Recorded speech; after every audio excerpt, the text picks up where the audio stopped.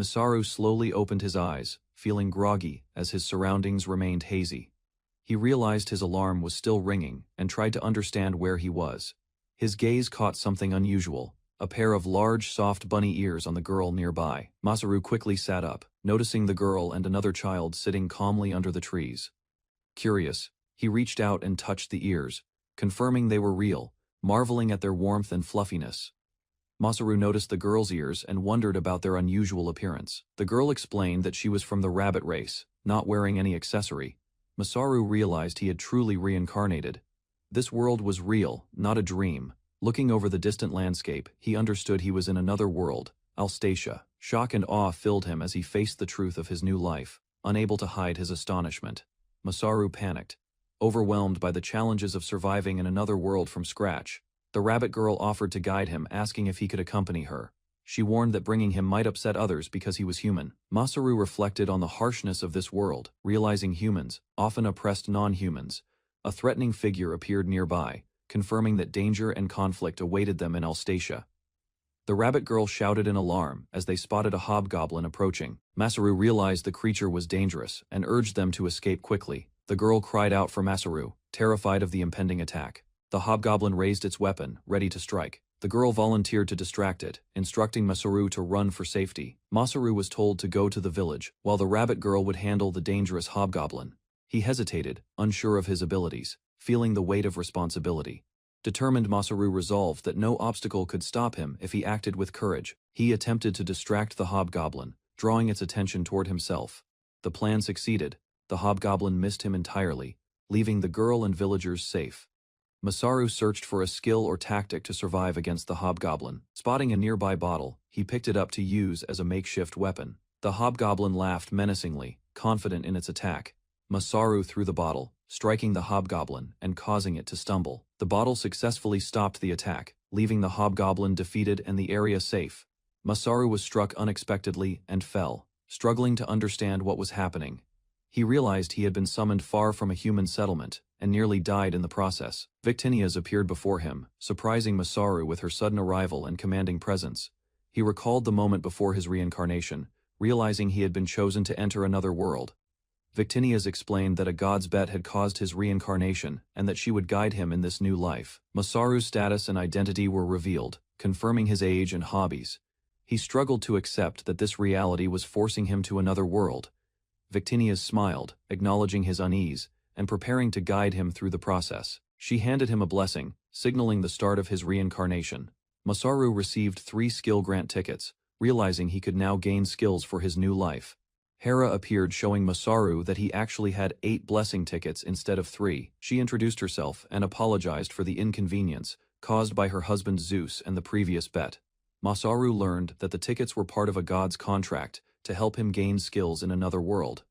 Hera explained that even gods could not interfere once he was sent to the new world. He realized the girl had initially tried to limit the blessings, giving him only 3 tickets instead of 8. Masaru prepared to use the skill slot machine, ready to receive new abilities. He learned the machine allowed multiple rolls at once, giving him extra chances to gain skills. Hera added an extra ticket for the trouble caused by her husband, increasing Masaru's total. Masaru acknowledged the value of the opportunity and began his skill rolls enthusiastically.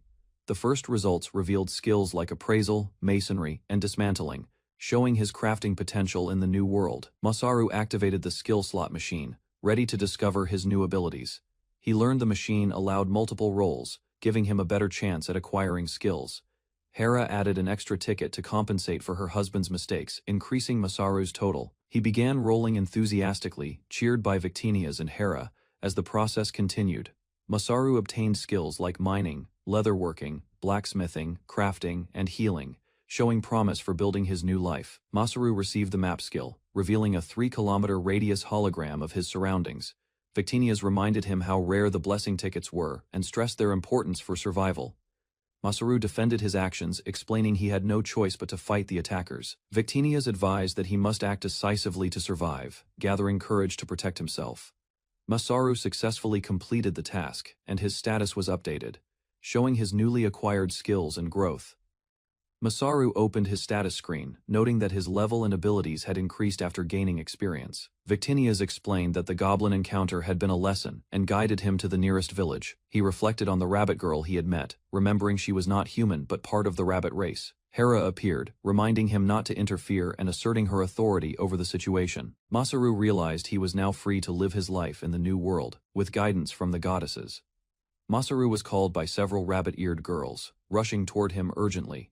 He confirmed that the small girl he protected, Meidi, was safe after escaping the goblin. The group checked the surrounding area and the fallen goblin to ensure no danger remained. Masaru explained he avoided the attacks and survived without directly harming the creature. He asked what to do next, hoping to live with the girls in their village safely. The rabbit-eared villagers welcomed Masaru, offering to talk during their journey. They thanked him for risking his life to protect Mei from the hobgoblin. Masaru was guided to meet the village chief, learning the group's customs. Macy introduced herself, smiling warmly and reaching out to him. Masaru acknowledged her greeting, ready to begin his new life alongside the villagers safely. Masaru introduced himself, smiling confidently as he embraced his new life. Mai shook his hand, formally greeting him and agreeing to call him Masaru. Masaru reflected on the uncertainty of his path, but resolved to live freely in the new world, marking the beginning of his adventure. Narumi Masaru, a 36-year-old home center worker, was returning home when an unexpected event changed his life. The goddess Victinus appeared before him, summoning Masaru to another world called Alcetia. Victinus decided the course of his life, regardless of his own wishes, shaping his future in the new world. Masaru received 11 skills, but none were offensive, leaving him unprepared for combat. Right away, he was attacked by a goblin, forcing him to survive with his newly acquired abilities. Narumi Masaru arrived at the rabbit village, exhausted but relieved to have survived his first challenges in Alcetia. He looked at the village entrance, realizing that his life had been saved by the kindness of the villagers. Macy guided him through the village, showing where everyone lived and marking the start of his new life.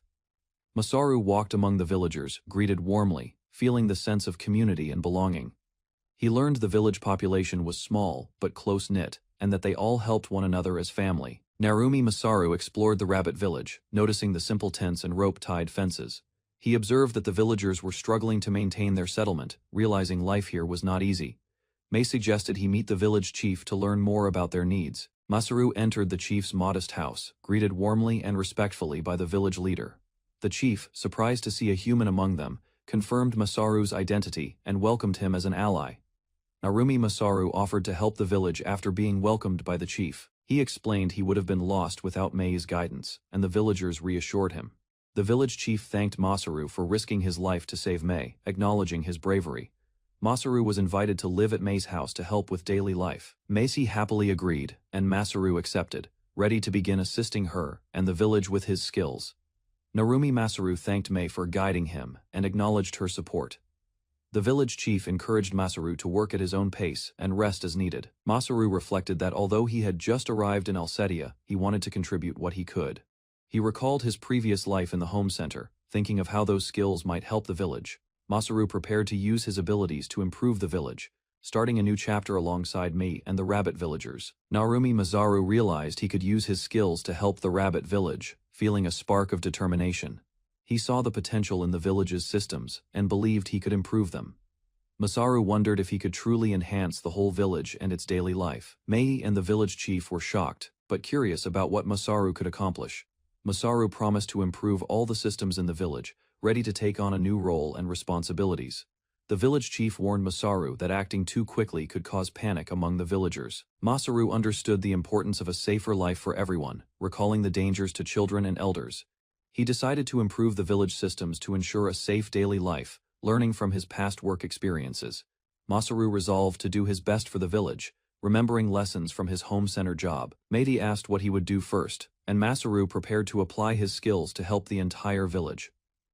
The village chief observed Masaru and saw his determination to help the villagers. Masaru prepared to check his skills in the forest to see what he could accomplish. He tested his abilities, recalling that the skills he gained from the slot machine had evolved. Masaru focused on appraising a simple knife, amazed at the details and potential of his skills. He decided to use the skills he had borrowed from Meiti to begin practical improvements for the village. Narumi Masaru selected the cutting skill and decided to test it without tools. He tried to cut a tree using only his skill. Initially nothing happened, causing surprise. Suddenly, the tree split perfectly, and Masaru realized his skill worked effectively. He monitored his magic points carefully, noting how dangerous some skills could be. Masaru moved on to test building and masonry skills, preparing to use them for village improvements. Narumi Masaru successfully created a perfect cube from stone, amazed at his skill's precision. He examined the tree he had cut earlier, preparing to dry it for future use. Masaru planned to use the tree as building material, knowing moisture must be removed first. He realized that normally drying wood could take months, but his skills could accelerate the process. Masaru tested the skill to dry wood instantly, ready to use it for improving the village efficiently. Narumi Masaru prepared himself, taking a deep breath before using his skills. Mei called him for dinner, but Masaru continued working, determined to test his abilities. He collapsed under the weight of a large log while practicing, startling Mei. Masaru reassured her he was safe, exhausted from the effort but still focused. He realized that his mana was limited, and that very large tasks could strain him beyond his usual capacity. Narumi Masaru successfully dried a log without overstraining. Satisfied with his progress, he returned home to Mei's house, greeted warmly and feeling welcomed by the villagers. Masaru met Ruru, a new rabbit villager, and learned about the village's small community and daily life. Mei explained that the house offered basic shelter, encouraging him to make himself at home. Thanks to the kindness of the villagers, Masaru could live safely in this new world, starting his peaceful life. Narumi Masaru resolved to start a new life in the rabbit village, committing himself to helping the villagers. He acknowledged that he didn't yet know the full extent of what he could do, but he would try his best. Masaru prepared for the village's improvement plan, determined that tomorrow he would begin actively using his skills to enhance their daily life. Masaru arrived at the rabbit village, ready to begin his construction project. He decided the first task was to reinforce the village fence. Masaru's practical skills guided every step of the plan. The villagers gathered around, impressed by his ideas. Masaru emphasized prioritizing safety, showing how a strong fence would protect them from monsters. He concluded by explaining the stone guard, a foundation from the wood to the ground, ensuring long-term defense and stability. Masaru revealed he had collected stones from the cliff with Mei to start reinforcing the fence. He displayed a huge pile of stones from his item box skill, astonishing the villagers. Masaru instructed the villagers to begin moving the stones carefully, planning the wall's construction. The villagers carried the stones, following Masaru's lead, ready to begin building the reinforced fence. Masaru explained stones must be placed precisely to prevent collapse, ensuring the fence's strength and durability. Masaru stood beside the stone pile, signaling the start of carefully arranging the wall foundation. He explained the importance of what was behind the stones, showing the before and after effect. Masaru demonstrated leaving gaps while stacking stones, explaining that the gaps added structural strength. He compared two stone placements, teaching the villagers that even gaps prevent walls from collapsing. The villagers considered using pebbles if attacks increased, following Masaru's strategy for long-term defense. Masaru explained placing larger stones outside and pebbles inside, letting rainwater pass freely through walls. He instructed villagers to remove gaps between stones, ensuring a stronger and more stable wall. Masaru smiled and promised to teach the proper methods for constructing a good, reliable wall. He nervously admitted he wasn't experienced in teaching, hoping the villagers could understand his instructions. The villagers expressed amazement, asking how Masaru came up with such brilliant ideas effortlessly. Masaru thought of building a stone furnace to assist the villagers with cooking efficiently. The villagers appeared stunned, realizing Masaru was serious, and he joked about the demons of kitchen. He confidently explained he would use stones for the furnace, making the project straightforward. Masaru laughed, showing the villagers how difficult cooking could be, teaching them to appreciate the effort. The villagers stood in front of stone furnaces, ready to try the new method under guidance. Masaru asked villagers to help with heavy lifting, while he would handle most of the furnace. He requested additional materials and instructed villagers to gather them to complete the furnace properly. Masaru specified using clay, grass, and sand as essential components for strengthening the furnace structure. He explained how mixing grass and sand into clay would make the furnace much easier to build. The villagers learned that adding grass and sand forms a strong bond, reinforcing the furnace effectively. Masaru asked Meisi to start helping with a few villagers, delegating some of the tasks. He offered his assistance freely, telling villagers to ask for help with anything else needed. Villagers requested tables, chairs, forks, and spoons for the entire rabbit village's upcoming meals. Masaru agreed, estimating the mana cost, confident his skills would allow him to complete the work. He suggested creating a roofed area, enabling the villagers to have occasional meals together comfortably. The villagers admired Masaru's skills in building, impressed by his knowledge and construction abilities. They asked about his prior experience, curious how he knew so much about practical work. Masaru explained he had worked at a countryside home center, performing ordinary construction tasks. He encouraged everyone to help, emphasizing collaboration to accomplish many projects together efficiently. Villagers joined Masaru, carrying large stones and following his guidance to reinforce the village walls. Masaru supervised the construction of roof frames, ensuring each piece was correctly aligned by villagers. He directed villagers to prepare ingredients for the communal meal, distributing tasks efficiently. Masaru and Meidi tested the food, making sure the cooking results met their expectations. Villagers carried wooden benches and tables, occasionally dropping planks, while Masaru coordinated and helped lift them. Together, Masaru and the villagers arranged all furniture, preparing a functional communal area for everyone. An elder smiled, watching Masaru and villagers work, proud of their cooperation and accomplishments. Masaru celebrated completing the stone-backed wooden fence, feeling accomplished alongside the villagers' teamwork. The villagers enjoyed a communal meal in the newly built gathering area, lively and cheerful. They praised the furnace's strength and the roofed area, grateful for Masaru's thoughtful planning. Masaru noticed villagers preferred chopsticks he made, smiling contentedly seeing them happy and satisfied. The village chief welcomed Masaru, acknowledging his arrival and the improvements he brought to the village. Masaru humbly credited the villagers, explaining that the work was a collaborative effort. The village chief expressed gratitude, smiling warmly and thanking Masaru for his guidance and leadership. The villagers celebrated the success of the plan, praising Masaru for organizing and leading the project. Masaru and Maid shared a joyful moment, proud of the village's accomplishments and happy faces. Masaru and Mei appeared in God's realm, observed by divine beings as everything went smoothly. Victinus was told her intervention wasn't necessary, reflecting on the villagers' accomplishments under Masaru's guidance. Hera and another goddess argued, frustrated at Masaru's stubbornness and the 11 skills he had obtained. Victinus remarked that someone with too many skills shouldn't exist, hinting at divine limits. The gods discussed how many skills a normal person should have, contemplating how to respond. A goddess lamented the world's stagnation for over 400 years, frustrated with inaction among mortals. She decided Masaru must act as the detonator, igniting change among humans in the village. Villagers praised Masaru for his leadership and hard work, impressed by the improvements he orchestrated.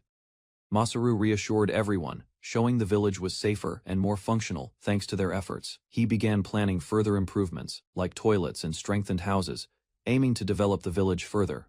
Masaru acknowledged he was in a fantasy world, gathering the villagers to ask an important question. He inquired whether slimes were present nearby. Curious about potential threats in the surrounding area, villagers explained slimes lived under the cliff, unable to climb, so Masaru understood the danger. Masaru realized his current task was teaching hygiene. Relieved monsters couldn't reach the village from cliffs. He planned to make Sanhwa soil for improvements, considering materials since cement might not be suitable. Masaru asked if there was an ocean nearby, recalling seeing people gather materials from scratch. Villagers confirmed an ocean existed, surprising Masaru, as he realized the location of available resources. The villagers explained everyone had fled from the ocean area, showing why Masaru's work was safe.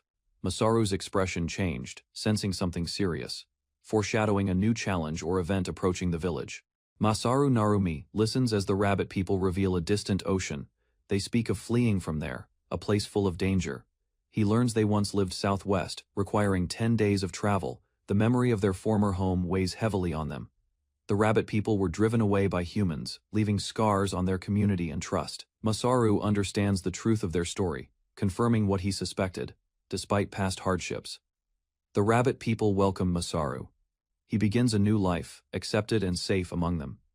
Masaru Narumumi decides to gather materials near the ocean to help improve life in the rabbit village. He feels responsible and wants to repay their kindness. He chooses not to ask the rabbit people for help, knowing their bad memories of the ocean would make it painful. Masaru resolves to make the journey alone, determined to face the challenge by himself. With resolve, he sets his sights on the distant ocean, ready to act. The next morning, Masaru leaves the village entrance, beginning his solo journey toward the ocean. Macy questions Masaru, tired and reluctant, about why he insists she come with him.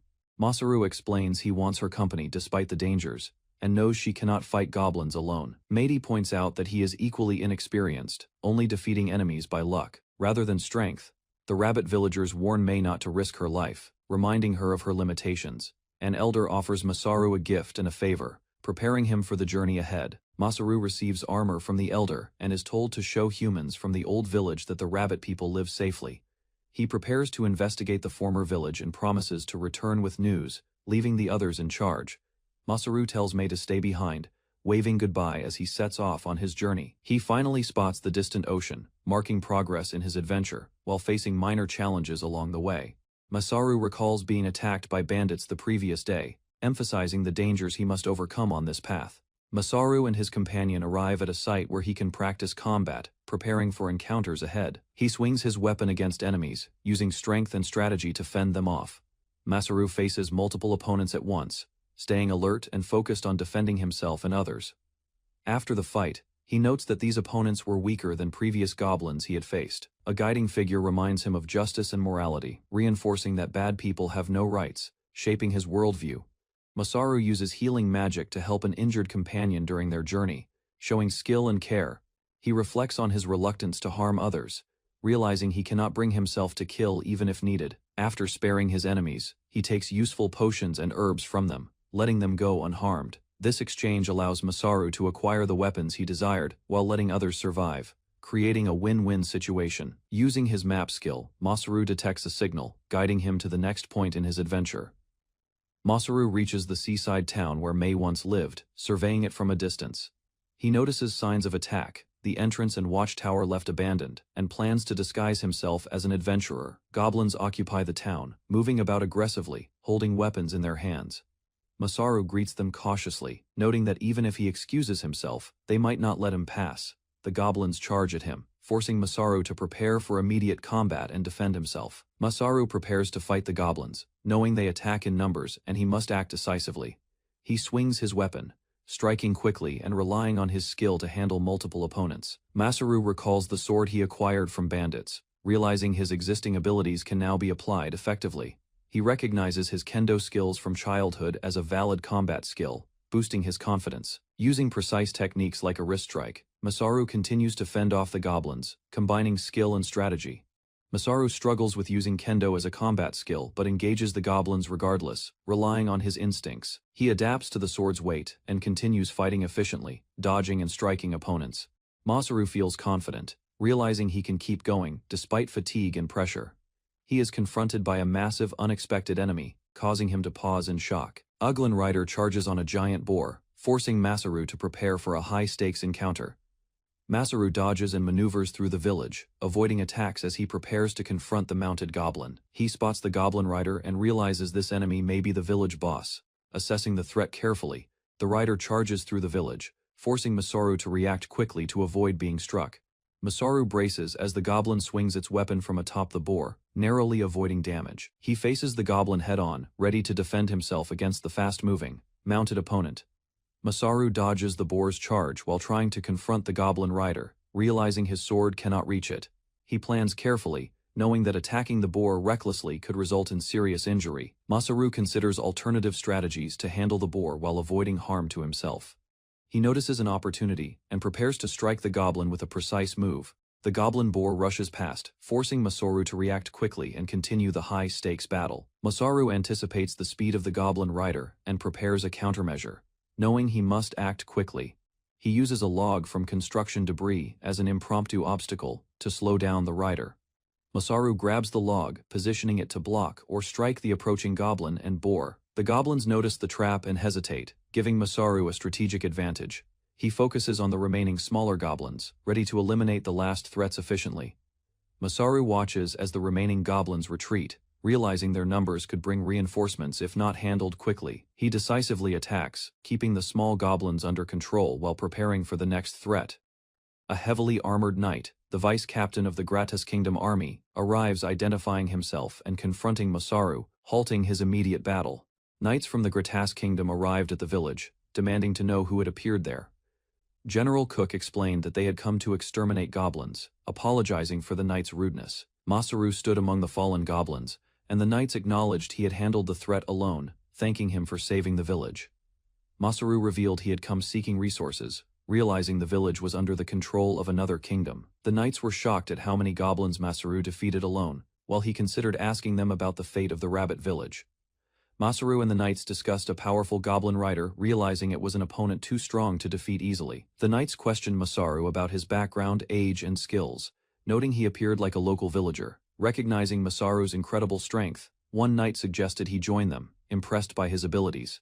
Masaru politely refused, explaining he already had a role and purpose in gathering resources. The knights admired Masaru's strong will and determination, inspired by his focus on helping others rather than seeking fame. Masaru noticed the villagers had taken shelter and asked where everyone had gone, prompting the knights to call for assistance. He offered to help clear the corpses of goblins from the village, surprising the knights with his initiative. Masaru explained that leaving the bodies could attract monsters and cause illnesses, so they should be buried or burned. He also needed to find a proper site to bury the goblins, ensuring order beyond the knights' commands. As Masaru prepared for the task, he suddenly realized something alarming, leaving the knights and villagers shocked by his reaction. Victinis and Hera observed the knights confronting Masaru, debating whether to intervene in the situation. They reviewed reports of the goblin rider, noting that Masaru should have been an easy target, yet he defeated the rider alone. They examined Masaru's records and achievements, confirming he had been skilled in kendo and boxing before being summoned.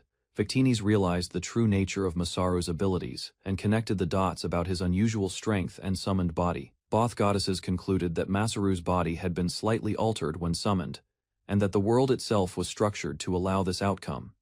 Hera confronted Victinis, warning that leaving Masaru unchecked could destroy the world, citing the worst-case scenario. The goddesses argued about the consequences, realizing Masaru's actions could drastically affect the balance of the world. Meanwhile, Masaru and the knights interacted with villagers, who expressed gratitude for their safety and freedom. The villagers praised Masaru for defeating all the goblins, reassuring the knights that order had been restored. The knights suggested rewarding Masaru for his efforts, and he accepted humbly, acknowledging that he had done all the work himself. Garv explained that the village was in ruins and could not offer a reward, asking the knights for help instead. Masaru declined money and requested water bottles, wooden boxes, and materials to collect seawater and seashells. The knights asked about his goal, and Masaru explained he needed the supplies for building a dirt wall. Garv and the other knights agreed to give him what he needed, praising him for saving the village. The villagers and knights coordinated to provide wooden boxes and jugs to carry water from the ocean to the village.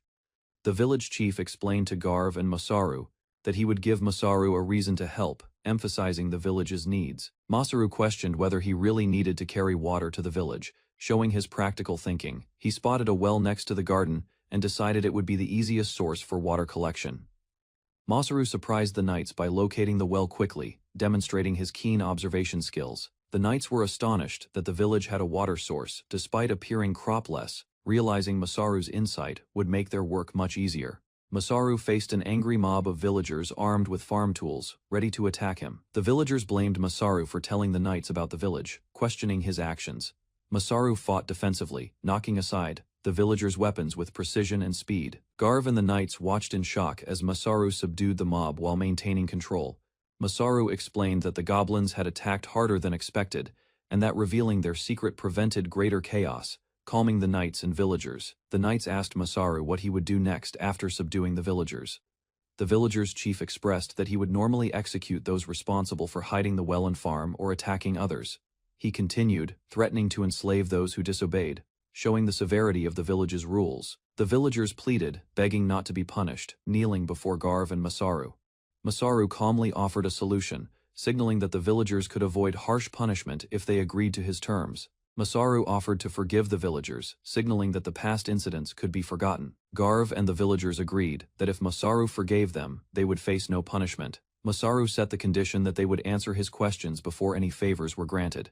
He asked the villagers about the history of the village, learning it had been owned by rabbit people 2 years ago. The villagers were shocked by the interrogation, questioning the knights about the legality and purpose of Masaru's questioning.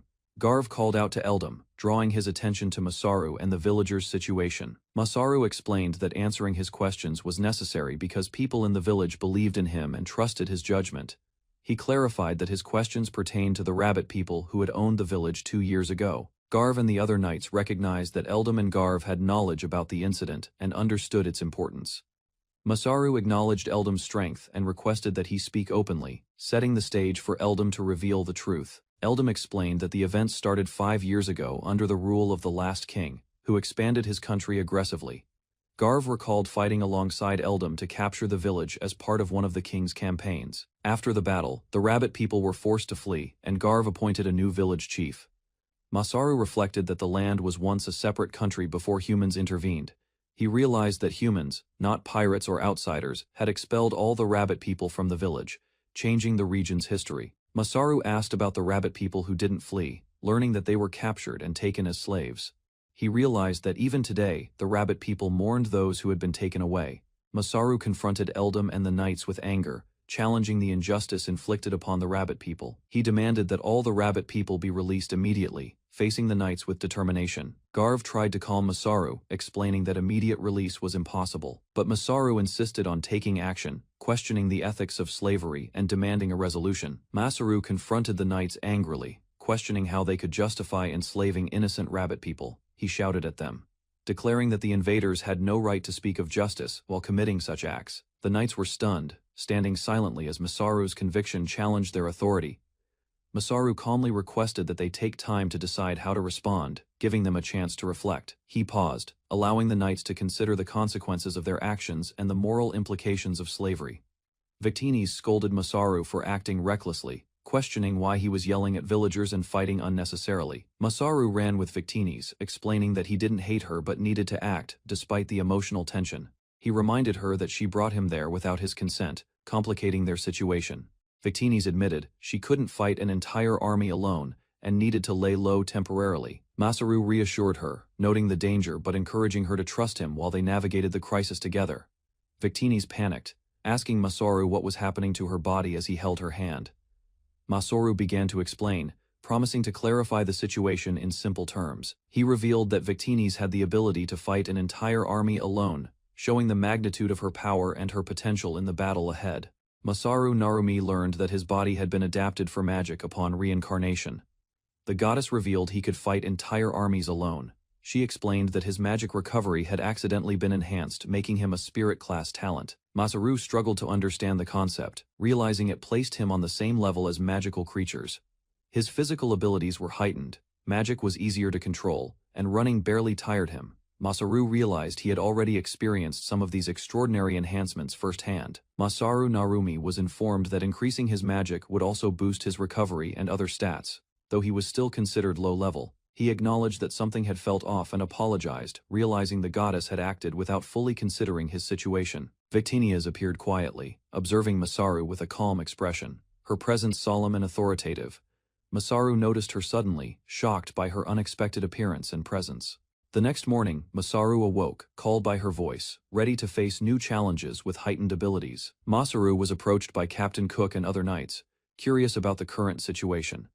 Captain Cook explained that releasing the villagers and beastfolk had been challenging, and not all regions would cooperate easily. Masaru asked about the status of other villages, including the numbers and species of beastfolk living there. The captain confirmed they had records in the city and agreed to accompany Masaru to meet local leaders. Relieved by Masaru's calm demeanor, the knights felt less tense as they prepared for their next mission. Masaru asked Captain Cook if anything had happened the previous night, curious about the events. He admitted he had expected negotiations to fail, and might have had to solve issues with his fists. Surprising the knights, the group prepared to depart, boarding a carriage to travel to the city together. Captain Cook described the city as a city of knights, giving Masaru an idea of its structure. Several hours later, Masaru arrived at the base of the coastal knights of Greta's kingdom, ready to continue his mission. Masaru arrived in the city of Powderiem, observing it as a typical city of knights with well-built houses. He noted the poor sanitation compared to his previous village, and felt reluctant to live there long-term. Masaru considered using his influence to aid in the release of beastfolk, planning ahead for diplomacy. Captain Cook and the knights watched Masaru nervously, sensing his ambitious intentions. Masaru reached the Adventurer Guild, surprised to discover he had not yet registered for a card, despite being of age. Masaru prepared to place his hand on a magical tool at the Adventurer Guild, relieved he had been saved by Captain Cook's intervention. The tool began creating his guild card automatically, fascinating Masaru with the divine technology behind it. He learned that the card would keep his personal information secure and could only be used for identification. Masaru was impressed by the safety measures and felt confident handing over his hand for the final step. The guild officials confirmed the process was complete, and Masaru successfully received his guild card, officially registering as an adventurer. Masaru finally placed his hand on the guild card, activating it and revealing his adventurer stats. The card displayed a status screen resembling a god-made interface, surprising the knights around him. The number of skills on Masaru's card astonished everyone, showing far more abilities than normal adventurers possessed. The knights noticed multiple titles and powers on Masaru's card, amazed at its uniqueness. Masaru panicked slightly, begging them to overlook the details, and assuring them he was not a spy or criminal. Masaru and the knights prepared to report the events that had transpired, concerned about how it would be received. They arrived at the Poutriem Assembly Hall, greeted warmly, and directed to the first meeting room. Inside, Masaru was informed he would meet the city's representative, who was also the leader of the knights. Masaru entered the room, feeling the weight of the meeting and the eyes of the knights upon him. He was introduced to Lancelot, the man who ruled over the city, marking the start of a critical negotiation. Masaru faced Lancelot, noting his aura was different from other knights, and anticipating a difficult negotiation. Lancelot explained that Masaru had come to negotiate the release of the beast folk, personally. He added that the negotiation depended on what Masaru was willing to offer in exchange, without money or items implied. Masaru observed that Lancelot was calm and logical, realizing this would be a tough but fair negotiation determined. Masaru prepared to reveal his offer, knowing it could become the biggest deal the city had ever seen. Masaru began presenting his plan to Lancelot, summarizing it as knowledge to improve the city. He explained that with this knowledge, he could reduce death rates, improve food, and increase jobs and productivity.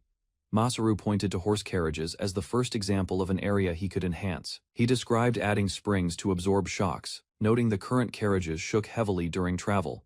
Lancelot and the knights understood that Masaru's improvements would make travel smoother and safer, impressed by his foresight and logic. Lancelot acknowledged Masaru's proposal, recognizing its potential to improve the city. However, he admitted he could not fully trust something he could neither see nor touch. Lancelot decided Masaru would need to stay in the city until clear results could be observed, limiting his influence for now. He emphasized that until results were proven, the beast folk would remain in the city's custody. Masaru understood he had to either produce measurable improvements or face severe consequences, including risking his future potential. Masaru stood confidently and agreed to Lancelot's conditions, committing to improve the city. He promised to focus on sanitation and horse carriages, signaling measurable progress in these two areas. First, Lancelot noted the improvements were impressive and asked Masaru to coordinate with his secretary for details. Masaru recognized that the city leader was fair, understanding the resentment of prior invasions. Lancelot prepared to gather the scattered beast folk while asking Masaru for ideas to handle opposition from the populace. Masaru proposed a bold idea to resolve the opposition, a duel in the City of Knights. He explained the duel would pit him against all those opposing the release of the beast folk simultaneously. Lancelot approved, noting it would also be a show for the city while Masaru demonstrated his strength. Masaru revealed that only the strongest opponent would matter, ensuring the duel's outcome would be decisive. Lancelot drew his sword, signaling that the sparring match would begin immediately to test Masaru's abilities. Masaru watched as a knight challenged him to spar, raising his sword confidently. His eyes lit up with excitement, but he declined politely, worrying about the city's safety if he got injured. The knight insisted, preparing the training grounds, determined to test Masaru's skills, despite his refusal. They agreed on a schedule, finalizing the time and place for the duel.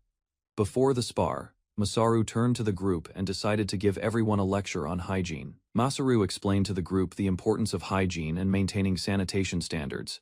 He asked everyone to gather, bringing along their smartest subordinates, to ensure all were included. Commander Lancelot prepared to leave for training, impressed that Masaru had organized the lecture efficiently. Masaru summarized the main problem, the lack of sanitary practices among the troops. He detailed precautions for food, water, and cleanliness, teaching everyone how to prevent disease outbreaks effectively. Masaru noticed the soldiers struggling to follow the hygiene rules, realizing even simple lessons were challenging for them. Commander Lancelot doubted that Masaru's lecture could make much difference so quickly. Masaru explained how maintaining cleanliness could reduce death rates from newborns to adults, and even prevent plague outbreaks. He warned that the plague hadn't reached the capital yet, and research was scarce. Lancelot agreed to support Masaru, promising the kingdom's strength to aid his efforts against the disease. Commander Lancelot emphasized that relying on others too much was unprofessional.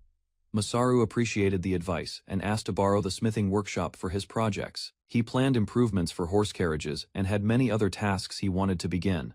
Lancelot agreed, and arranged for Masaru to start using the workshop the very next day. Lancelot noted that skilled craftsmen had been poached by the capital, explaining why local blacksmiths were scarce. Masaru entered the City of Knight's smithing workshop, examining the tools and layout. He noticed piles of unused materials, feeling overwhelmed by the clutter and lack of organization. Masaru called for help, demanding that people assist him in sorting and managing the workshop. He insisted on taking an inventory of every item by the end of the day. He also wanted detailed records of materials, broken items, and any abnormalities to ensure proper management. Masaru was shocked by the dust and disorganization in the workshop, despite Lancelot claiming it was minimally maintained. He reflected on his experience in a home center, realizing that inventory management was critical, and a mess was unforgivable. Even a small error in cataloging materials could waste hours and create major problems. Masaru instructed Lancelot to organize the workshop and bring his men to help. He declared that he would demonstrate the true meaning of inventory management to restore order. Masaru and the team began moving crates, carefully taking stock of the materials in the workshop. He explained issues like rodents and material irregularities, emphasizing the importance of proper storage. The work continued from day to night, ensuring that every item was properly organized. By the end, Masaru noted the workshop looked significantly cleaner and more efficient. He began analyzing the materials, realizing he needed more knowledge about certain ores and their uses. Masaru realized there were still more materials to organize, and the workshop was far from complete. He explained that some ores were tied to long-term contracts, limiting how they could be used immediately. Despite unfamiliarity with many materials, Masaru planned to experiment to create useful alloys.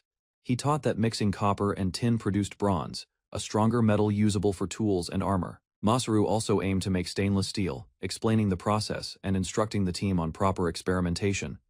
Masaru explained that metals could be mixed with other elements to form alloys, creating new properties for practical use. He stressed that inventory documents needed careful organization to avoid wasting materials. With the workshop now cleaned, Masaru decided to begin experimenting with smelting and metalworking. He discovered that his smithing skill level 2 allowed him to create metal objects just by imagining them. He realized the skill granted precise control, turning the experiments into highly efficient and almost cheat levels crafting. Masaru placed 2 iron ingots in front of him, preparing for his first practical experiment. He decided to start small, testing the limits of his smithing skill to see what he could create. After several hours, he successfully formed a knife. Observing the results of his work, he examined the handle parts, carefully stopping at embedded components to ensure quality. Masaru realized he now possessed the skill to craft objects himself. Confident in his ability to produce tools and weapons, Masaru couldn't resist testing his skills, lifting a blade to experiment with shaping it. He applied his smithing skill, causing the metal to form precisely as he imagined. The blade began taking shape as Masaru worked, guided by his skill and focus. He rapidly cooled the metal to increase its hardness and strength. By the end, Masaru successfully recreated a tool from his school practical lessons. Proud of his first crafted object, Masaru proudly displayed the sword he had forged, demonstrating his crafting skills. Lancelot was surprised, realizing Masaru could truly create functional weapons. Masaru reflected that he could make an even better blade than the current one. Lancelot offered his sword for practice, and Masaru considered improving it further by testing it. Masaru became curious about other tools and materials on the table, eager to experiment with them next. Masaru told Lancelot that he had something new to discuss and planned to reveal it the next day. He began the next stage of work while Lancelot observed, curious about his actions. Lancelot noted that Masaru's eyes showed the same intensity as when wielding a sword. Masaru paused, reflecting on the knight and his growing skills and abilities. He realized he had overproduced some tools, but his confidence in creating and crafting continued to grow. Masaru reflected that, although he enjoyed making people happy, at heart he simply loved creating things. He planned to bring his crafted tools into town the next day, continue his sanitation lectures, and keep creating a little longer into the night. Masaru slowly wakes up, groggy and confused, as May urgently tries to rouse him. He opens his eyes to see a young woman before him, and wonders who she is. The woman explains she is running errands because all the knights are busy studying, revealing her role as a messenger. Masaru listens carefully as she delivers an important message about an upcoming duel with Lancelot. He realizes the duel is mandatory and feels the weight of responsibility, preparing himself for the challenge ahead. Masaru learns that Lancelot is a battle maniac who chose the duel himself, surprising him with the challenge. He stretches and prepares mentally, while Macy and the messenger remind him to be careful and not overdo it.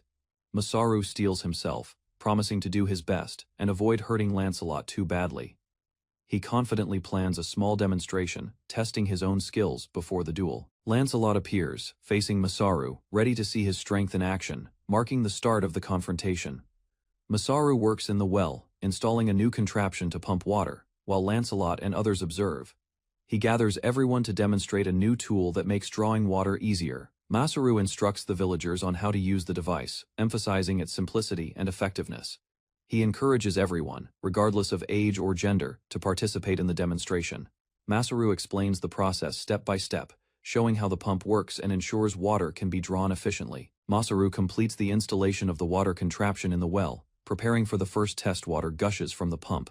Surprising the villagers who witness the successful demonstration, he explains that the tool, called a plump, will be installed at all important wells for public use. Masaru shifts his attention to improving horse carriages, examining the primitive designs and thinking of enhancements. He inspects the metal axles under the carriage, planning modifications to make the vehicles more efficient and stable. Masaru sketches plans for a carriage, explaining how the passenger portion will be suspended above the wheels using springs. He admits he hasn't fully tested the mechanism yet, but intends to build a solid foundation first. Masaru marks the blueprint on the ground, guiding Lancelot and others on the construction layout. He assembles the wheels and wooden frame, checking that all components align properly. The prototype carriage is completed, standing as a functional model ready for further testing and improvement. Masaru suggests taking the carriage prototype for a slow test ride, while Lancelot fetches horses. The carriage moves smoothly as they ride, demonstrating the effectiveness of his suspension system. Lancelot feels that the ride is unusually comfortable and stable, realizing Masaru's mechanism works. Masaru explains the difference between rigid axle and independent suspension, showing diagrams to illustrate his ideas. He plans future improvements, aiming to make carriages larger and capable of carrying up to 10 people efficiently. Masaru and Lancelot admire the improved carriage, recognizing how it will make expedition campaigns more enjoyable. Villagers eagerly line up to take turns riding the new vehicle, expressing excitement and curiosity. Masaru gestures to show the proper way to operate the carriage, demonstrating the mechanisms and safety measures. Lancelot agrees that Masaru's improvements make life noticeably easier, praising the convenience of the new designs. Masaru explains that he plans to teach the craftsmen how to replicate and repair these tools for continued use. Masaru recalls a previous meeting where Lancelot emphasized the importance of balanced agreements. Lancelot confirms that their current offer is sufficient, but asks Masaru what he desires. Masaru requests an agreement to halt all invasions of beastfolk and humans, along with possession of excess ore. Both men exchange a serious look, ensuring clarity and fairness in the arrangement. Lancelot agrees, finalizing the deal with a handshake, marking a successful diplomatic resolution. Masaru expresses relief that the agreement benefits both sides while ensuring the beastfolk can live in peace. Lancelot warns him to be careful, acknowledging that he cannot oppose entire countries alone. Masaru looks at Lancelot, affirming the importance of caution while pursuing the agreement. He thanks Lancelot sincerely, appreciating his understanding and cooperation in securing peace. Lancelot leaves, joking about the duel in 3 days, reminding Masaru of the upcoming challenge. Masaru feels grateful that Lancelot, an honest man, will uphold their verbal agreement to halt invasions. Exhausted from a long day of work and magical effort, Masaru decides to go straight to bed. He is suddenly called upon to help with a shovel and pulley, interrupting his attempt to rest. Masaru feels overwhelmed and stressed, realizing he cannot handle everything at once. Collapsing from fatigue, he reflects on how teaching and explaining technology to others is physically and mentally exhausting. Masaru reflects on the lessons he learned at the home center, thanking his instructors and Oya-san for his craft license. He realizes he is no longer under the same sky as before, now driven by a new purpose. Victinias appears outside, and Masaru greets her with surprise and respect. Victinias explains that a message has been permanently separated, emphasizing its importance. Masaru shares a poem from his hometown, revealing his inner thoughts, and Victinias connects it to the person he admired. Masaru asks Victinias about the people from his past, curious to understand who they were. He recalls the first time he saw her working diligently, instantly captivated and falling in love at first sight. He admits stumbling when confessing his feelings and later congratulates her on joining someone else's family.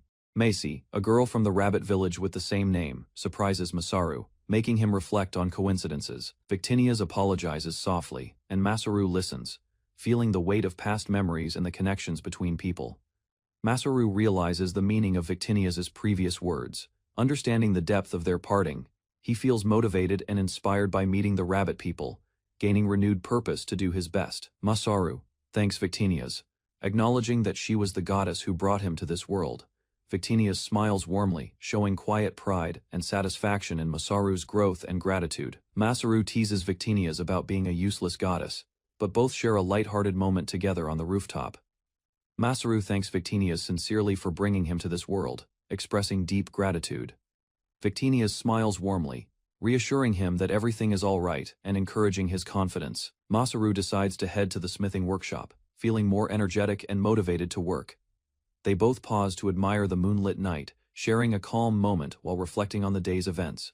Masaru spent 3 days after Victinia's incident, tirelessly teaching villagers practical skills to prepare them. In every free moment, Masaru trained and honed his abilities for the upcoming dangerous battle. The duel with Lancelot finally arrived, and Masaru approached the massive arena, observing the anxious crowd. Lancelot appeared in the waiting room, stretching and preparing, while Masaru confronted him calmly and firmly. The duel began. Masaru stood determined, refusing to retreat, facing Lancelot in a tense confrontation. Lancelot demanded his sword back, frustrated, while Masaru calmly prepared to explain the situation clearly. Masaru revealed he broke Lancelot's sword for reference, leaving Lancelot shocked and bewildered by the confession.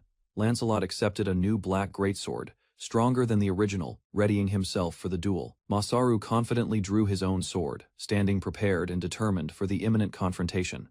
Both fighters exchanged smiles of respect, ready to duel, aware of the battle's intensity ahead. Masaru and Lancelot discussed their past experiences, respecting each other while recalling lessons from previous duels. Lancelot admitted he never lost against humans, while Masaru smiled, confident in his own preparation. They talked strategy briefly, acknowledging risks and Masaru's efforts defeating goblin riders, each readying for action.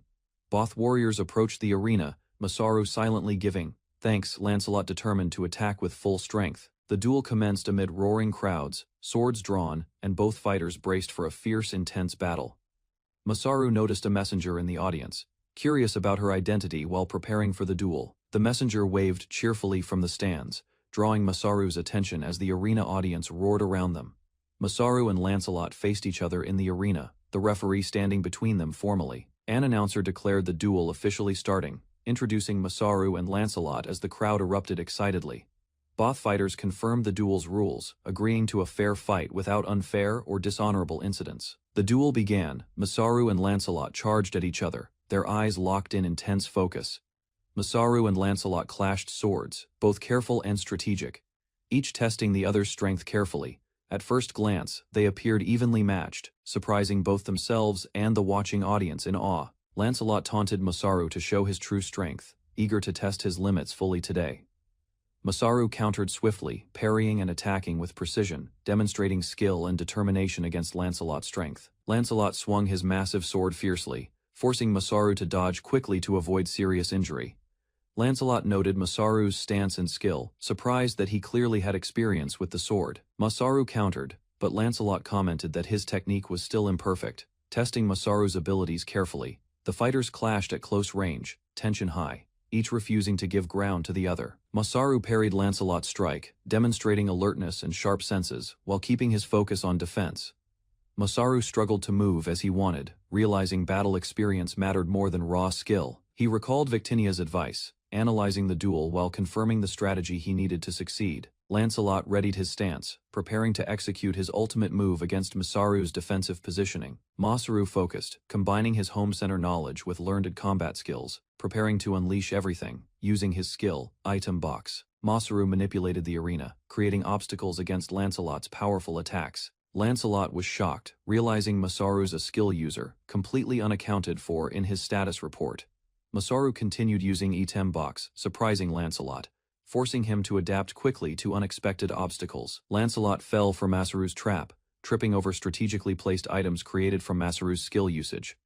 Masaru chained his skills, combining woodworking, smithing, and construction to manipulate the battlefield creatively against Lancelot. Lancelot tried to defend against massive wooden traps, struggling as Masaru's skills controlled the duel's pace. Masaru's siege weapons surprised Lancelot, forcing him to dodge projectiles launched from multiple directions simultaneously. Masaru explained his advantage using skill and magic, creating battering rams and traps instantly during battle. Lancelot realized Masaru's strategy, understanding the hidden plan behind his creative battlefield manipulation immediately. Lancelot swung his sword violently, trying to destroy Masaru's traps while maintaining offensive pressure carefully. The messenger watched closely, evaluating the duel, while Lancelot wondered if Masaru was truly underestimated. The messenger analyzed Masaru's movements, predicting his use of skill to scatter materials strategically across the battlefield. Lancelot noticed the messenger's warning and braced himself, unsure how Masaru would exploit the opportunity fully. Masaru fired a massive arrow using his siege weapon, carefully positioning it to target Lancelot's path. Lancelot dodged the projectile but struggled to maintain attack momentum while reacting to Masaru's inventive strategy. The audience watched intently as Lancelot's confidence wavered, realizing Masaru's creative skills turned the duel unpredictable. Masaru raised his sword high, preparing for a decisive strike while assessing Lancelot's defensive position. Masaru lunged forward, attacking Lancelot with full strength, forcing him to react quickly in close combat. Lancelot analyzed his stance, realizing only his arm could defend against Masaru's powerful approach accurately. Lancelot's eyes widened as Masaru closed distance, leaving him little room to maneuver or counterattack effectively. A massive strike descended. Lancelot braced, sweat dripping, fully aware Masaru's attack could overwhelm him instantly. Masaru narrowly avoided falling debris, using skill and strategy to maintain balance, determined to finish the duel. The duel ended. Masaru emerged victorious. The audience erupted cheering while Lancelot acknowledged his hard-earned defeat. Masaru faced an opponent in the arena, his sword raised as the crowd watched. His enemy attempted to break his weapon, confident in victory. Masaru remained calm, analyzing the blade and the challenge, revealing a quiet confidence that surprised his opponent. He explained that he had deliberately cut the sword beforehand as a test. The battering rams and giant bow were part of a calculated plan. Masaru demonstrated his knowledge of siege weapons, showing how even dangerous attacks could be countered with skill and foresight. His opponent realized that Masaru had anticipated every move, using openings strategically to gain the upper hand and secure victory. Masaru explained that true skill lay not just in fighting, but in the quality of the weapon. He handed his opponent a specially made sword. The opponent received the sword, astonished by its craftsmanship and the thoughtfulness behind it. Masaru offered it as a token of appreciation, showing respect for the duel and the challenge faced. The opponent tested the sword, realizing that its power ensured few could defeat Masaru. Masaru observed quietly as the opponent accepted the gift, acknowledging that he had become a warrior worthy of respect. The knight reflected on his love for fighting, enjoying the experience and growth from every battle. He remembered comrades who shared his passion, gathering naturally around him as he wielded his sword. Over time, he had become unmatched, polishing his skills daily, leaving few battles worthy of his effort. Masaru's duel forced him to confront his own limits, revealing the consequences of handling challenges alone. For the first time in a long while, he felt true enjoyment, realizing that the fight with Masaru had been meaningful. Masaru and the knight smiled at each other, agreeing to grow stronger for future battles. The knight fulfilled his promise, formally recognizing Masaru as the winner of the duel. Both celebrated the victory, announcing freedom for all enslaved beastfolk in the arena. That night, Masaru's allies relaxed in a tavern, impressed by how his skills extended beyond combat. Everyone acknowledged Masaru's talents, surprised at the range of abilities that had allowed him to succeed so decisively. Commander Lancelot entered the tavern, surprising everyone with his presence. He scolded the others for their behavior, demanding they explain everything about Masaru. Lancelot questioned the two who brought Masaru to the city, insisting they reveal all knowledge of him. Reviewing Masaru's records, Lancelot noted that his skill level deviated unusually from the norm. He compared Masaru's current abilities to the report, realizing the young warrior's talents were far more impressive than expected. Lancelot considered the duel, regretting that his connection with Masaru was ending but accepting the outcome. He questioned whether to keep an eye on Masaru, weighing cooperation versus caution.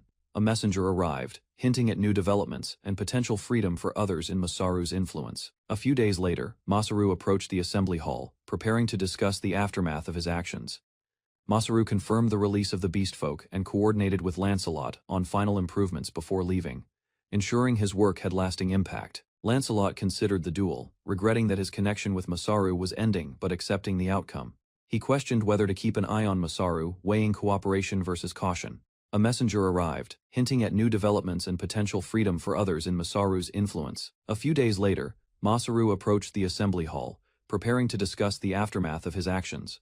Masaru confirmed the release of the beast folk and coordinated with Lancelot on final improvements before leaving, ensuring his work had lasting impact. Adelina confronted Lancelot, questioning him about Masaru's care and plans. She explained her desire to expand her horizons, showing determination and independence. Masaru reassured her, noting that traveling with him and helping the village would be safe. Adelina observed Masaru closely, finding him interesting and capable. Masaru laughed, acknowledging Adelina's courage, while Lancelot admired the traits she inherited from his family. Adelina expressed excitement about joining Masaru, surprising Lancelot with her enthusiasm. Masaru explained his plan to develop the village into a safe city for the beast folk over the next few years. Lancelot hesitated, warning about potential dangers, but Masaru insisted on Adelina accompanying him. They said farewell to their hosts, receiving well wishes and advice for the journey ahead. Masaru and Adelina set off, having solved the rabbit folk problem and gathered allies, ready to expand and improve the village together. Masaru returned to the village, greeted enthusiastically by the rabbit folk and his companions. He quickly explained the situation to the rabbit folk, coordinating next steps. Masaru outlined the plans and strategies needed to develop the village and protect its residents. The rabbit folk listened attentively, motivated by Masaru's guidance and leadership.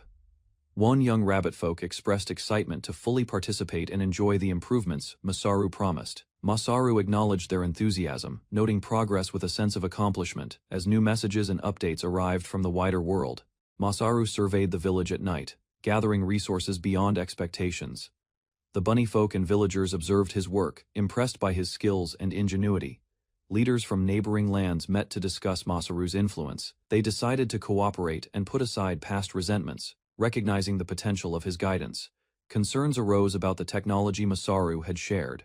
Fears of conflict were tempered by the hope that peace could endure if diplomacy and careful planning continued. Masaru inspired the villagers to build a new settlement. Plans for a city of beast folk began, reflecting his vision for growth and safety. By morning, the villagers prepared for the day's work. Masaru remained determined, guiding everyone to construct the new community while ensuring harmony and progress for all. Masaru noticed a mysterious notification on his device. Curious, he opened it and discovered a new message from an unknown sender. The message introduced Saphira, the younger sister of the goddess Victinias. She announced that Masaru's skills would be raised as a reward for advancing civilization in Alstatia. Masaru reflected on the message, realizing the world had multiple deities watching over it, each influencing events in different ways. He recognized Saphira's wisdom and common sense, appreciating the guidance and reassurance for the work he was doing. Masaru considered the possibilities. If he continued improving the world, he could receive more development rewards and support from the gods themselves. Masaru checked his skill panel, noting the improvements in crafting, farming, and combat abilities. He felt motivated to continue growing stronger. He arrived at the village greeted by the gathered beast folk and villagers, ready to discuss the next steps for their community. Masaru explained the purpose of the meeting, to plan the future village for the freed beast folk and address upcoming challenges. He highlighted the need to expand food supplies, defenses, and accommodations to support the increased population of around 200 freed beast folk. Masaru proposed building a separate city, giving the growing community space and infrastructure to thrive, while ensuring safety and organization. Masaru explained that he had already discussed with the chief and found a suitable location for the new city. Some villagers questioned if it was really possible to build a city. He described his vision, a safe, inclusive, and cheerful city for the beast folk, designed to provide security and community. The villagers reacted with optimism and trust, willing to follow Masaru's lead and work together to make the project real. One villager emphasized the importance of cooperation and added encouragement, boosting morale among everyone present.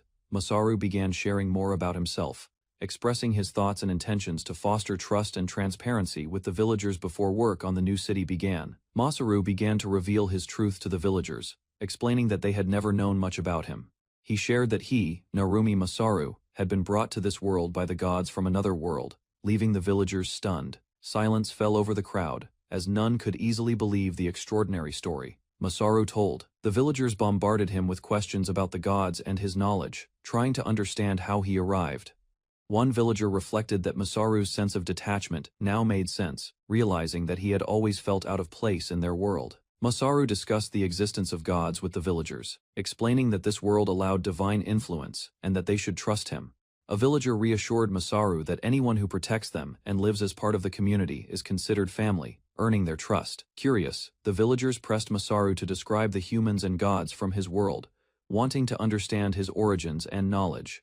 Masaru promised to share more about himself and the gods later, suggesting he would create a bronze statue of them as a reminder. He then shifted focus back to practical matters, guiding the villagers to begin the temporary setup for the city expansion, ensuring the project moved forward efficiently. Masaru addressed the two villagers personally, saying he had something important for them to help with. He explained that they were going to help him make slaked lime, a key material for construction. The villagers were unfamiliar with slaked lime and asked Masaru what it was and how it would be used. Masaru revealed it would serve as a secret weapon in building their city, entrusting the task to his most trusted companions. The three of them stood together, ready to begin mixing and preparing materials, setting the foundation for the city's construction. Masaru instructed the villagers on how to make slaked lime, beginning with placing seashells into a furnace. He showed them the bellows system, explaining how to blow air continuously to maintain the fire's heat. Masaru described how the air passes through a tube into the furnace, allowing it to reach temperatures over 1,000 degrees Celsius. The villagers expressed shock and concern, asking how hot that really was, and if it could be managed safely. Masaru explained that iron melts at 1,200 Fethasand, 500 degrees, putting the process in perspective and demonstrating his knowledge of advanced techniques for city construction. Adelina asked Masaru how he measured the furnace temperatures and processes with such precision. Masaru admitted that even he didn't know exact measurements, emphasizing that practical work often exceeds theoretical knowledge. He explained that understanding and safety were more important than just knowing the theory, highlighting the need for care in handling materials. Masaru elaborated on proper usage, describing that replicating processes safely in real life was critical for success. He noted that the proper method varies depending on the technology, praising Adelina for thinking ahead and understanding the importance of practical execution. Masaru explained that technology comes with responsibility, emphasizing that its use can bring both fortune and misfortune depending on circumstances. He reminded Adelina and May to always consider how they use technology, whether they succeed or fail, teaching lessons beyond mere theory. Masaru stressed that reflecting on past experiences helps guide future actions, highlighting the importance of learning from mistakes. He gently patted Adelina and May on the head, encouraging them to internalize these lessons while preparing for practical work. With the instructions understood, Masaru directed the team to start heating the furnace and begin their work on the city, confident in their ability to follow his guidance. Masaru surveyed the leveled area he had prepared for the new city, noting how his skills had made the site appear almost perfectly flat. He observed the bedrock and high elevation, recognizing it as a suitable location, but requiring precise calculations for construction. Masaru realized that the work needed his processing skills alone, and couldn't rely on the rabbit folk for help. He decided to proceed, trusting in his abilities, despite the challenge and uncertainty of the task. After hours of careful work, he created a square area about 100 meters per SIDE, preparing the foundation for the city with confidence in his method and magical recovery time. Masaru considered the remaining tasks for city preparation, realizing that clearing the necessary land could take days if done carefully. He examined the terrain under the cliffs to the north, analyzing how best to work with the bedrock and high elevation. Suddenly, he remembered something crucial, sparking excitement and determination in his expression. He sprinted toward his long-sought goal, recalling the thing he had needed since arriving in the new world. Masaru finally spotted it, a group of slimes, essential companions for his Isekai life and ongoing projects. Masaru was praised by the villagers for improving their lives. Rabbit Tribe thanked him, noting his help in building the growing city.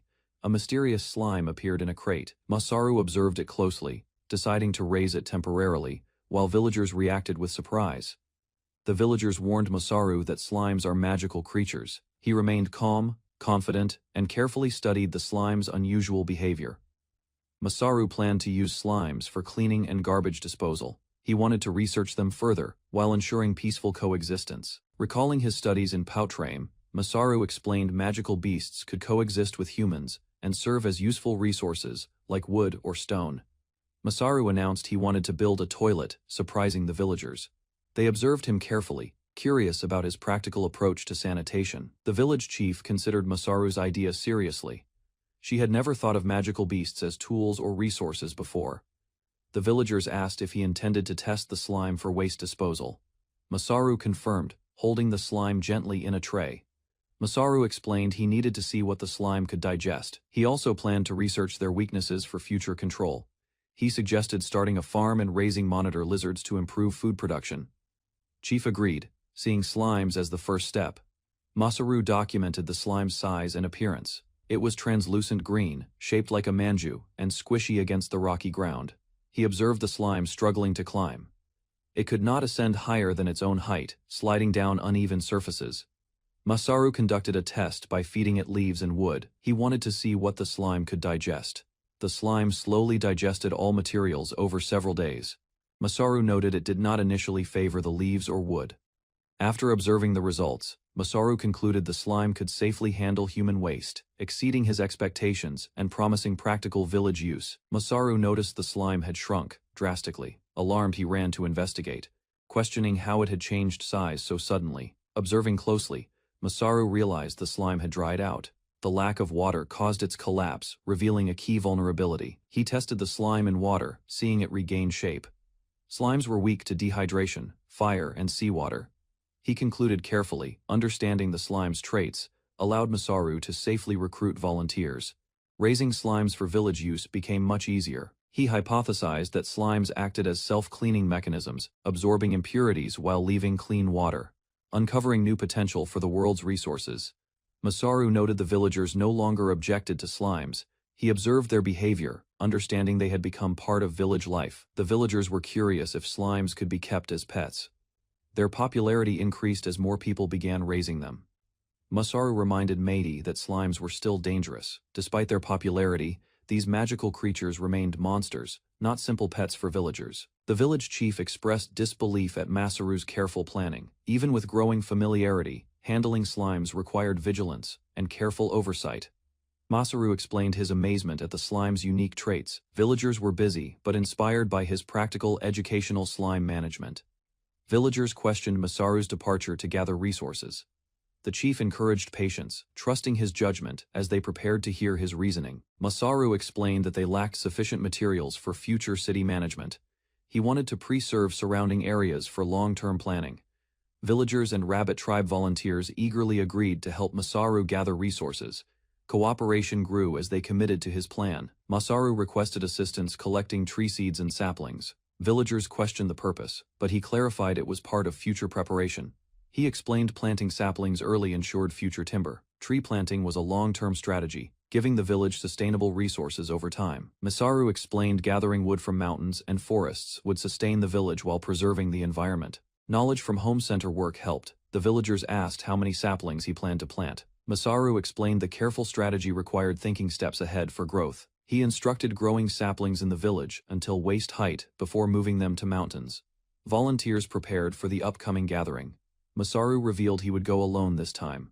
Villagers were surprised, understanding he intended to handle the task independently. The next morning, Masaru left with volunteers cheering. They called out to him and his sisters as they began the journey. Adelina and May asked Masaru why he left the village. He explained it was an opportunity to learn and explore. Adelina and May decided to go with Masaru. They had no other plans and saw the trip as adventure. Masaru noticed how close Adelina and May had become.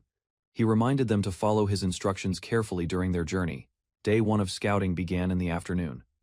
Masaru led the group, with Adelina and May following behind cautiously. Adelina asked if they were only gathering wood. Masaru explained they would also collect stones, preparing for the village's construction needs. Masaru suggested gathering seeds and saplings for edible and medicinal plants. Coexistence with wild animals and plants remained the village priority. Adelina and Macy reflected on Masaru's words. They acknowledged his ideas were complicated, but appreciated his long-term thinking and foresight. Masaru shared his past world experience. Humans had caused extinctions, and now he wished to live in harmony with nature. Masaru admitted he might have sounded overly serious. He scratched his head, trying to simplify his ecological message. Adelina and May laughed gently, understanding his intentions. They appreciated his passion and guidance in teaching sustainable village practices. Masaru received a playful whack from Adelina. She teased him, showing their comfortable sibling-like relationship while preparing for gathering materials. Adelina and May encouraged Masaru to join them. They hoped to find interesting plants and resources during the forest expedition. Masaru led the group into the woods. Together, they began gathering materials efficiently, combining teamwork and knowledge for sustainable resource collection. Adelina stacked logs expertly. She felt satisfied with her contribution, demonstrating the importance of careful handling and planning in resource management. Mei noticed Masaru was absent. She decided to call him, ensuring everyone stayed coordinated while keeping track of their gathered resources. Mei and Adelina heard swords clashing nearby. Curious, they wondered if Masaru was fighting. Rabbit ears helped them detect sounds efficiently. Adelina called out to Masaru, concerned about his safety. She rushed forward, ensuring he was all right amid forest gathering activities. Masaru swung his sword, skillfully cutting a large object flying toward Adelina. He acted decisively to protect the group. Adelina caught the object, but was shocked by its unexpected weight and movement. Masaru observed, ensuring the situation remained safe. The object slipped from Adelina's grasp, causing a small chaotic moment. Both girls reacted with surprise, while Masaru remained calm. Masaru apologized for thinking a dangerous magical beast would dodge him. Adelina threatened playful retaliation, showing their familiar sibling-like teasing relationship. Mei revealed a large worm in the area. The group observed it carefully, considering its potential role in the forest ecosystem. Masaru explained worms aerate soil and help plants grow. Similar creatures existed in his world, improving fertility naturally for crops. Mei asked about the holes the worm dug. Masaru examined it, unsure where it entered or exited the ground. Adelina noted worms shift earth as they move, leaving no holes. Masaru was surprised, realizing these worms could use magic. Mei explained, worms' muscle can be used to make bows. Masaru realized their value, noting they fetched good prices in pouchframe. Masaru examined the worm closely. Its muscles were elastic and durable, usable for bowstrings, armor, and other crafting purposes. Adelina questioned the practicality. Masaru explained only a few people could hunt worms, emphasizing the rarity and usefulness of the material. Mei praised Masaru, impressed by his foresight and skill in recognizing the worm's value as a resource for villagers. Masaru considered adding hunting magical beasts as an extra activity. He noted these creatures could provide useful materials sustainably. Masaru considered hunting magical birds for food. Mei listened carefully, noting the unique sounds of the birds to locate them efficiently. Suddenly, a large creature appeared. Mei reacted in fear, ducking instinctively while Adelina and Masaru observed the threat cautiously. Masaru compared Mei's reaction to the first encounter with a stray goblin. He analyzed her fear to ensure safety. Masaru noted the danger was closer this time. He carefully positioned himself to protect both Adelina and Mei. The creature grabbed something. Masaru considered intervening, knowing Mei's strength, while preparing to react to the unexpected forest threat. Mei warned Masaru not to fight. She pleaded, fearing he would die if he engaged the dangerous forest threat. Masaru promised Mei he would not fight. He prepared to move carefully through the forest, keeping Adelina and Mei safe. Masaru gripped Mei's hand and discussed confirming the threat's nature. He ensured safety while cautiously approaching the mysterious forest creature. Masaru pulled Mei and Adelina forward. He scanned the forest environment carefully, maintaining alertness for any sudden attacks or dangers. A massive bear appeared. Masaru and the girls reacted with shock, realizing the forest contained even more dangerous creatures than expected. Masaru walked through the forest when a massive bear charged from the shadows, teeth bared and claws digging into the ground. He scrambled behind a tree, heart racing, narrowly avoiding the bear's rampage. Relief washed over him as he caught his breath. Masaru examined the creature closely. It was unlike any magical beast he had encountered, terrifying yet fascinating in its size and form. Nearby, an enormous horse lay on the forest floor. Masaru analyzed it with his appraisal skill, noting its strange anatomy and 6 legs. He discovered it was an assault savanna horse, a mutated species with copper-hard horns, evolved for survival and hunting in the wild. Masaru examined the dead horse and noticed the bear-like creature that had attacked it was gone, leaving him puzzled and cautious. He stepped outside as rain began to fall, feeling the wetness and realizing the forest was changing around him. Masaru decided to stop his gathering for the day and thought to report his findings to Mei and Adelina. He reached the village, noticing the rain intensify, and reflected on the bear's unusual strength and sudden disappearance. The chief explained it had been a demon bear, a rare magical beast, and that the giant horse was also a mutated species. The chief reassured Masaru and Adelina that they were fortunate this time, avoiding a direct encounter with the demon bear. Rain began to fall steadily, and Masaru observed that the demon bear's hunger was likely satisfied, prompting its retreat. The chief explained the rain signaled the coming rainy season, which reduced the threat from the magical beast. Adelina illustrated how forests and plains would flood, creating a giant lake that limited the bear's mobility. Masaru realized they had ample time to prepare defenses safely, as even the demon bear could not move freely in the flooded terrain.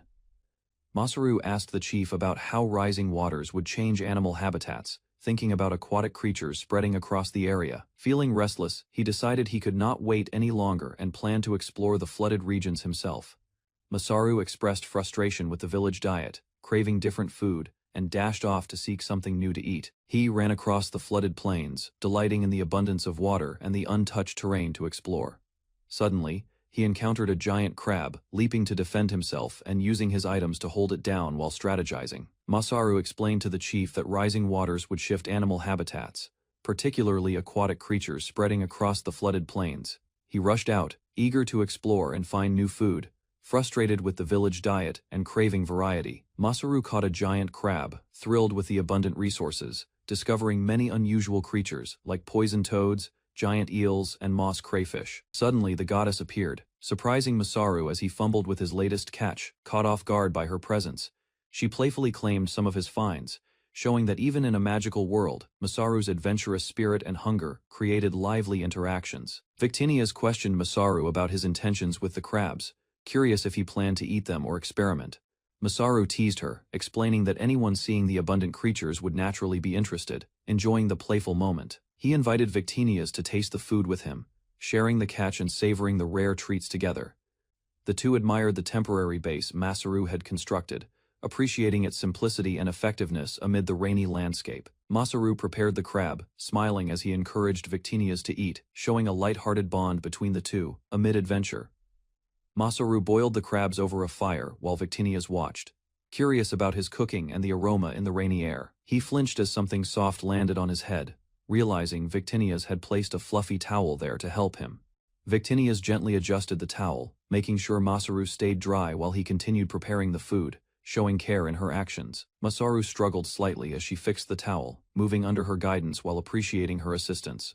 She reminded him to stay still, teasing gently, while Masaru expressed mild frustration, but he was thankful for her attention and support. Victinias told Masaru to stop worrying and just watch the fire, explaining that her actions were selfish but personal. Masaru acknowledged her reasoning, realizing she was showing appreciation for his work helping the village and surrounding towns. Victinias gently adjusted Masaru's towel, keeping him dry while they shared a quiet, tender moment by the fire.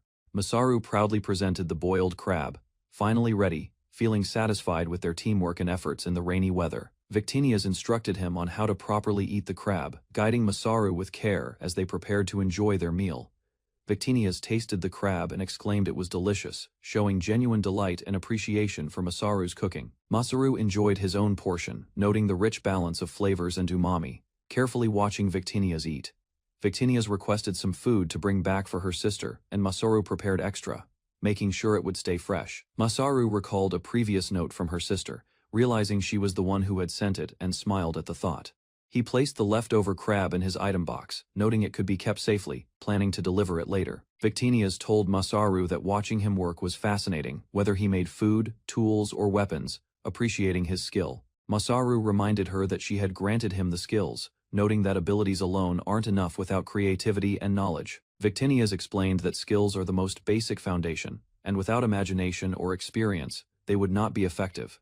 Masaru reflected on his time at the home center, explaining how he learned to make things and help others. He described managing plants, seeds, and saplings throughout the seasons, showing how practical experience combined with skills shaped his abilities. Masaru explained how he learned to build and dismantle coops, sheds, lay bricks, and handle various items from woodworking to electronics.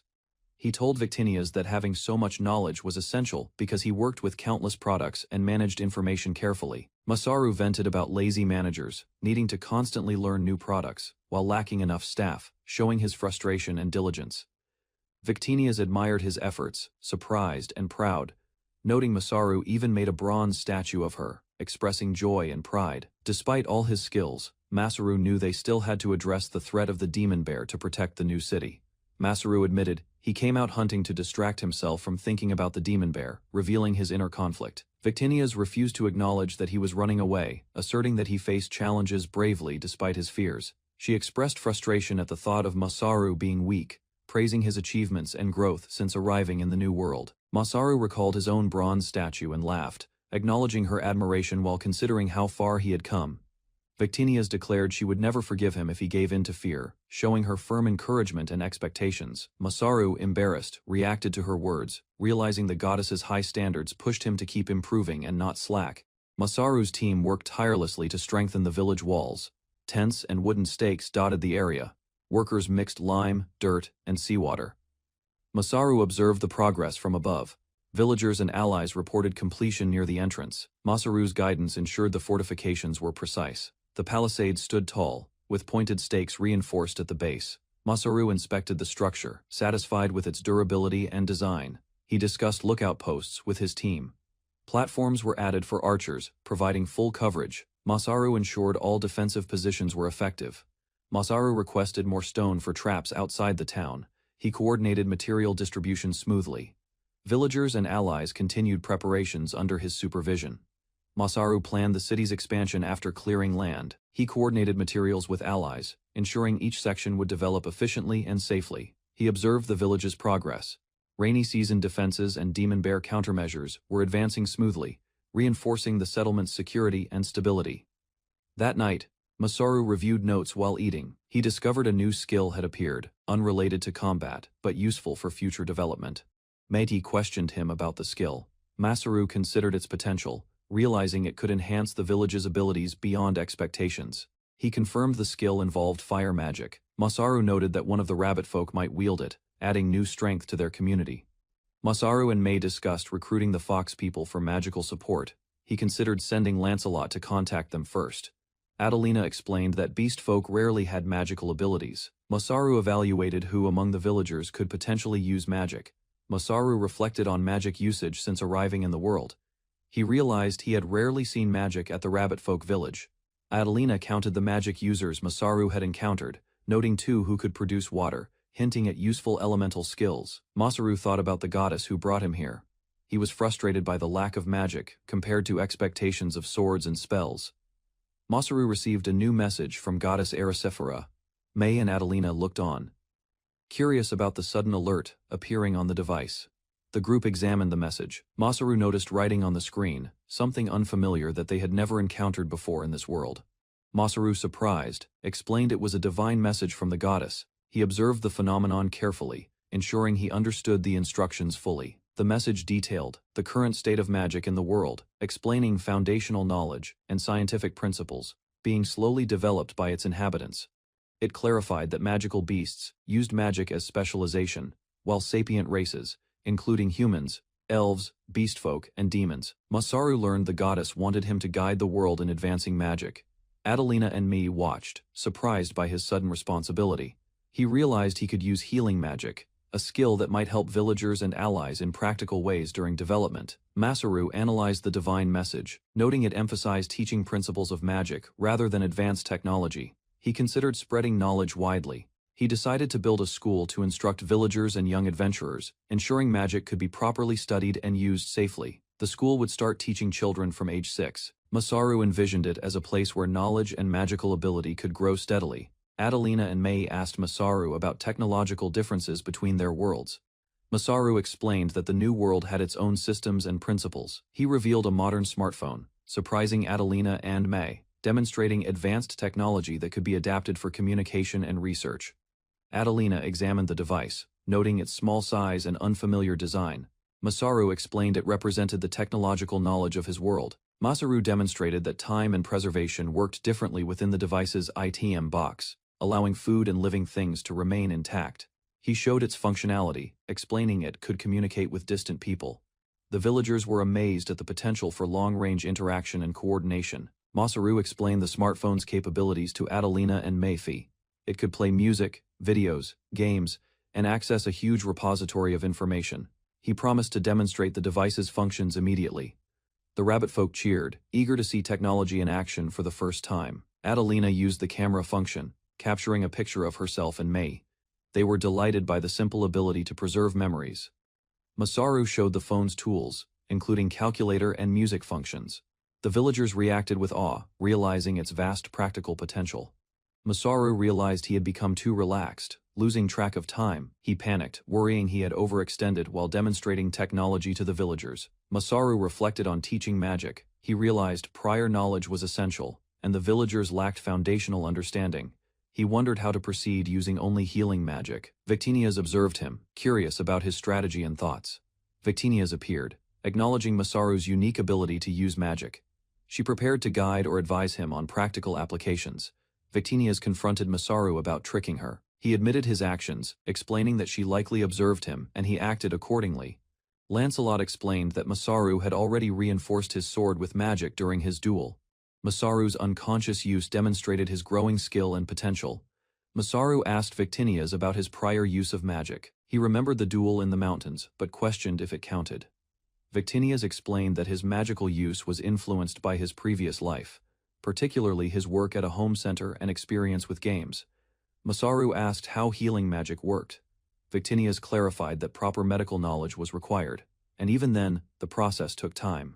He reflected on the convenience of his slot skills and considered how to apply them in duels or practical scenarios effectively. Masaru confirmed he had only fully drained his magic once. Victinias noted the familiar feeling of energy flow during skill activation, connecting his abilities to experience. Victinias explained the flow of magic, showing Masaru how to picture it moving through him. She emphasized activation, strengthening, and control principles. Masaru tried using the magic flow. Victinias encouraged him to attempt it carefully, ensuring he understood the basic mechanics and energy manipulation. Victinias reassured Masaru, though he noticed her slight nervousness. She claimed to be fine, masking concern about his progress and safety. Masaru noticed her subtle concern and teased her lightly. Victinias tried to play it off, hiding her true feelings behind composure. During practice, Masaru was struck by a divine fist. Victinias intervened, instructing him not to get carried away, emphasizing discipline and caution in using magic.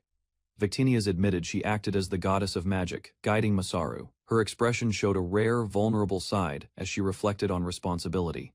Masaru reassured her, praising her for stepping up as the older sister. He smiled, appreciating her care and guidance in magic matters.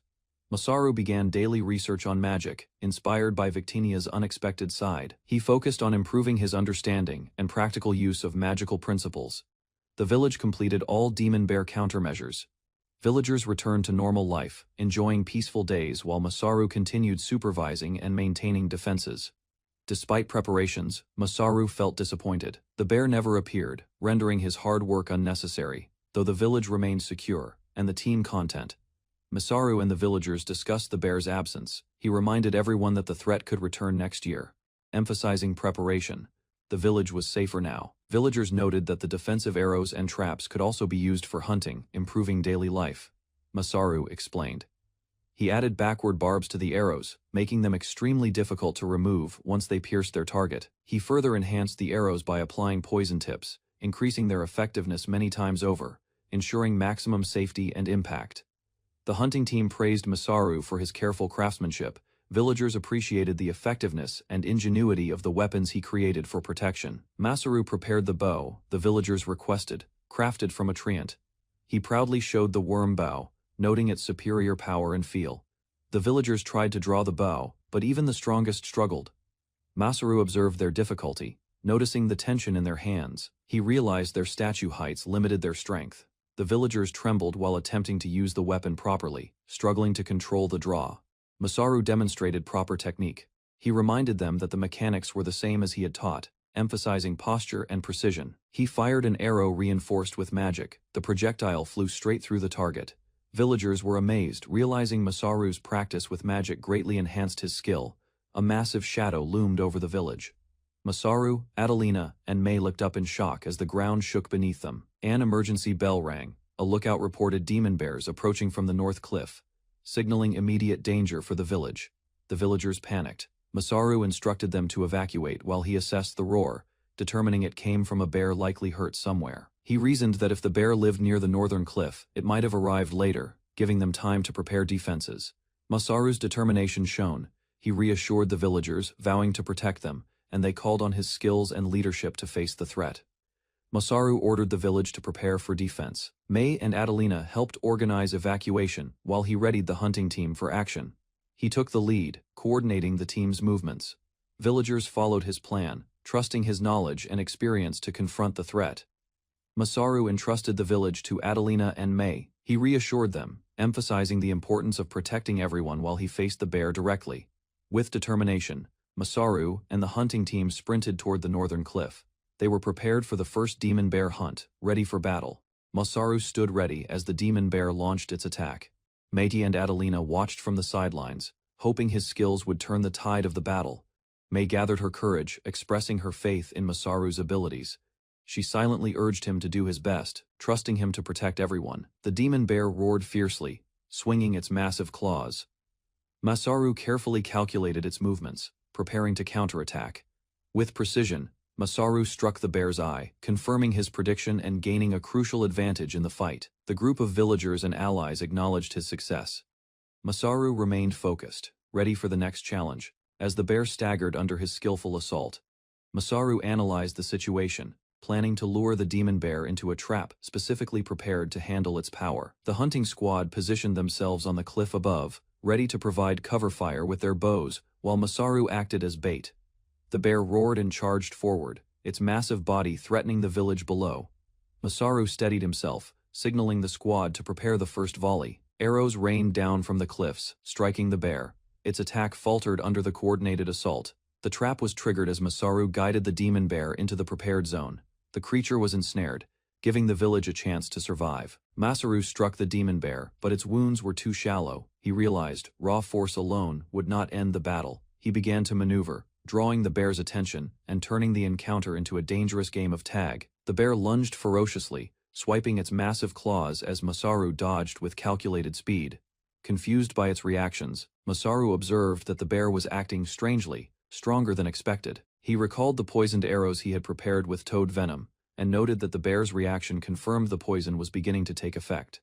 Masaru observed the demon bear weakening under the effects of the poisoned arrows. The venom from the toads was finally taking hold. The hunting squad fired a second volley of arrows from the cliffs, each shot landing precisely to restrict the bear's movement. The demon bear roared, staggering as it tried to advance. But Masaru noted the creature was slowing, struggling to lift its massive frame. Arrows pierced its body, leaving the beast increasingly vulnerable. Masaru stayed vigilant, ready for the next crucial strike from the cliffs. The villagers watched in relief, realizing the trap and poison were working. The demon bear's threat to the village was finally diminishing. Masaru and the villagers celebrated as the demon bear finally fell. Relief washed over the group after their tense battle. Masaru checked his status and realized how much experience he had gained from the fight, acknowledging his growth and skill improvement. He smiled at the results, amazed that he had actually defeated the demon bear through careful strategy and preparation.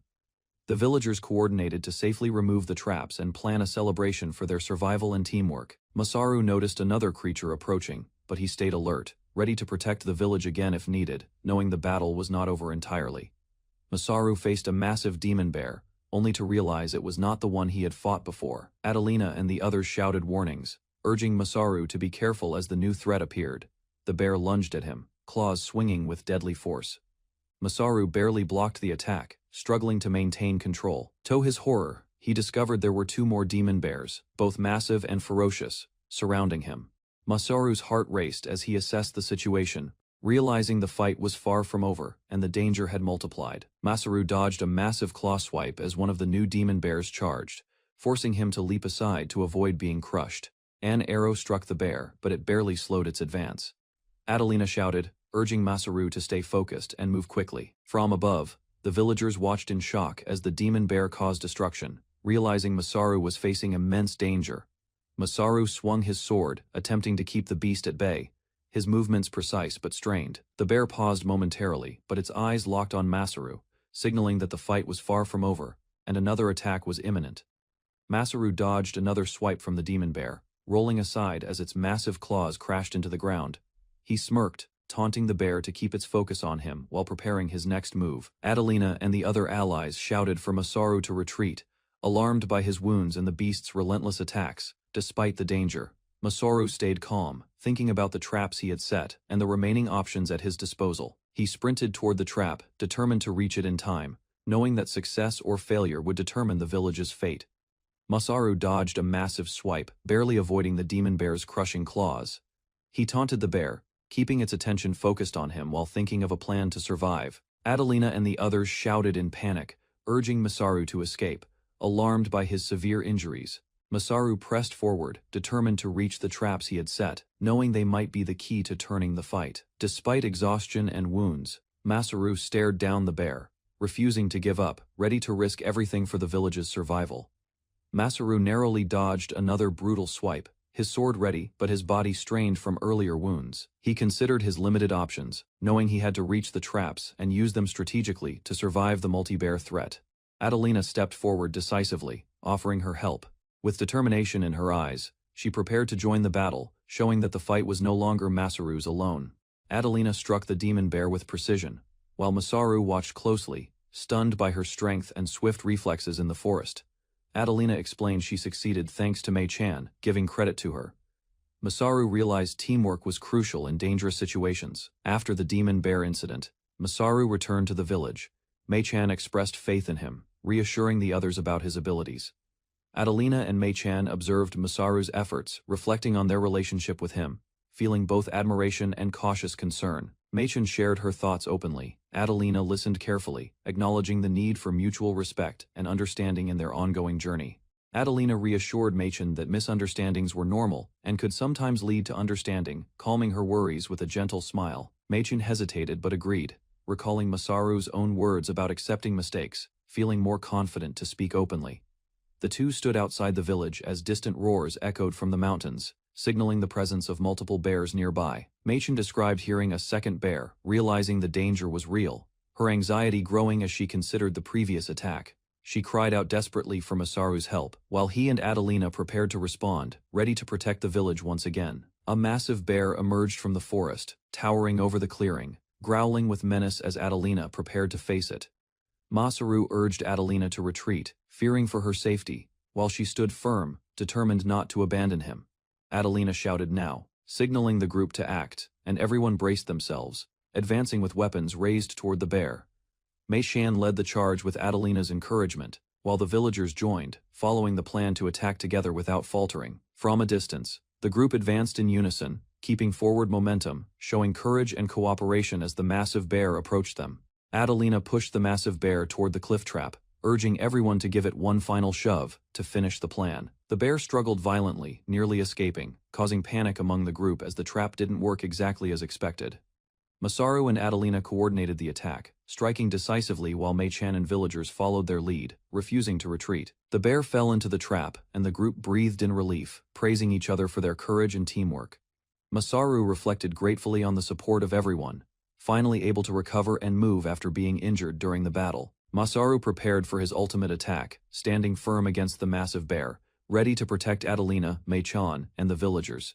He unleashed his powerful move, swinging with incredible force, aiming to stop the bear in its tracks as it lunged forward. The bear roared furiously, barely dodging the impact, as the group watched, tense and determined to follow Masaru's lead. Masaru continued his assault, striking precisely, forcing the bear to stagger under coordinated attacks, while Adelina and Mei-chan stayed ready. The villagers and friends fought together, inspired by Masaru's courage, combining their efforts to defend themselves and finally overcome the threat.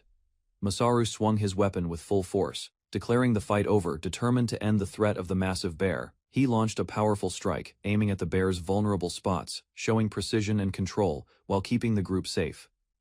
Adelina shouted Masaru's name, urging him forward while Mei-chan and the villagers watched anxiously, hoping his attack would succeed. Masaru executed the decisive blow, announcing checkmate, driving the weapon through the ground with perfect timing, ensuring the bear's defeat. The bear fell, shattered by Masaru's skill, and the group breathed a collective sigh of relief, grateful for teamwork and courage. The bear tumbled into the trap, Adelina watching anxiously as Masaru fell with it, ensuring the monster was contained safely. Adelina shouted Masaru's name, fearing he might be injured, while Mei-chan and villagers gathered around, tense but hopeful. Masaru struggled, but reassured everyone he was alive, emerging from the chaos with determination and relief etched on his face. Adelina climbed carefully toward Masaru, checking for injuries, her concern evident as she made sure he was unharmed. Masaru smiled faintly, moving with effort, expressing gratitude for everyone's support, realizing the power of teamwork and trust in the group. Masaru landed safely after the battle, Adelina rushing toward him, shouting his name with relief and concern for his well-being. Masaru scolded Adelina playfully, teasing her over worrying too much, while she responded with an annoyed expression, though smiling slightly. The group examined Masaru's actions, marveling at his ability to summon a log mid-fall to save himself from the bear's attack. Masaru acknowledged Adelina's help, pointing out that her intervention also shielded him and supported the group's survival. The villagers cheered in triumph, celebrating their victory over the demon bears, relieved and joyful that the battle had finally ended. Masaru collapsed from exhaustion after the battle, Adelina and Mei-chan rushing to check on him, worried he might be hurt. Masaru had fallen asleep instantly, snoring softly, leaving the group surprised at his sudden rest after the intense fight. Adelina smiled warmly, noting that Masaru's behavior was typical, showing her affection and relief that he was safe. Masaru, still resting, expressed gratitude silently, appreciating the support and acknowledging everyone's help during the battle. The group prepared to return home, victorious and relieved, proud of their teamwork and the successful outcome against the demon bears. Masaru arrived at the rabbit village, observing the residents building new homes. He studied their techniques and began planning structural improvements for safety. Masaru helped the villagers construct bridges and wooden frames. Victinias and helpers assisted, and everyone celebrated progress with smiles and laughter. In God's space, Victinias watched Masaru's accomplishments on a magical map. She praised his efficient methods and dedication to community building. Hera acknowledged Masaru's achievements, noting his clever use of skills. The goddess smiled, recognizing his unique contribution to the fantasy world. Hera panicked as Masaru faced a dangerous demon bear. She attempted to intervene, fearing for his life but respecting his courage. Hera observed Victinias encouraging Masaru before the demon bear attack. She noticed the careful guidance and the subtle admiration he inspired. Hera reflected on her actions, asserting that watching over Masaru was natural. She felt responsible, acknowledging him as her chosen apostle. Victinias confronted Hera about her motives, noting that her attention toward Masaru had shifted. Hera admitted her concern was personal, though proper. With the demon bear defeated, Hera and Victinias discussed the city's rebuilding. They agreed on measured steps to ensure lasting peace. They raised their glasses in quiet celebration, honoring Masaru's achievements and the safe return of order, smiling at the world he shaped. Masaru and the rabbit villagers raised their glasses, celebrating the future development of Victinia's new world. They shared joy quietly under the evening sky. Several days later, Masaru addressed the villagers, announcing the demon bear's defeat. He emphasized starting the city development plan immediately. The villagers hesitated, unsure about the work ahead. Masaru encouraged them, showing patience and determination to guide the community through planning. Masaru explained land divisions and the city's layout. Villagers questioned the partitions, learning the structure of their growing city. Understanding his careful planning, the map of the new Beastman city showed completed foundations. Masaru stood confidently, ready to lead construction and ensure the village transformed into a thriving city. Masaru stood in the empty construction site, preparing to explain the layout and rules for the new city to the villagers. He pointed out the designated areas for housing, showing the villagers the plans he had carefully drawn. The villagers questioned the strict partitions, unsure why they could not build freely, and waited for Masaru's reasoning. Masaru explained land readjustment, zoning, and arranging workshops, homes, and stores to manage people flow and reduce noise pollution. He emphasized that effective segregation would maintain public security, prevent trouble, and help in disasters, giving the village a safe, organized foundation. Masaru stood in the city construction site, announcing the next step, building underground passages and sewers for safety and hygiene. He explained how rainwater and sewage would flow into canals, connecting to treatment areas to prevent contamination. The villagers realized they would need to flush waste properly. Masaru emphasized this was essential to maintain the city's hygiene. He pointed out the dangers of improper waste management, showing how disease could spread and harm residents. The villagers understood the risks and agreed with Masaru. They committed to following his plans to create a safe, healthy city. Masaru explained the first housing site to the villagers, showing the layout within the white frame structures and how homes would fit. The villagers reacted with surprise at the two-story stone houses, amazed by the scale and construction plans Masaru proposed. Masaru's expression reflected the villagers' disbelief, understanding they were excited, but also overwhelmed by the idea of living in such large homes.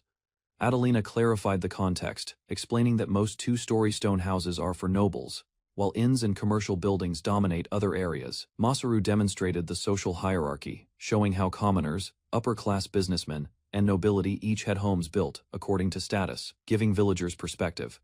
Masaru encouraged the villagers, raising their spirits to start building houses and preparing for the city construction. He guided everyone to set up the initial pillars, demonstrating how to begin the framework efficiently. The wooden partitions rose, showing the foundations for each house, while villagers observed Masaru's planning and structure. Masaru explained that the intricately cut wooden frames fit together like puzzles, ensuring safety and stability. He instructed placing stones between pillars for stone houses, teaching villagers to follow the framework carefully and maintain construction standards. Masaru introduced the plaster mixture to the villagers, showing how seashells, hemp, seaweed, and slaked lime created durable material for construction. He explained how the materials could also make concrete for roads and increase the durability of stone walls. Masaru recounted his experience delivering these materials to craftsmen, showing the villagers how his knowledge from his old job applied to the city. He emphasized that using his techniques allowed him to create materials even for complex frameworks, compensating for his inability in other areas. The villagers were surprised and asked about legality. Masaru reassured them, showing that some practices were technically gray but done for city development. Masaru reassured the villagers, promising that even if he sometimes overstepped, his efforts were for their benefit. He prepared all the materials and reminded everyone of the instructions for building, organizing the construction site efficiently. The villagers, motivated by Masaru's guidance, rallied together, ready to begin construction under his leadership. Adelina and the rabbit villagers expressed excitement as they started building, imagining the city growing beautifully under Masaru's plan. Masaru smiled confidently, knowing his knowledge and skills would guide the villagers to create a safe, functional, and wonderful city together. Masaru supervised construction, overseeing wooden frames, stone placement, and general progress, as the village slowly transformed into a proper city. A month later, the first completed buildings stood. Masaru confirmed the city was progressing according to plan. He demonstrated the proper use of the new tools and frameworks to the villagers, showing how to apply them correctly. Meidi struggled at first, but Masaru guided her carefully, correcting mistakes while maintaining the villagers' confidence and morale. Once the installation was complete, Masaru prepared for mass production, ensuring the city could continue expanding efficiently and safely under his guidance. Masaru surveyed the expanding city, impressed with how large it had grown, crediting the villagers' hard work and cooperation. He noted the housing areas were not yet finished and emphasized the importance of using the land for both food and industry. Masaru promised to work alongside the villagers, ensuring nothing was done recklessly and encouraging teamwork to complete the city properly. Suddenly, the villagers called out to Masaru, signaling that something urgent had happened and needed his immediate attention. He approached quickly, prepared to investigate the trouble at the gates and respond to the emergency, maintaining leadership and calm. Masaru noticed something was wrong with the transport of construction materials and paused, sensing an unusual situation near the city gates. He ran to investigate and discovered several humans unconscious by the gates, immediately realizing an emergency that required his intervention. Masaru walked through the village he had helped rebuild, observing the new homes and bustling streets. A group of displaced villagers recounted memories of harsh treatment by humans from the port town. At a meeting table, knights from the Gratas kingdom entered. Their armor and presence signaled that trouble was approaching, and the villagers sensed the need to prepare. Freed, a senior knight, introduced himself and his companion Distar. Masaru recognized the careful authority in their stance. The villagers expressed gratitude, especially the elder of the Rabbit Man tribe. Masaru demonstrated his healing magic, earning trust as alliances began to form. Masaru introduces himself to the knights and villagers. His calm presence reassures everyone, signaling a new chapter in their alliance journey. Adelina, Lancelot's niece, appears energetically, surprising Fried and Masaru. Her arrival brings attention to past adventures and noble connections. Fried acknowledges Adelina's bravery. Masaru observes respectfully as the group discusses her deeds and how news of her courage spread widely. The elder expresses concern about potential attacks. Masaru explains his role as ambassador, easing tensions and establishing trust between communities. Masaru reflects on lessons learned. The elder accepts his wisdom, emphasizing that not all humans should be judged the same way. Fried explains they arrived under the king's orders to subjugate a mutated beast. Villagers listen, anxious about the coming battle. Masaru and Adelina examine the description of the beast. It is a six-legged, dark-skinned creature known as the Horned Demon. The group visualizes the mutated horse. Masaru reacts with surprise while considering its size, strength, and threat to the village. Masaru recounts a previous encounter with a similar beast. The villagers are impressed by his experience and calm reasoning. Fried urges Masaru to return to the kingdom for safety. Masaru and Adelina weigh the risks before making their choice. Masaru confidently explains that the demon bear has already been exterminated. Adelina and villagers react with relief and cautious admiration. Fried confirms that the surrounding areas are now safe, showing visible surprise at the extent of Masaru's accomplishments. Masaru offers to show the corpses of the mutated horse and the demon bear. The villagers react in astonishment. Fried erupts in shock, asking if Masaru really brought the horse's corpse. Masaru remains composed, while Adelina watches silently. Adelina teases the scene lightly, noting that Masaru may be overreacting. The villagers start to understand the stakes of his actions. Fried proposes that Masaru hand over the horse's corpse, hinting at ulterior motives and personal value. Masaru listens carefully. Fried repeats the request, emphasizing the importance of the horse's corpse. Masaru considers the implications before responding. Masaru calmly refuses Fried's request, showing his independence and moral stance. Adelina and Fried react with surprise and curiosity. Masaru smirks confidently. Adelina notes his mischievous attitude. Fried's expression shows unease at Masaru's refusal and playful demeanor. Masaru explains the horse's remains are still useful, despite parts being devoured by the demon bear. Bones and skin can be repurposed. Fried reacts eagerly to Masaru mentioning the horn. Masaru is slightly reluctant, but considers selling it for the kingdom's chivalric order. Masaru suggests the kingdom may pay extra for the horn. Fried reacts in surprise, noting Masaru's clever negotiation tactic. Fried acknowledges Masaru's estimation of the material's value. He notes the horse's remains are worth significant money in the market. Fried offers a deal including bounty rewards, adjusting the offer to match Masaru's conditions. Adelina watches with interest. Masaru calculates the kingdom's priorities, realizing the horn is the king's main concern. He prepares a strategy for negotiation.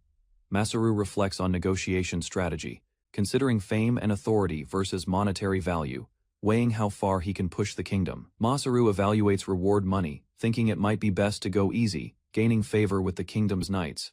Masaru enthusiastically volunteers to accompany the knights to Gratis, showing initiative and confidence while Adelina and villagers watch. The villagers and knights are shocked by Masaru's decision, exchanging surprised glances at his boldness. Masaru proposes conducting the negotiation himself, confident that the resources will satisfy the kingdom, while Adelina and Fried look on. Fried warns Masaru about negotiating directly with the king, highlighting risks. Adelina and the others listen with concern and respect. Fried emphasizes the difficulty of dealing with high-level merchants, cautioning Masaru not to underestimate the challenge of negotiation. Masaru proudly declares he has experience as a broker from his home center days, showing confidence in his negotiation skills. Fried considers Masaru's experience. Adelina and the villagers observe, realizing he can manage negotiations and represents a reliable ally. Masaru announces his decision to proceed, taking control of the negotiation. Adelina and Fried accept, impressed by his leadership. Masaru plans to leave temporarily after ensuring Fried and his men are rested. Adelina reacts impatiently, but understandingly. Adelina shows frustration, expressing her feelings while Masaru reassures her. They prepare to leave for business negotiations with careful planning. Masaru promises the journey will be safe. Adelina reminds him to apologize for past misunderstandings. Villagers observe the interaction. Masaru begins building the outer walls of a house. Adelina assists, and the rabbit man watches, as he emphasizes efficiency. Adelina and Masaru discuss city construction, beds, and mountain slopes. They plan logistics to optimize house delivery before leaving the city. Masaru discovers a natural hot spring, imagining a public bathhouse for the city.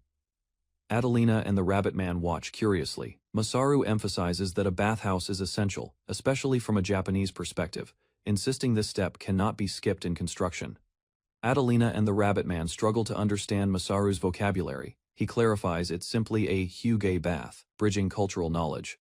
The bathhouse begins taking shape. Villagers and companions marvel at Masaru's planning, appreciating improved hygiene and comfort in the city. Adelina discusses practical challenges. Large firewood requirements make daily use difficult, and two-story bathhouses are only for wealthy families. Masaru explains the hot spring concept. Adelina and the rabbit man look confused, unfamiliar with natural hot springs and their benefits. Masaru notices their confusion, asking if they understand what a hot spring is, clarifying for cultural differences and knowledge gaps. He diagrams the hot spring's geological formation, showing underground water heated by magma, explaining how it can be channeled for baths. Adelina questions the feasibility of digging. Masaru reassures them, noting that only well water typically comes out, discovered by chance skill usage. Using his map skill, Masaru identifies an underground water vein and nearby lava river, showing a precise location for bathhouse construction. Masaru struggles to plan the hot spring excavation using his skills. Adelina and the Rabbit Man watch him carefully, anticipating his strategy. Adelina excitedly points out the goddess's statue and shrine, reminding Masaru of its importance to the community and traditions. The Rabbit Man emphasizes building a residence for the goddess. Masaru and Adelina discuss whether constructing a shrine is really necessary.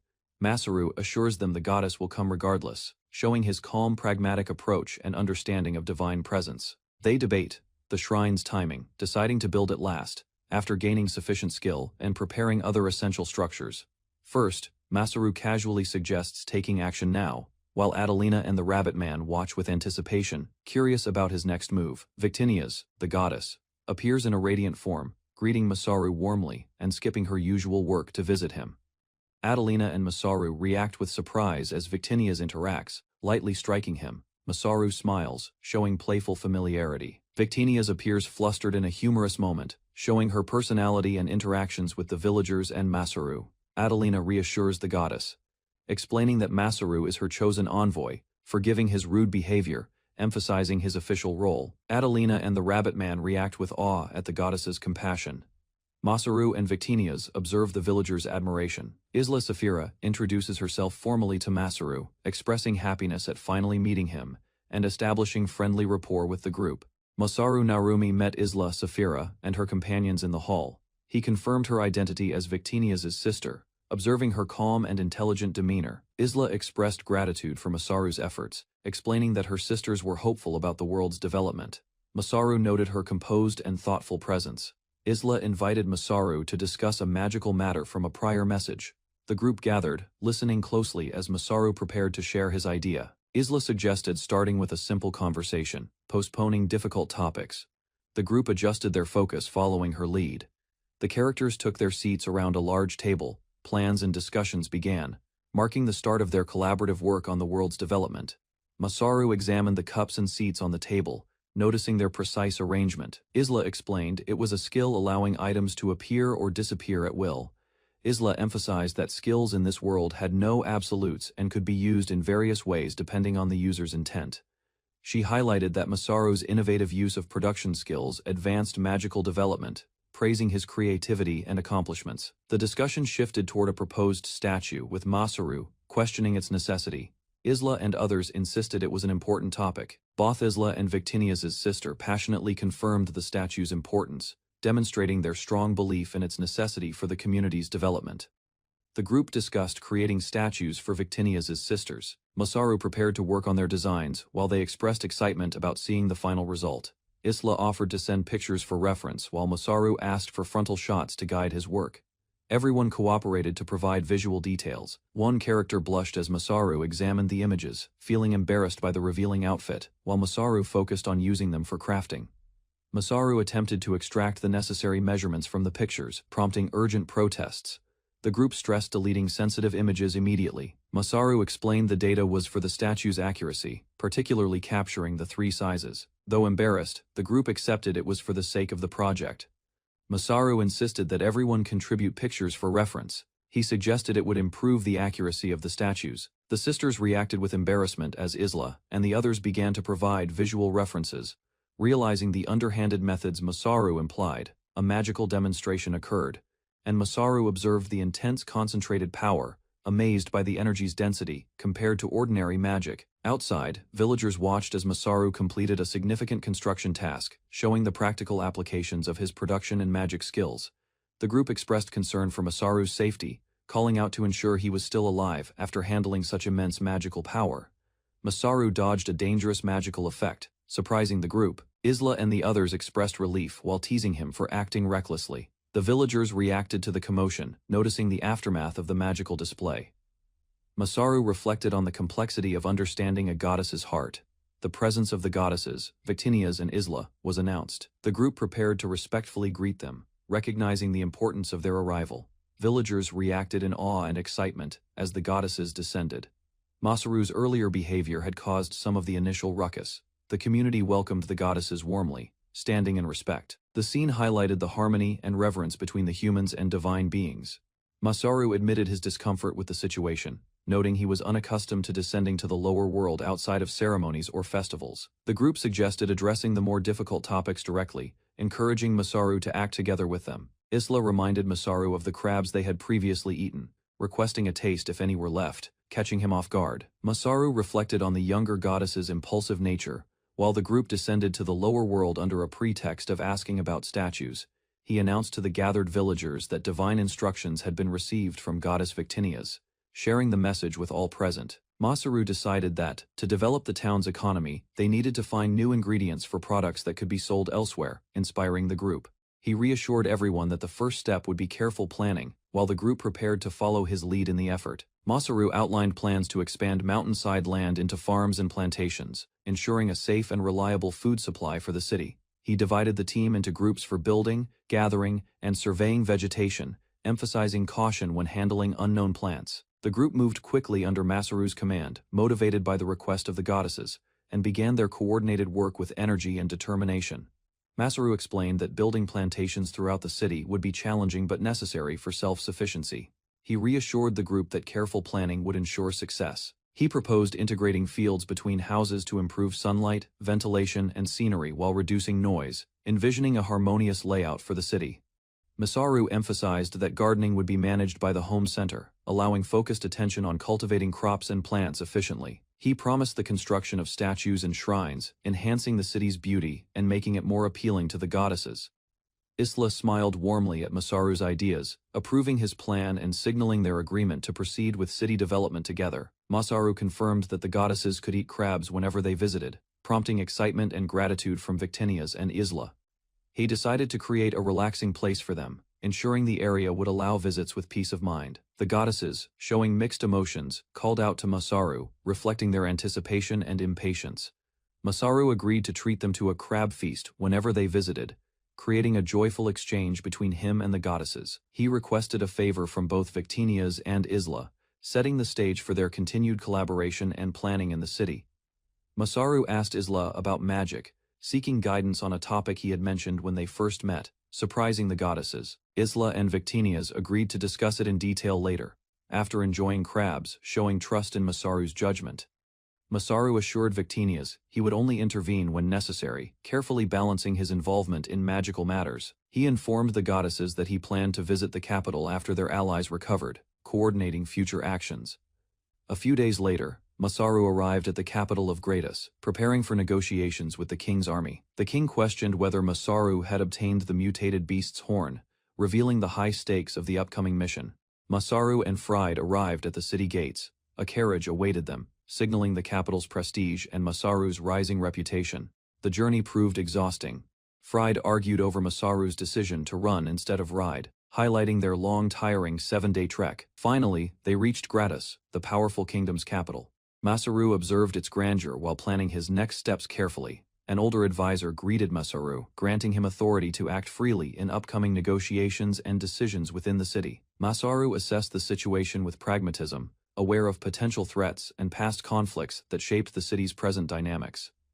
The advisor explained Masaru's freedom to act, noting that both parties had limited options in disputes over territory. In the rabbit village, Masaru observed the children working alongside adults, understanding the importance of hope and stability. The advisor requested a single favor from Masaru, emphasizing the need to balance interests and maintain harmony. Masaru focused on the villagers' well-being, inspired by their character and determination to live peacefully. Fried reminded Masaru of pressing matters at the capital, prompting them to move toward the castle promptly. Masaru examined rare fruits at the market, ensuring all supplies were ready before facing the king and formalities. Fried noticed Masaru's plan to gather information at the Adventurers Guild first, understanding the importance of preparation. Inside the guild, Masaru observed experienced adventurers and felt the bustling energy of capable veterans working on various requests. He approached the guild receptionist, expressing his intent to try working as an adventurer and learning the local system. Masaru inquired about the market value of a newly appeared mutated beast, aiming to make informed decisions for upcoming tasks. Masaru asked about mutated beasts' market value, The receptionist explained pricing, noting Masaru's preparation and readiness. He studied reference materials, noting coin values for normal monsters, magical beasts, and rare dragon-class creatures. Fried explained that mutated beasts were extremely strong, valuable, and even fought over by armies, illustrating their rarity. Masaru calculated potential worth, realizing even a single part could cost thousands of gold coins. He expressed shock at the staggering total, grasping the immense value of the materials he already possessed. Masaru returned from the guild, still smiling. Fried scolded him for giggling, worried about causing trouble in the capital, he assured. Fried it wasn't intentional, explaining that his focus remained on the upcoming audience with the king. They entered the palace. Guards announced their arrival, and Masaru felt the weight of entering the king's presence. The king observed Masaru and Fried, signaling his awareness and the importance of their visit in the grand hall. Fried noted the king's gaze.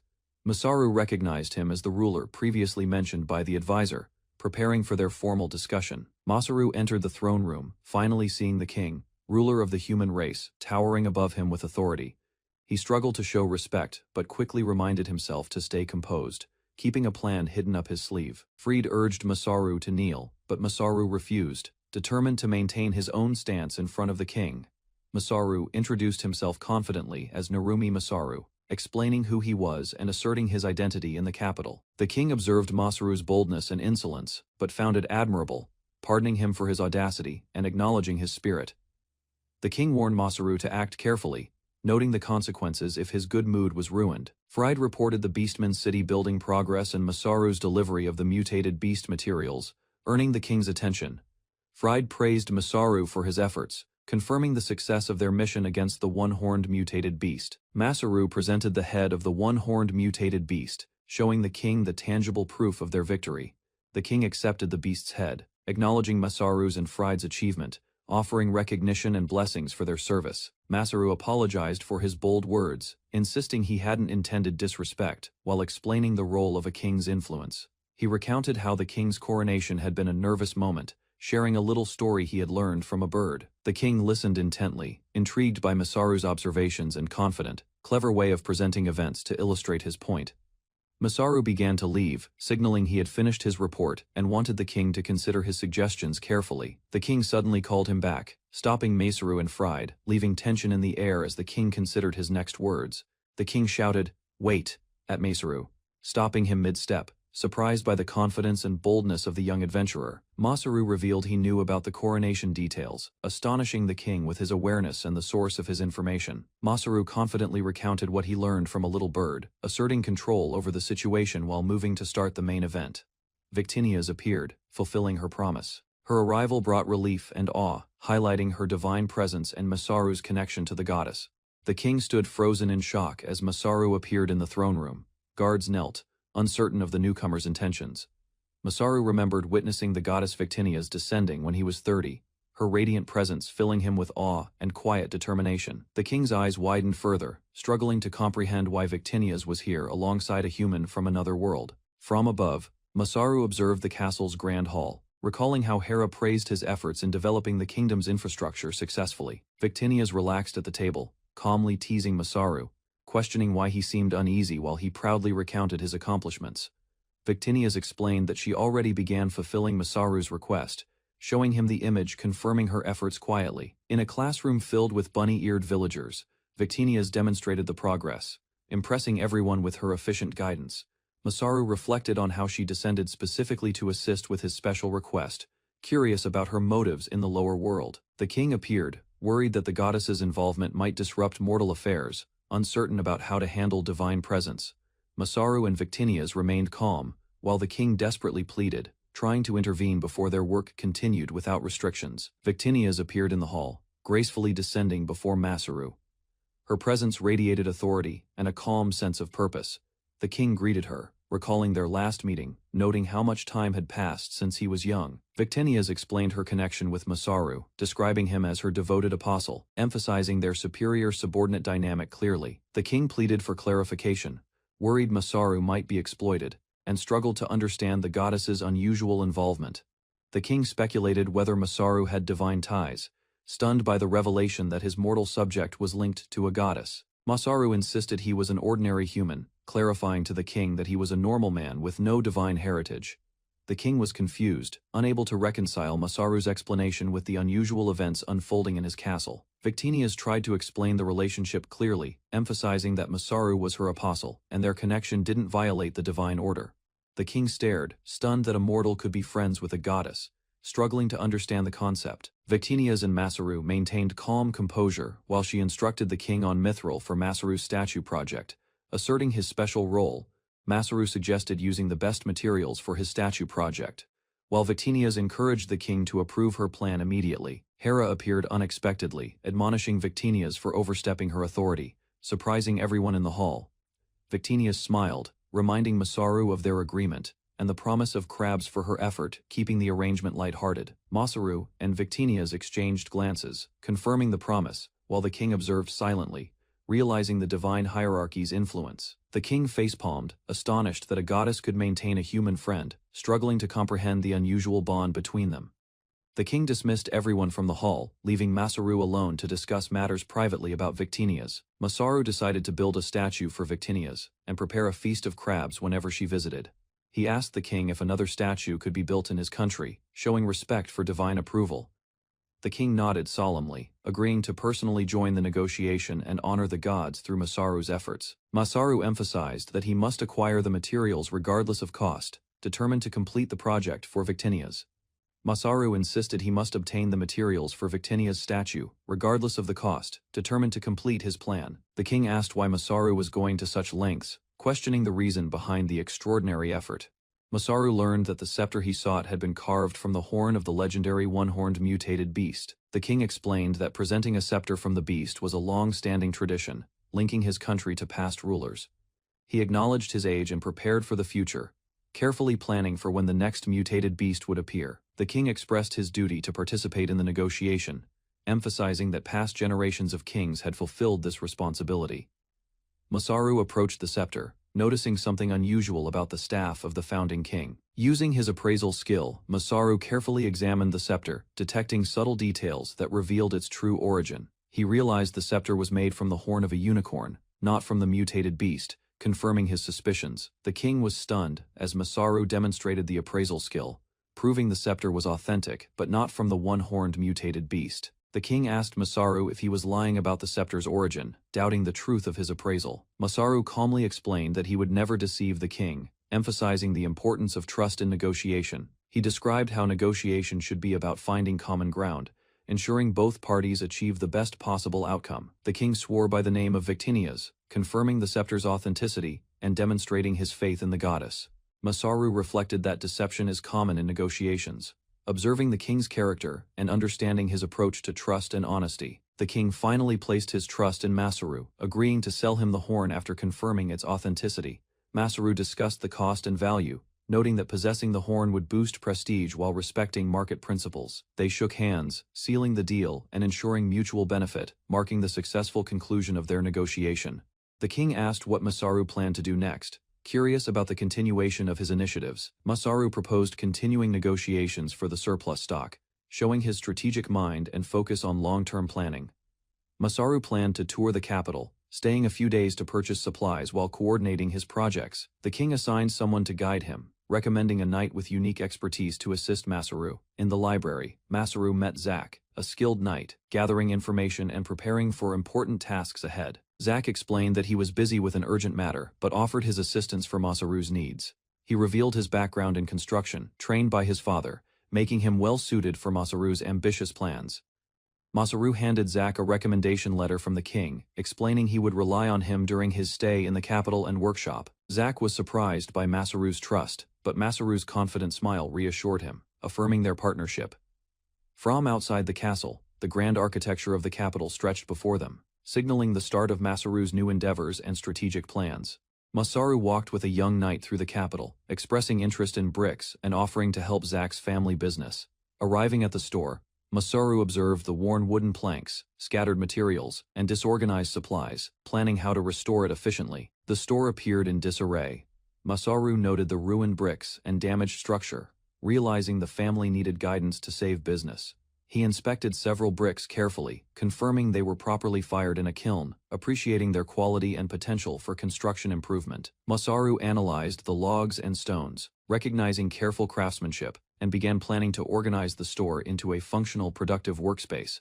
Zack urged Masaru to meet his father, explaining he needed to give a lecture about business before starting any work. Masaru and Zack approached the store, calling out to Zack's father to notify him about a customer arriving unexpectedly. Zack's father appeared, muscular and focused, pausing in his work as he looked at Masaru, and Zack standing nearby. Masaru observed the brick kiln process for the first time, amazed at the father's skill and attention to detail. Zack's father shouted about the lack of money, expressing worry for survival, while Masaru realized the challenges of managing the business. Masaru observed Zack's father, realizing he was a classic example of a good-for-nothing parent, caring only about his passions. The father explained he hadn't paid the workers for months, and Masaru noted the chaos and missing discipline in business. Zack and Masaru reacted in shock, questioning how such mismanagement could occur, wondering where the siblings and workers had gone. The father lamented that his daughter was absent, worried she might be doing anything to help earn money. Masaru discovered she went to work at a rival workshop, leaving the father frustrated. While Masaru prepared to resolve the situation, Masaru angrily scolded Zack's father, frustrated at his neglect, demanding accountability for managing the store and properly tracking brick inventory. The father admitted he didn't know the stock or cashier procedures, revealing Diana wasn't present, leaving the store improperly run. Masaru noted that few customers frequented the store, understanding that without proper management, even high-quality bricks could fail to sell. Zack explained the store's bad reputation hurt sales, while the father complained customers were blind to the high-quality bricks available. Masaru advised improving the store's presentation, emphasizing trust and impression as critical for success. Before products could even showcase their value, Masaru explained organizing inventory could improve customer perception, arranging materials clearly, ensuring potential buyers could immediately understand stock quantities and quality. Zack agreed to calculate supplies with his sister, while Masaru prepared to stay at the store to monitor and manage operations. Masaru completed a payment for the one-horned mutated beast, planning to finish negotiations and secure the reward money the following morning. The kingdom's officials confirmed Masaru's contract for beast subjugation, formally rewarding him. While preparing for the next steps in the negotiation process, Masaru and the king reviewed surplus supplies, agreeing on calculations and possible additional trades, ensuring fairness and proper payment for previous agreements. Masaru offered to purchase surplus supplies, noting some were stored unprocessed, ensuring the king could acquire needed resources efficiently. Negotiations progressed as Masaru and the king discussed quantities and trade details, coordinating with civil servants for accurate and fair exchange. The deal was finalized, and Masaru celebrated completing the negotiation, securing agreements while maintaining trust between the kingdom and suppliers. Zack reflected on the successful negotiation, noting that direct involvement with the king and officials helped Masaru influence kingdom affairs effectively. A civil servant questioned Masaru about the unusually large stock of supplies, and he replied, it was essential to future planning. Masaru considered stock for invasions and military campaigns, reflecting on past tragedies like the rabbit folk disaster, planning accordingly for future crises. The king expressed skepticism, calling some expeditions wasteful, while Masaru listened carefully, preparing to balance strategy with kingdom efficiency. The king justified expeditions as necessary to ensure prosperity, highlighting the perspective of leadership and the responsibility to maintain national growth. Masaru warned about possible unrest and instability if expansion policies were mishandled, emphasizing the need to consolidate and stabilize the realm first. Masaru offered advice respectfully, stressing differences in perspective and reminding the king that friendship and counsel can guide effective governance decisions. Masaru advised the king to focus on city development and prosperity, rather than relying solely on expeditions or invasions. He highlighted the Beastman City project as evidence, showing how careful planning improved living standards and demonstrated practical, sustainable governance. Masaru suggested coexistence and cooperation, stressing that despite divine favor, settling differences peacefully benefits the kingdom and avoids unnecessary conflict. He reminded the king not to look down on other races, encouraging respect and fair treatment for all people within the realm. Masaru reflected emotionally, confident that careful guidance and ethical leadership could foster prosperity while balancing compassion with strategic responsibilities. The king reflected on Masaru's advice, showing surprise and realization, considering the strategic and moral implications of his decisions carefully. The king announced the session's conclusion, reminding everyone to pay in gold coins, and Masaru prepared to depart the capital. As the king departed, Masaru and Zack remained, observing the ruler's movements, noting his contemplation and reflections on governance. The king questioned whether past choices had been correct, expressing doubt while Masaru and Zack observed respectfully, prepared to offer guidance. The king's advisor affirmed Masaru's advice, acknowledging that his suggestions benefited the kingdom and reinforced prudent, people-focused decision-making for long-term prosperity. Officials acknowledged Masaru's arrival as divine will, preparing Beastman City and ensuring proper coordination with the King's Guard for upcoming events. The king announced no weapons were needed, requesting only pens for a ceremonial occasion, emphasizing diplomacy and documentation over combat. Masaru thanked Zack for picking him up at the castle, confirming negotiation success, and verifying his sister handled the accounting accurately. Zack reminded Masaru not to act rashly in front of his sister, ensuring proper conduct and respect during formal proceedings. Masaru explained his logical actions, while Zack reassured him as a guest, entering the workspace to meet Masaru's sister for updates. Masaru met Zack's sister, Diana, who welcomed him warmly while handling supplies, introducing herself, and setting a collaborative atmosphere for the store. Masaru noticed the extensive inventory, realizing the warehouse contained countless materials, and acknowledged the scale of operations his father had accumulated.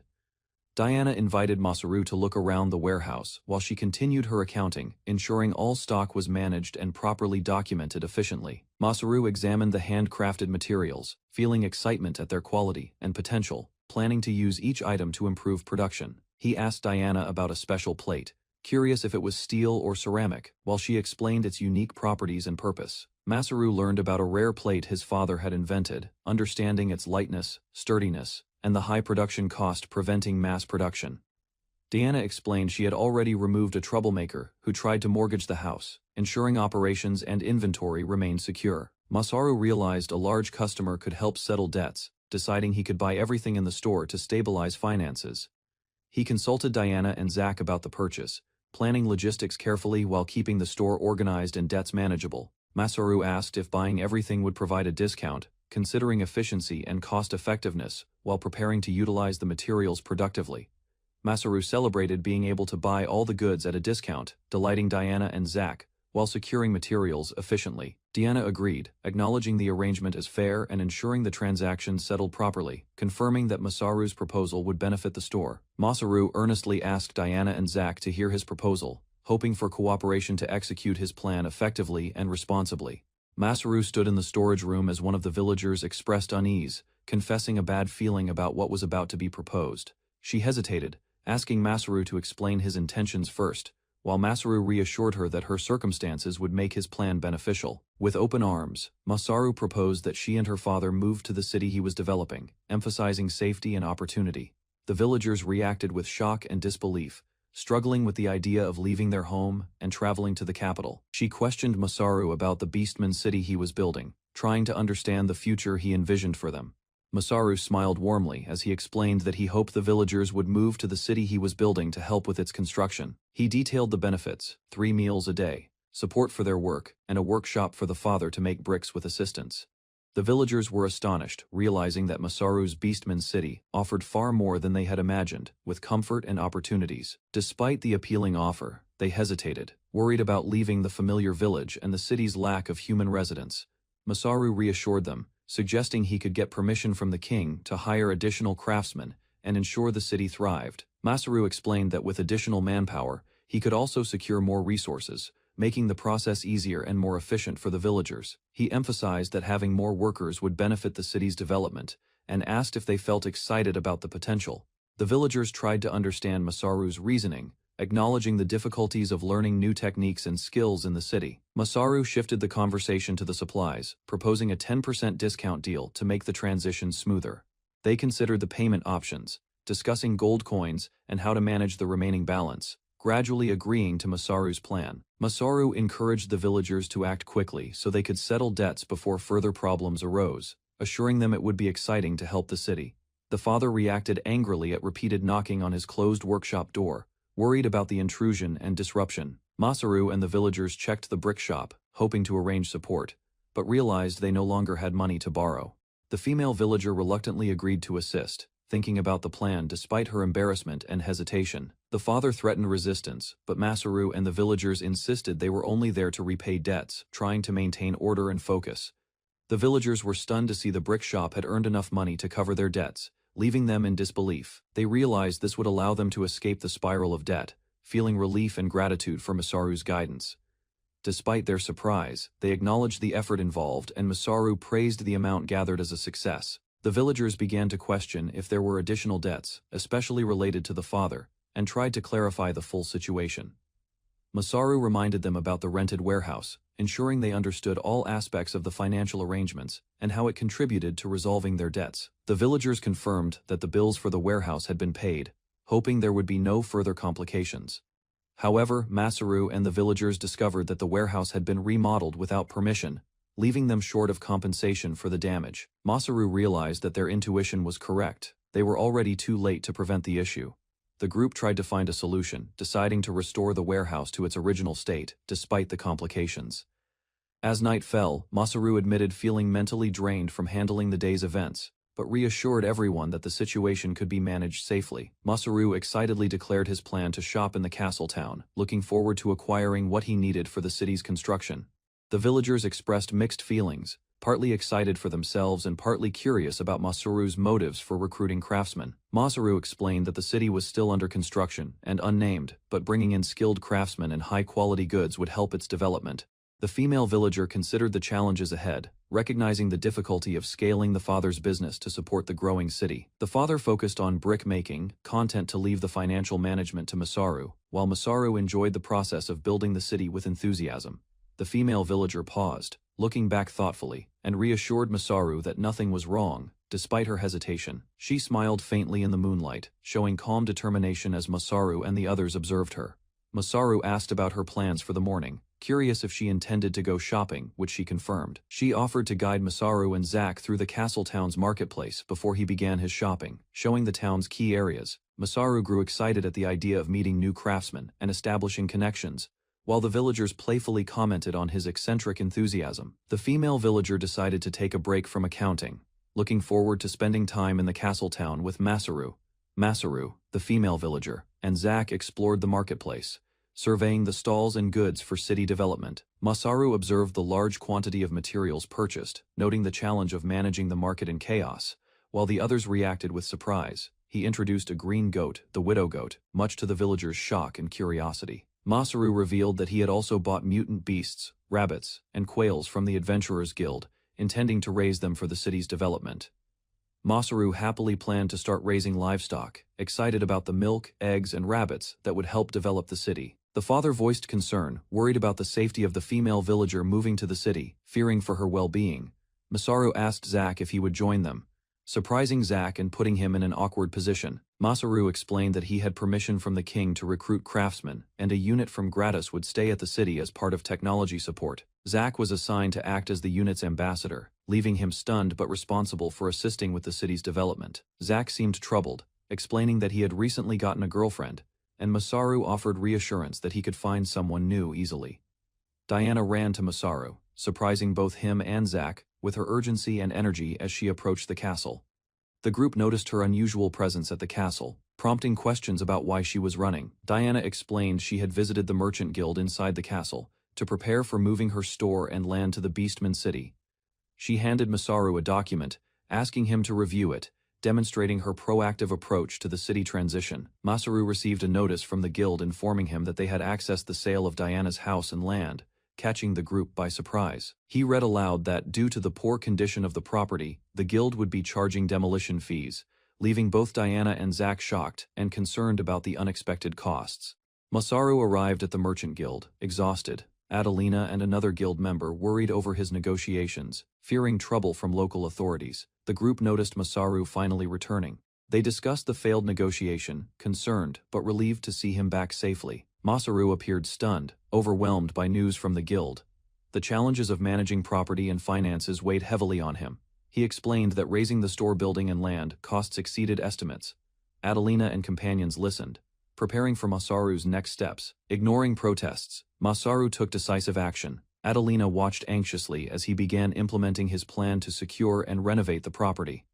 Masaru gripped a massive spiked weapon, angered and determined. He reflected on how long it had been since he felt this mad. The demolition of a large building began. Adelina and another ally watched, worried about the damage and the guild's reaction. Masaru charged forward, running at the structure. He intended to demolish it himself, showing no hesitation despite potential consequences. He swung the weapon with precision, demolishing walls and debris. Adelina noted his determination, realizing he would handle the task personally. Masaru continued clearing the building efficiently. Observers were shocked by his strength, but he felt satisfaction in finally using the weapon. Masaru explained how he would demolish the building carefully, using crushed stones for gravel. Adelina observed, impressed by his planning. He warned that the demolition would be loud and disruptive. Masaru ensured neighbors were informed, and dust was minimized using construction skills. Adelina read Masaru's detailed demolition plan. Every stage was accounted for, from glass removal to foundation leveling, showing his careful foresight. Masaru prepared to receive help from Zack, an ambassador, coordinating teamwork to make the process more efficient and organized. Unexpectedly, Masaru's father appeared at the site. Masaru was surprised, while Adelina and companions acknowledged the support he brought to the work. Masaru told Adelina and companions he hired his father to help speed up the demolition and continue working efficiently. He explained his strategy to exploit the demolition, using the opportunity to gain advantage over the commercial guild. Masaru's father accepted the job, motivated by the chance to earn money and support Masaru's plan to challenge the guild. Zack assisted Masaru and his father, coordinating tasks to ensure nothing was left undone, while Adelina observed the teamwork. With the house demolition complete, Masaru looked ahead, ready to remodel the building and return to the Beastman city. Masaru instructed Zack and others to begin preparations for construction. He planned to use all materials efficiently and construct the building. A minor incident occurred with spilled beans causing teasing. Masaru remained focused on tasks, while Adelina and others reacted humorously. Masaru's father and Adelina reflected on farewells and local friends. They prepared to leave, acknowledging the people who supported them. Masaru observed his father's excuses for drinking. Adelina chided him, but they continued organizing and coordinating work before departure. Masaru traveled to the castle city, acquiring tools, blacksmiths, and labor. He emphasized manpower as the most crucial resource for rebuilding. Masaru prepared his companions for work. Zack and others learned to use tools, emphasizing teamwork and trust for the upcoming construction. Masaru met the king, completing negotiations for supplies. He assured future visits if new needs arose during the project. The king reflected on Masaru's actions. He noted Masaru's unique shopping and management style, smiling despite minor complaints and past incidents. The king asked about Masaru's ambitious plans to build a blacksmith and armory store for the merchant guild. The king praised the store's reported quality. Masaru prepared to return with resources and manpower, ready to continue his construction. The king thanked Masaru, calling him a parting gift. Masaru smiled, understanding the king's appreciation for his efforts and resourcefulness. Inside the newly built store, weapons and armor were displayed neatly. Masaru emphasized accessibility, organization, and thoughtful presentation for customers. He explained the store's anti-theft system, demonstrating efficiency and safety. The mechanisms ensured employees and merchandise were secure. Masaru informed the king that customers would quickly notice the store's innovations, and the differences would impress them immediately.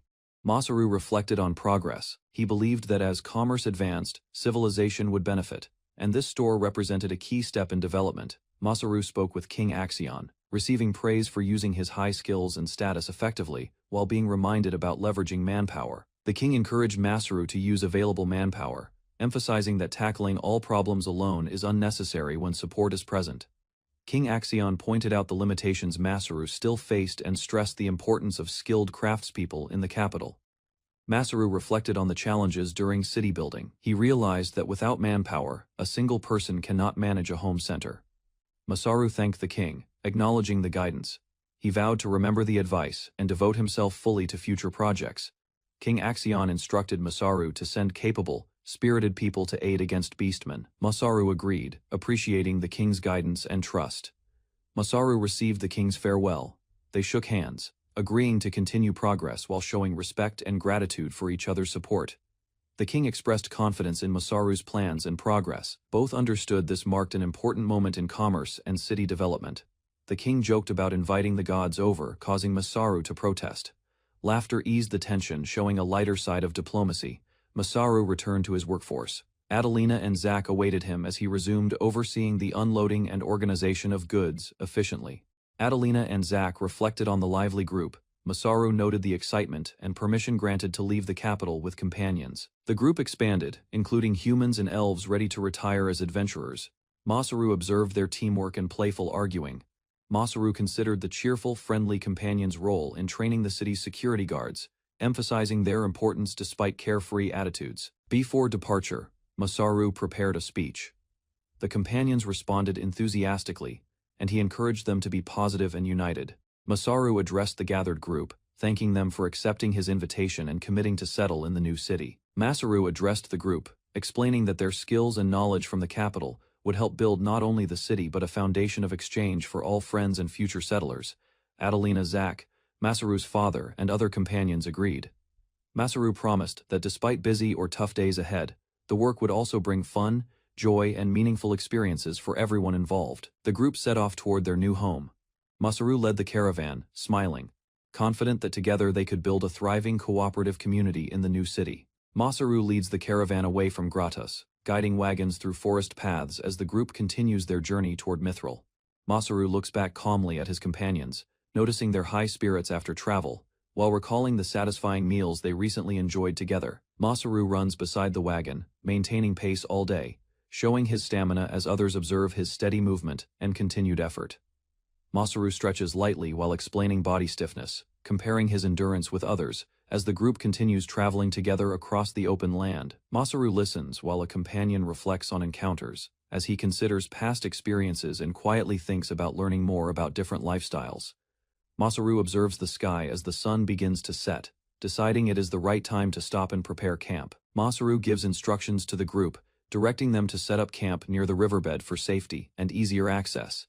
The caravan halts near the river as wagons are arranged, and the group prepares their resting place before night fully arrives. Masaru stands near the river, reviewing their surroundings while a companion asks about their arrival, as tents and wagons settle behind.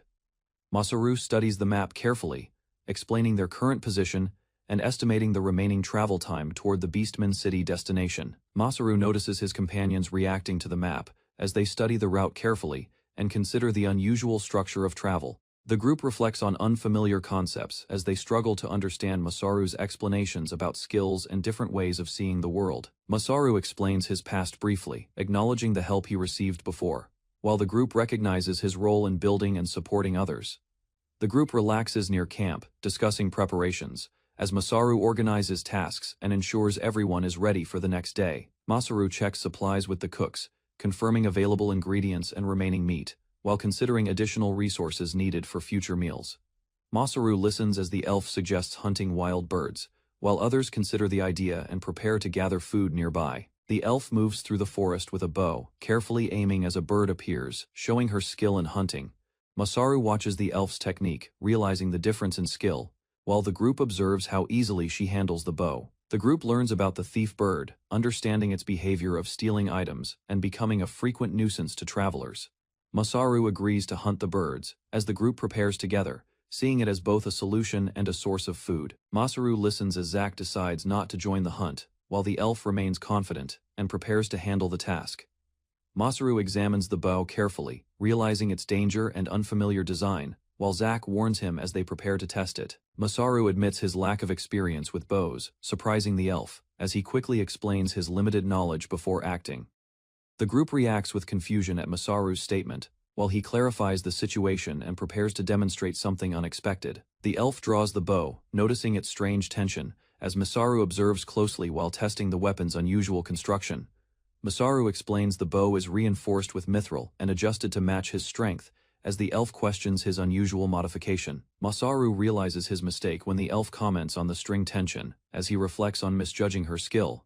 Masaru prepares to test the bow on a tree, aiming carefully while the elf watches his actions with doubt. Masaru releases the arrow with full force, demonstrating his method while explaining his approach to using powerful weapons. The arrow pierces through multiple trees, shocking the elf as Masaru stands calmly. After showing the true power of his bow, Masaru fires his arrow but loses control, realizing too late that he has hit something unexpected, causing panic among the group. The group hears a scream in the distance and immediately runs toward the source, sensing danger and urgency in the situation. They arrive to find travelers under attack, as a large pack of wolves charges across the plains, overwhelming the fleeing people. A girl is cornered by wolves, struggling to defend herself while Masaru and the others rush in to assist before it is too late. Zack leaps forward and strikes a wolf with force, creating an opening as the group begins fighting back against the attacking pack. Masaru rushes forward to protect the girl, helping her escape while others pull her away, as wolves continue attacking nearby travelers. Masaru swings his weapon at a wolf, but feels unusual resistance. Realizing the enemy is far tougher than expected, Masaru confirms the strange durability as his attack barely affects the wolf, understanding that normal strikes are ineffective against them. The elf quickly fires multiple arrows to support Masaru, warning him as she identifies the wolves as golems. Masaru faces the wolves again, realizing conventional weapons are useless. As the group prepares to change their strategy against the golems, Masaru tells the girl to retreat, but she refuses, insisting on fighting as a knight, despite the overwhelming danger around them. The girl charges forward to attack, ignoring Masaru's warning while the wolves continue surrounding them and closing the distance. Masaru stops her and grabs a wolf directly, realizing restraining them might be more effective than attacking their durable bodies. Masaru holds a wolf firmly, while others approach, creating an opening as his strength prevents the enemies from moving freely. The girl watches in shock as Masaru's method works, realizing his unusual approach is turning the battle in their favor. Masaru struggles as multiple wolves cling to him, biting and holding his body, while he tries to keep them restrained. The girl checks on Masaru from a distance, surprised by the situation as he continues holding the wolves, despite the danger. Masaru complains about the damage to his clothes, realizing the wolves have torn his belongings while he maintains control. Masaru carries the restrained wolves and tells the girl to return to safety while he continues managing the situation alone. Masaru becomes angry as the wolves damage his clothing, shouting in frustration while still holding them firmly in place. Masaru releases his anger and charges forward, swinging with full force as wolves are thrown back and scattered across the battlefield. Masaru continues striking rapidly, crushing the wolf golems, as their bodies break apart under his powerful blows. The remaining wolves shatter into pieces as Masaru finishes the fight, clearing the area with overwhelming strength. After the battle, Masaru stands with Zack, reflecting calmly while the surroundings return to normal and the danger disappears. Masaru considers his condition, realizing the damage he took, while acknowledging how his recovery ability helped him endure the fight. Masaru arrives at the camp with Zack, meeting a woman who recognizes them, as he reflects on the meaning behind the goddess's actions. Masaru speaks with the group outside the tent, learning about their leader before being invited inside to meet the person he rescued. Inside the tent, Masaru sees the elf woman resting with a child nearby, confirming they are safe after the earlier attack. Masaru observes two dark elf women inside the shelter. The warrior stands guard while the other expresses gratitude for his assistance. Masaru enters the room with a companion. He studies the dark elves closely, recognizing something unusual about their origin and situation. The dark elf warrior and the young woman compare each other silently. Masaru notices their contrast and feels confused by their tense presence. Masaru suddenly reacts and pulls both women closer, trying to calm the situation. His actions confuse them, but he attempts to ease tension. After settling down, Masaru asks about the attack. He requests details about the golems, while ensuring everyone inside the shelter remains safe. The young dark elf kneels before Masaru, explaining their hardship. She describes their struggle to find a safe place to settle. With visible anxiety, the dark elf asks Masaru if they can join his group, hoping for protection and a stable future. Masaru listens carefully and quickly agrees. His decision shows trust, despite the sudden and serious request from the Dark Elves. The Dark Elf explains their urgency. She admits they cannot survive long alone and suggests traveling together under Masaru's guidance. Masaru accepts the situation calmly. He prepares to support them, confirming his choice while the others watch the unexpected decision unfold. Masaru explains his group is not ordinary. His companions react casually, already accustomed to his unusual decisions and sudden actions. After several days, Masaru leads everyone toward the Beastman city. The group arrives, marking progress in their journey and plans. Upon arrival, a rabbit girl warmly greets Masaru. He returns safely, and the reunion shows strong bonds within his growing community. Masaru meets Adeline again and checks on the city. Construction continues steadily, reflecting his ongoing efforts to develop the settlement. Masaru brings new people into the city. The craftsmen join his group, contributing skills to expand and strengthen the growing civilization. Masaru explains the situation to Adeline. He mentions meeting dark elves during the journey and plans to prepare a place for them. The group travels through the mountains and reaches a hidden city.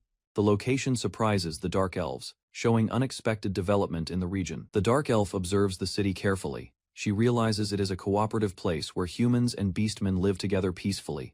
Masaru walks through the city as residents greet him warmly. His influence is clear, and the Dark Elves begin to notice his importance. The Dark Elf leader reflects on familiar faces and growing trust. Masaru prepares introductions, strengthening connections between the new arrivals and the city. Emeralda introduces herself and Arena to Masaru. Both Dark Elves present themselves calmly, showing trust as they formally join his group. Masaru welcomes them to the city. He introduces himself proudly and allows them to settle, offering a safe place to stay. A large celebration begins at night.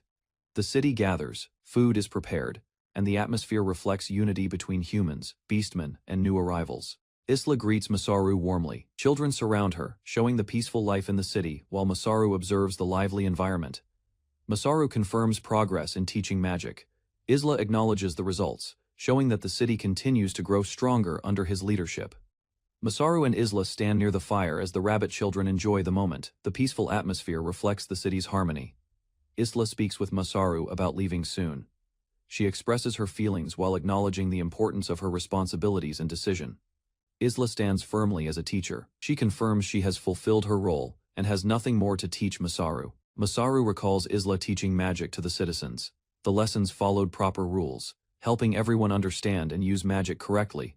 With her duty complete, Isla prepares to leave. Masaru watches quietly as the moment marks the end of her teaching role. Masaru watches Isla as she turns away. He reflects on their time together, realizing the moment marks an important change. Isla states she has fulfilled her contract with Masaru. She prepares to leave, maintaining a calm and determined expression. Masaru proposes continuing magic lessons. He asks Isla to teach him directly, showing his desire to keep learning. Masaru explains his reasoning clearly. He believes learning magic himself will allow him to better support the city and its people. Masaru insists on continuing the arrangement. Isla considers his words as the situation shifts from farewell to a new agreement. Isla questions Masaru's decision to focus on her instead of city work. Masaru listens calmly, treating her concern as something simple. Masaru explains his reason clearly. He values their time together and chooses to cooperate with Isla, which changes her perspective. The next morning, Isla begins special training. Masaru joins without hesitation, showing commitment, despite the sudden start of lessons. Isla teaches the basics of magic control. Masaru understands quickly, following instructions and grasping the concept faster than expected. Masaru releases magic immediately during practice. Isla notices he skips steps, showing his unusual ability and surprising progress in learning. Masaru follows Isla's guidance and releases magic into the air. He tests controlling all his magic power at once. Masaru's body becomes surrounded by floating magic. Isla observes closely, recognizing his unusual ability and the nature of his reincarnated body. Masaru grows confident in using magic. He begins experimenting freely, feeling improvement as he tries applying it in different ways. Masaru creates a powerful wind attack. The sudden force surprises everyone nearby, showing the scale of his uncontrolled output over several days. Masaru continues training. Isla guides him steadily as he improves control, gradually mastering his growing magical power. Masaru waits in the training area, calling for Isla. He notices her absence and feels something unusual about the quiet surroundings. Masaru recalls Isla mentioning training plans. He reflects on her strict attitude, realizing she is not the type to arrive late. Victinias suddenly appears before Masaru. Her presence interrupts the moment, signaling a new development beyond Isla's training schedule. Masaru sat in the forest while Isla approached, explaining her request for help with magic studies that day. Victinias appeared confidently, deciding to train Masaru strictly because the request involved Isla, whom she favored greatly. Masaru reflected on Isla's earlier behavior, realizing her focus came from determination, though he still felt uncertain about himself. Victinias led Masaru and Isla to a training area, maintaining strict discipline while ensuring they worked together without slowing down. Under her guidance, Masaru began magic compression training, struggling but gradually understanding the process through effort and observation each day. Masaru recalled his past at the home center, remembering how a damaged gas cylinder released pressure and flew like a projectile, giving him an idea about compression. Back in the forest, Isla instructed Masaru to gather his magic again and attempt the process one more time under her guidance. Masaru focused and formed a sphere of magic between his hands, trying to control and compress the energy carefully. The magic became unstable, as Masaru struggled to reduce its size, while Isla observed closely and urged him to maintain control. The spell failed and burst outward. throwing Masaru back as he realized he still did not understand how magic compression truly worked. Masaru failed again during training, and Victinius showed clear frustration, noting his lack of progress compared to expectations. Victinius questioned Masaru directly, reminding him she understood his abilities well and was chosen to guide him properly. She explained that his failure came from not visualizing how to use magic, emphasizing that imagination was essential for controlling and compressing it. Masaru reflected on his strengths, realizing his experience in creating and managing items could relate to shaping magic. Following her guidance, Masaru imagined a vessel to contain magic, understanding that compression depended on structure, control, and the amount of energy gathered. Masaru understood Victinius's advice, realizing he needed to connect magic with something familiar from his own experience. He focused on his strength, deciding that his ability to create and build things would guide how he controlled magic. Masaru imagined a vessel like his past creations and poured magic into it, forming a stable and controlled sphere. The magic compressed successfully, transforming into a powerful form as Masaru finally grasped the method through his own understanding. After succeeding, Masaru thanked Victinius, while she observed him calmly and prepared to discuss the next step in his training. Victinius reacted awkwardly after Masaru thanked her, showing irritation as she tried to hide her feelings about his progress. Training continued as Masaru controlled his magic more steadily, while Victinius watched and corrected him when he lost focus.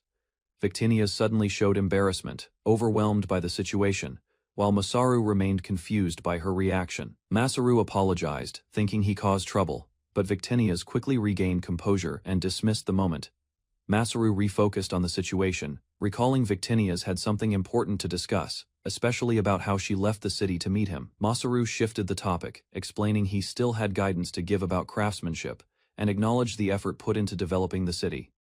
He inspected the workshop and questioned the results, pointing out that the knives produced did not meet his expectations. The craftsmen defended their work, explaining the knives were practical and intended for sale, but Masaru focused on their inconsistencies. Masaru clarified that making the same product meant identical quality, not just similar function, emphasizing precision and standards. He demonstrated the flaws, highlighting uneven finishes and hammer marks, concluding that such products were not acceptable for the market. Masaru prepared a flat surface and tools, introducing items from his past to demonstrate proper measurement and accuracy in crafting. He showed a ruler, explaining its purpose in measuring objects precisely, emphasizing the importance of exact dimensions. Masaru placed two knives side by side and used the ruler to reveal gaps, proving that their thickness and shape were inconsistent. The craftsman observed carefully, realizing the difference in quality and understanding the need for better tools and standards. Masaru explained his background in technical training, showing how precise measurement and strict tolerance were essential for producing reliable and market-ready products. Masaru explained his past experience, describing how craftsmen he learned from could detect extremely small differences without tools, setting a high standard for precision. He presented a knife he made himself and asked them to measure it, surprising the craftsman with its clean and consistent form. Using a ruler, the craftsman examined the blade and found almost no gaps or inconsistencies, realizing the level of accuracy Masaru achieved. Masaru revealed his goal was to test their current ability and promised to teach them proper techniques and additional knowledge. The craftsmen became motivated and eager, asking Masaru to train them so they could master these new tools and improve their skills. Masaru reflected on his teaching, noting that guiding the craftsmen was not easy, but progress had been made over time. He looked to Victinius for a reaction, but she responded plainly, leaving him unsure if his efforts were truly recognized. Masaru continued explaining the city's development, including farming, materials, and plans to build a shrine as the next step. He spoke about the city as his responsibility, acknowledging the people living there and the need to keep improving it. Later, Victinius received a message from Isla regarding recent magic lessons, prompting her to quietly consider the next development. Masaru read Isla's message and met Victinius in the forest, questioning her actions and asking her to speak directly with him first. He tried to understand the situation, wondering if her behavior was related to the message, though he remained uncertain. Victinius returned and stood before him, quietly announcing her presence, while Masaru reacted with surprise. Masaru questioned her actions, but Victinius responded calmly, explaining her thoughts while maintaining a composed attitude. Victinius welcomed Masaru back with a gentle expression, showing a softer side as she reflected on seeing him again. Masaru avoided answering Victinius directly, deciding to keep his thoughts to himself while she questioned his reaction. He tried to change the subject and leave, but Victinius followed closely, sensing he was hiding something important. Victinius reflected on the situation, realizing there was something more meaningful she wanted to say, but could not express clearly. She decided to focus on Isla's request instead, shifting her attention to investigating the incident Masaru was involved in. Using her abilities, Victinius analyzed recent events and gathered information, preparing to understand the group Masaru had helped and the situation surrounding them. Victinius attempted to analyze the incident using her abilities, but the information returned incomplete, showing an unknown error she could not access. She grew serious, realizing something beyond normal understanding existed, and decided to investigate the matter more deeply. Reviewing fragments of the event, Victinius saw signs of an attack involving dark elves and unknown forces, leaving her concerned about what was truly happening behind the scenes.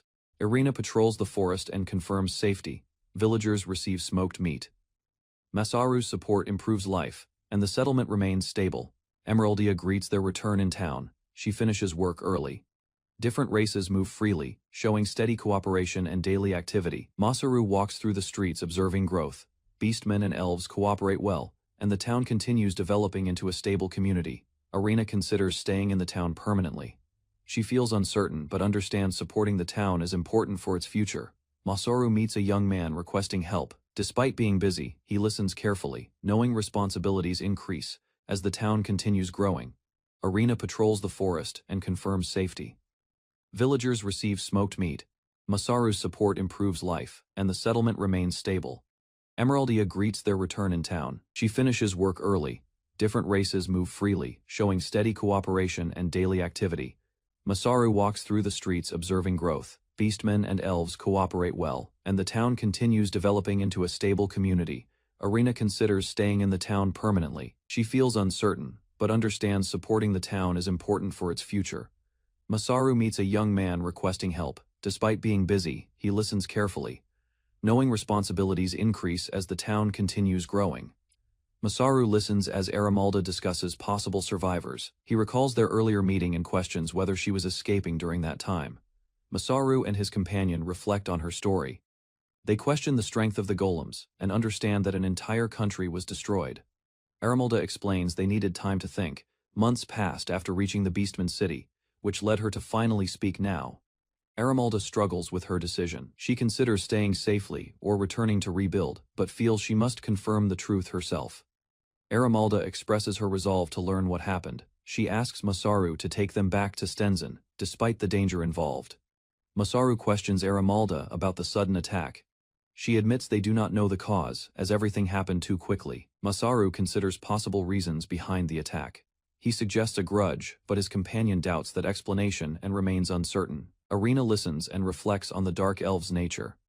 She finds the situation strange and asks Aramalda to explain events clearly. Aramalda describes the invasion. Enemies crossed the moat and attacked from inside. Knights resisted, allowing only a few citizens to escape. Masaru focuses on details about the golems. He asks about their size, numbers, and characteristics to better understand the threat. Irina struggles to recall details about the attackers. She mentions many types of creatures, but cannot clearly remember their appearances during chaos. Masaru suddenly realizes something important. He identifies the creatures as spiders, reacting strongly as he connects the details together. Masaru stands up abruptly, surprising everyone. His reaction draws attention, as others begin to question if he has understood the situation. Masaru avoids continuing the discussion. He quickly steps away, leaving responsibilities behind, showing discomfort after realizing the creatures involved were spiders. Masaru reveals his fear and allergy toward spiders. His reaction becomes intense, causing concern among others as they process his sudden change. Masaru reacts nervously as others notice his fear of spiders. His companions tease him, exposing his weakness, despite his usual confidence. Masaru admits his fear openly. Zack and others laugh, while the group wonders if this weakness will affect their ability to handle threats. Masaru regains composure and thinks seriously. He considers unknown dangers behind the attack and the importance of protecting the town's development. A sudden message appears before Masaru. The group reacts with confusion as he realizes it is a communication from the gods. Masaru reads the message carefully. The gods request investigation of unknown monsters and offer a reward, forcing him to consider accepting. Masaru makes a firm decision. He declares responsibility and promises full support to resolve the incident, showing determination to take action. Aramalda and others react with surprise. They question Masaru's sudden resolve, unsure if he truly intends to help them. Masaru confidently states he will escort Aramalda to Stenzen. He overcomes his fear and commits to facing any obstacles ahead. The group discusses preparations for the journey. Masaru suggests a test, reassuring everyone while planning carefully for the upcoming trip. Masaru reveals a special carriage he created. It moves without horses, showing his invention will support their journey to Stenzen. Masaru presents improved carriage designs. He explains suspension systems to reduce impact, planning upgrades to ensure stability and safety during travel. The group gathers for testing. Masaru prepares to collect data while allowing Aramalda to observe, ensuring the carriage performs as intended. The test begins with tension. Everyone reacts nervously as Masaru starts movement, while others step aside to avoid potential danger. Masaru drives at high speed. The carriage moves smoothly, impressing Aramalda as the system proves effective, without instability or major issues. During the test, goblins appear ahead. Masaru continues forward, demonstrating confidence as the group prepares to handle the sudden threat. After the test, Zack lies exhausted. Masaru reviews performance calmly, noting improvements needed while others recover from the intense experience. The group discusses results. Despite high speed, the carriage remains stable. Aramalda hesitates, unsure about relying on it for travel. Zack acknowledges Masaru's skill. He explains that magical support played a key role, making the carriage safer than expected. Masaru plans further improvements. He appears confident, thinking carefully, while others decide to trust his judgment and wait for completion. Masaru continues working alone at night. As he finishes adjustments, he suddenly senses a presence, recognizing the voice of Victinia's nearby. Masaru finishes work for the day. He calmly explains resource plans, then decides to rest, leaving remaining tasks for later. At night, Victinia's appears before Masaru. Her expression is serious, and she reveals she has an important request to make. Victinia's asks Masaru to eliminate the remaining threats in Stenzen. Her words carry deeper meaning, suggesting danger beyond normal enemies. Masaru listens closely as Victinia's shows concern. The situation becomes heavier, and he realizes the mission may involve difficult consequences ahead. Masaru stands in village, preparing departure, while companion watches, sensing change. As his new project signals beginning of journey ahead, Masaru explains his flawless creation, attributing improvements to guidance from Goddess. Though companion notices his unusual mood and distant focus, he reveals upgraded carriage, demonstrating features showing structure and durability. As observe, realizing his craftsmanship continues to evolve beyond expectations. Elena reminds Masaru about long journey ahead, warning limited luggage, while maintaining leadership, ensuring preparation remains sufficient for travel period. Masaru reassures Elena on dimensional storage, confirming supplies are ready, confidence as departure begins, marking phase of his expanding achievements. Masaru instructs companions to load Irina's luggage into carriage, organizing departure, while group prepares efficiently under his direction near village entrance. Erinal shows calm expression, silently processing departure, her gaze steady as she accepts responsibilities tied to upcoming journey and separation. Masaru and others notice Erinal's decision to stay behind, confirming arrangement already discussed as atmosphere becomes serious among group members. Erinal expresses duty to protect future and guide dark elves, accepting mission to remain while entrusting others to carry purpose forward. Adelina and companions react with energy, committing to journey as determination strengthens group, marking clear division between those leaving and staying. Adelina accepts role as administrator, deciding to support city management when Masaru is absent, while companion confirms Masaru entrusted responsibility. Masaru explains need for stronger structure, noting increasing population, while encouraging Adelina to begin learning responsibilities and improve her leadership abilities.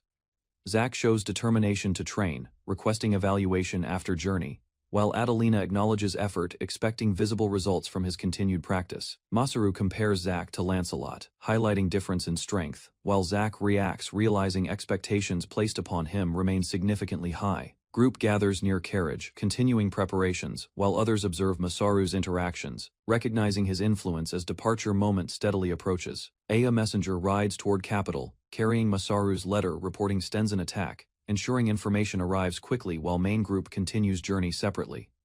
Masaru discusses situation with companions, emphasizing urgency to spread news, while others express concern about readiness and difficulty of mission ahead. Masaru decides to limit group size, prioritizing efficiency, instructing others to board carriage after final checks, before departure begins. Masaru commits to completing mission quickly, focusing on clear objective, while companion supports decision as they prepare to leave immediately. Masaru assigns remaining responsibilities to Adelina, confirming small team will proceed, promising swift return as group separates to fulfill roles.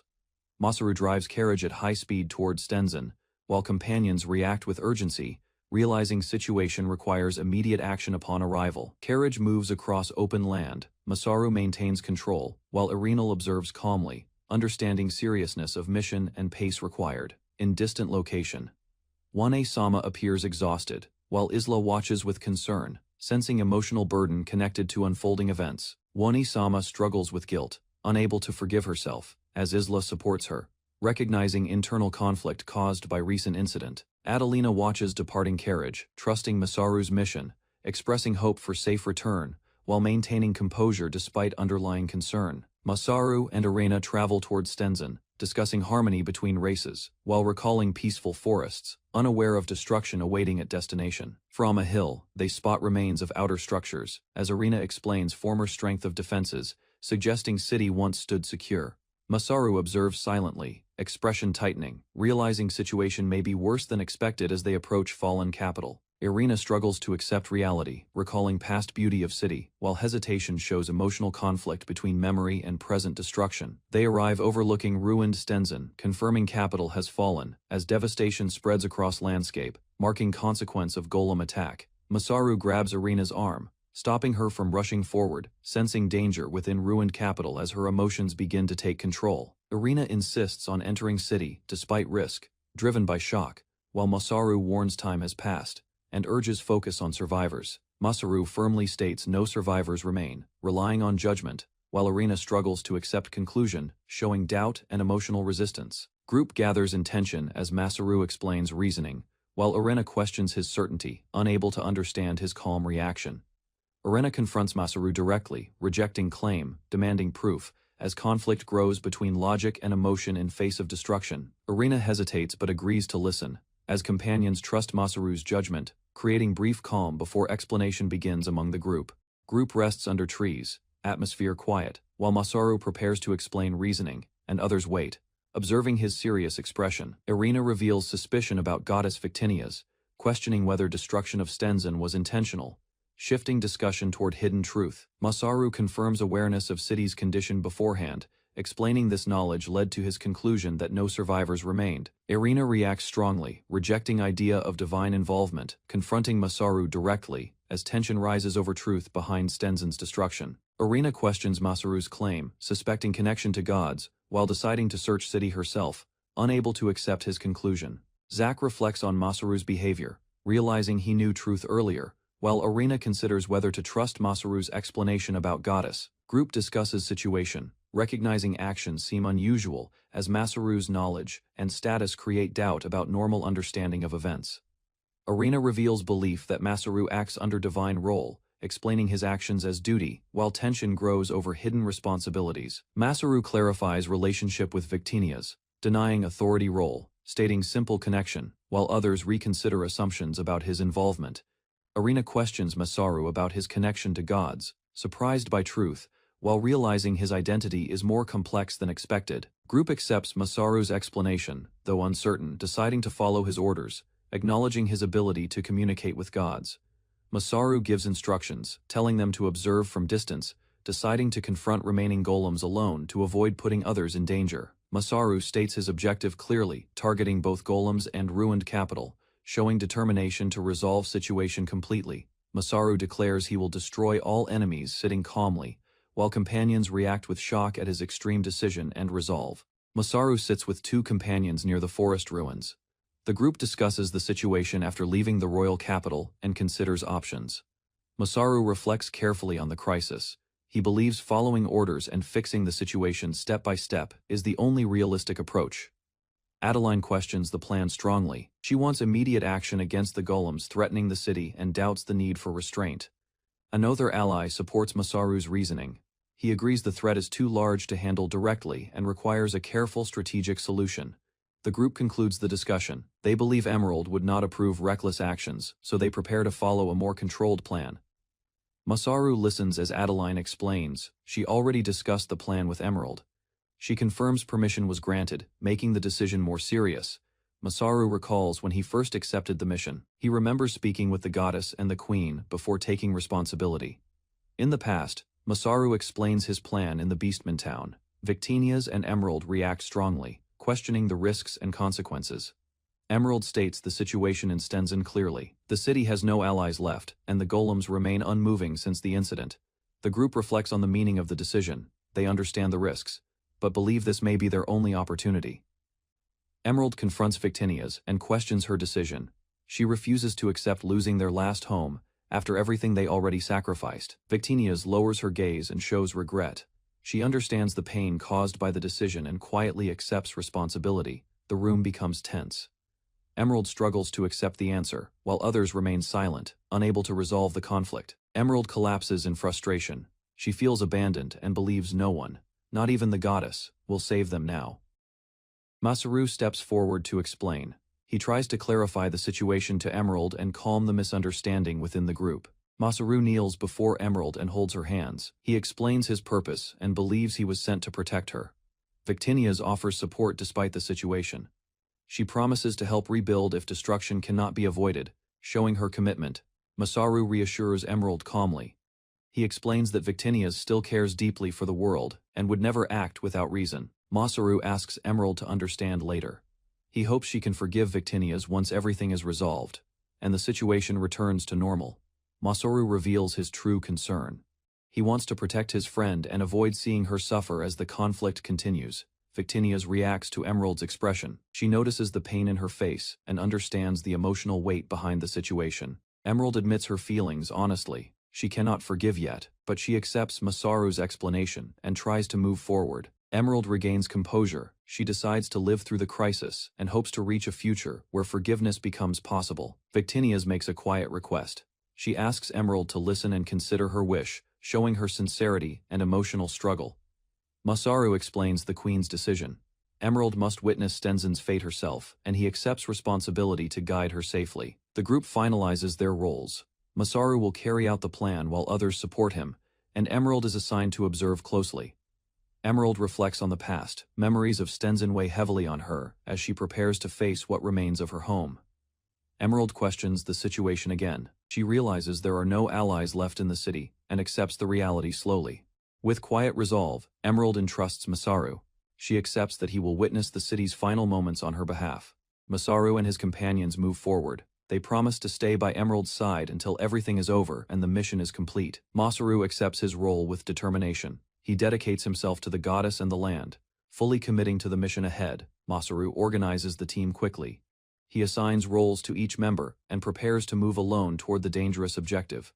Masaru advances at high speed across the terrain. He pushes forward despite exhaustion, relying on his training and experience. Masaru reaches the ruined area. He observes the aftermath and identifies the golems responsible for the destruction of the region. Strange creatures surround the battlefield. Masaru senses something unnatural within the golems and prepares for a more dangerous encounter. Masaru focuses on his plan. He decides to destroy everything with a single explosion to eliminate the threat completely and quickly. Masaru remembers Emerald's tears. He strengthens his resolve, refusing to let her suffer again, and commits to ending the situation. Masaru prepares his technique. He begins spreading material into the air, relying on knowledge from his previous world to execute the plan. Masaru explains the process in his mind. The powder will react with oxygen once ignited and spread through the air. Masaru ensures proper distribution. He understands that even spacing of particles will create a full reaction and trigger a powerful explosion. Masaru activates his plan and controls the air. He creates a barrier over the capital, preparing the environment for the explosion. Masaru uses item box and air control together. He releases materials into the sky, forming a concentrated mass above the city. The powder spreads across the capital. It falls like snow, covering the entire area evenly as Masaru maintains control. Masaru prepares the final step. He channels magic into flame, ready to ignite the mixture and trigger the reaction. Masaru watches the scene below. He accepts the destruction and quietly bids farewell to Stenzen before the explosion begins. Masaru stands alone and activates the final step. He remembers his promise and accepts the burden while facing the creatures below. The explosion begins instantly. The powder ignites and spreads across the area, destroying everything as Stenzen disappears in the blast. A massive explosion devastates the valley, leaving a crater. Arena and Zack observe the destruction, realizing Masaru's overwhelming power caused it. Arena remains composed after the destruction. Masaru reassures her that the capital will be rebuilt, showing confidence in restoring everything again. Masaru returns to the group safely. The others react with relief and mild surprise, confirming that he survived the dangerous explosion. Masaru explains the blast exceeded expectations. He reveals he struggled to control the power, showing the risks behind his abilities. The group acknowledges Masaru's strength. Suddenly, a message interrupts them, surprising Masaru and shifting attention to a new, unexpected situation. Arena stands under the night sky, preparing to leave. Masaru watches from behind as she departs, trusting they will meet again someday. Masaru suddenly receives a new request. He runs across the damaged terrain, focusing on investigating golems and gathering fragments for analysis. Masaru examines a monster corpse. He realizes the creature feeds on magic and turns victims into stone, making the situation more dangerous. Masaru reads a message from Isla Saphira. She requests fragments and promises rewards, but he suspects she is hiding important information. Masaru finishes reviewing the message. He concludes the task but remains uncertain, sensing that the investigation still holds unresolved secrets ahead. Masaru and Zack discuss staying to explain everything. Masaru worries about Mei, knowing she may become angry because he delayed returning. Mei appears upset after waiting. Masaru realizes his absence affected her, while Zack notes they still have responsibilities to finish here. Zack suggests leaving immediately to regroup. Masaru reacts with surprise, considering the plan while looking over the destroyed battlefield again. 2 days later, Captain Fried arrives with knights. He sees the devastation and demands answers, searching for Masaru and Zack urgently. Masaru stands before the knights and admits responsibility. He explains that he destroyed the monsters, taking accountability for the ruined town. Captain Fried reacts strongly to Masaru's message. He orders him to meet at a nearby coastal town to explain everything clearly. Masaru considers the plan and notes another town nearby. He decides they can wait there while thinking about their next move. Masaru suggests asking for help rebuilding the capital. Zack questions the idea, but Masaru confidently decides to handle negotiations himself. Masaru and Zack arrive at a busy town. Their presence causes attention, and the surroundings become lively as people notice them. People recognize Masaru in the town. His name spreads quickly, drawing attention as locals react to his sudden appearance there. Masaru meets Captain Cook and Erdam in town. They recognize him immediately and greet him warmly after a long time apart. Masaru and Zack walk through the street. The townspeople gather around, showing surprise and curiosity about their sudden arrival there. Zack speaks politely to the locals. He apologizes on Masaru's behalf and explains their presence, trying to maintain a good impression. Arena appears with them, drawing attention. The townspeople notice her unusual appearance, becoming curious about her identity and background. The group observes construction around the town. Masaru learns many changes happened recently, as people continue building and improving their surroundings. The townspeople explain their progress. They mention using tools Masaru provided, showing how everyone is actively working to build new structures. Masaru gives advice on construction. He suggests improving drainage and paths, guiding them to build more efficiently with better planning. Masaru becomes absorbed in ideas. He explains how thinking about building naturally drives him to create, showing his strong passion. The townspeople gather around Masaru. They ask for more help and guidance, showing excitement and trust in his knowledge and abilities. Captain Cook and Erdam intervene calmly. They remind Masaru to handle his condition first, deciding that other matters can be addressed later. Masaru leaves the group cheerfully, promising to return soon. He moves quickly, showing confidence, while heading off to handle his next task. Arena watches Masaru leave. Zack notices her expression, sensing something is wrong, while she avoids explaining her thoughts clearly. Arena reflects on Masaru's actions. She realizes he helped the beastmen through building, seeing a different side of him than expected. Arena remembers how she viewed Masaru before. She once saw him as a strong warrior, but now understands his true strength lies elsewhere. Masaru smiles confidently despite doubts. Arena feels uncertain about herself, realizing she cannot help him in the same way as before. Masaru prepares to help everyone. The townspeople call him one by one, and he agrees, planning to return after finishing tasks. Masaru assists with construction inside a house. He helps build stairs, tools, and fixtures, guiding people while working quickly and efficiently. Suddenly, Masaru is transported to a strange arena. He looks around in confusion, questioning why such a place appeared unexpectedly. A powerful figure confronts Masaru. The situation becomes tense as the opponent assumes Masaru has come to negotiate again. Masaru remains calm under pressure. He responds firmly, showing confidence while acknowledging the situation and preparing to deal with the confrontation. A powerful knight steps forward in the arena, drawing his sword. He challenges Masaru directly, showing confidence and clear intent to fight. The knight confronts Masaru with a mocking expression. Masaru remains composed, recognizing the opponent while preparing himself for the coming battle. Masaru faces Lancelot inside the arena. Lancelot questions Masaru's attitude, noting he ignored duties and focused only on training and fighting.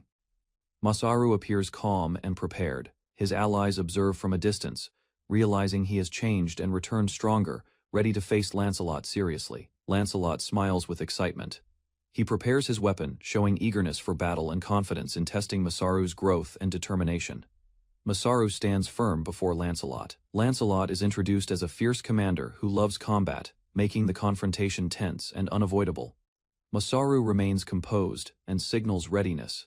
He intends to fight first, then handle other matters, showing responsibility and resolve. Despite Lancelot's dangerous nature, Masaru reviews his updated status. His level and abilities increased greatly, showing major growth after recent battles and accumulated experience from fighting. Masaru recalls the explosion at the arena. He realizes he gained unexpected experience, leaving him confused about the sudden increase in power. Masaru compares his past strength against Lancelot. He understands the gap has changed and becomes cautious to avoid causing serious harm. Lancelot acknowledges Masaru's restraint. He believes holding back is disrespectful, showing his desire for a full, honest battle without limitations. Masaru accepts the challenge seriously. Both prepare to fight without hesitation, recognizing each other's strength and committing fully to the battle. Masaru and Lancelot face each other calmly. Lancelot shows excitement, viewing the fight as long-awaited and worthy of full effort from both sides. Lancelot recognizes Adeline's influence through Masaru. He observes similarities, linking Masaru's behavior and growth to her presence and guidance. Masaru acknowledges Adeline's importance. He reflects on her actions, recognizing how she supported him and contributed greatly to his current path. Adeline is shown working with others. She actively helps develop the town, strengthening bonds and playing a major role in its growth. Masaru prepares for the fight seriously. He sets a condition before continuing, showing determination and careful intent before the battle begins. Lancelot sets his condition. If he wins, Masaru must bring Adeline, as he wants to confirm her thoughts and intentions directly. Masaru responds with his own condition. If he wins, he plans to request support, showing his focus on development rather than personal gain. Lancelot agrees and finalizes the rules. The duel will continue until one surrenders, ensuring a decisive and serious confrontation. Allies watch the arena nervously. They worry about the commander's intensity and question whether Masaru can safely handle the situation. Masaru and Lancelot stand ready with weapons drawn. Both acknowledge the risk, yet remain determined to proceed with the battle. Lancelot strikes the ground with force. His fighting style reflects his nature, using battle as a way to express himself and communicate. Masaru reacts with focus and tension. He realizes the intensity of Lancelot's attack and prepares himself to respond without hesitation. Both clash with powerful swings.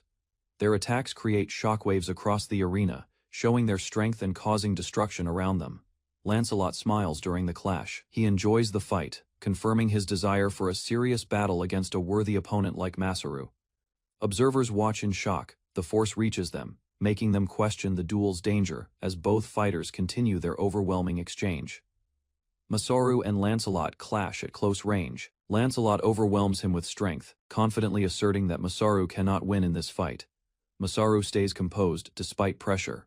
He attempts to shift the situation, showing confidence and hinting at a hidden strategy during combat. Lancelot reacts instantly and attacks again. Masaru's unexpected move surprises him, but Lancelot refuses to lose control of the battle. Lancelot launches a sudden kick. Masaru is caught off guard, realizing Lancelot's fighting style includes unpredictable and fast physical attacks. Masaru recovers quickly and notices an opening. Despite the danger, he prepares to counterattack, focusing on Lancelot's exposed position during movement. Masaru launches a sudden tackle and strikes Lancelot's body. The unexpected move disrupts Lancelot's stance and creates an opening for attack. Lancelot quickly regains balance and swings his sword. Masaru is forced back, struggling to defend against the powerful counterattack. Lancelot continues aggressive strikes. Masaru blocks carefully, but the speed and force push him into a defensive position under pressure. A heavy strike hits the ground, shaking the arena. Masaru steps back, maintaining distance as Lancelot controls the flow of battle. Lancelot declares the end approaching. Masaru realizes the weapon carries magic, understanding the danger and preparing to respond carefully. Masaru blocks Lancelot's powerful attack. The clash creates intense shockwaves, forcing Masaru to defend carefully against the overwhelming force. Allies watch with concern. They realize the battle is more dangerous than expected, and even Masaru appears pressured by Lancelot's strength. Observers admit they cannot follow the fight. Masaru struggles to keep up, while Lancelot maintains control with precise and relentless movements. Masaru loses balance during an exchange. Lancelot prepares to strike again, taking advantage of Masaru's unstable position in the fight. Masaru pushes forward despite pressure. He increases speed and strength, surprising Lancelot, and showing improvement gained from past experiences. Masaru decides to use everything he has. He activates his skill, preparing to change the battle by relying on his unique abilities.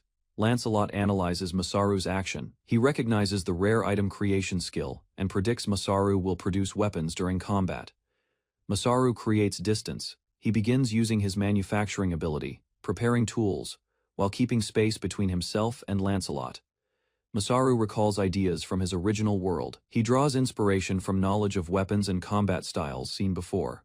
Masaru attacks from range, using created weapons. Lancelot is surprised, realizing Masaru's fighting style has changed into something unfamiliar and unpredictable. Masaru explains his limitation. He cannot directly use the skill for combat, but he can control the size and position of the item box. Masaru recalls Isla's teachings. He focuses and remembers how to properly use his ability, preparing to apply it in battle.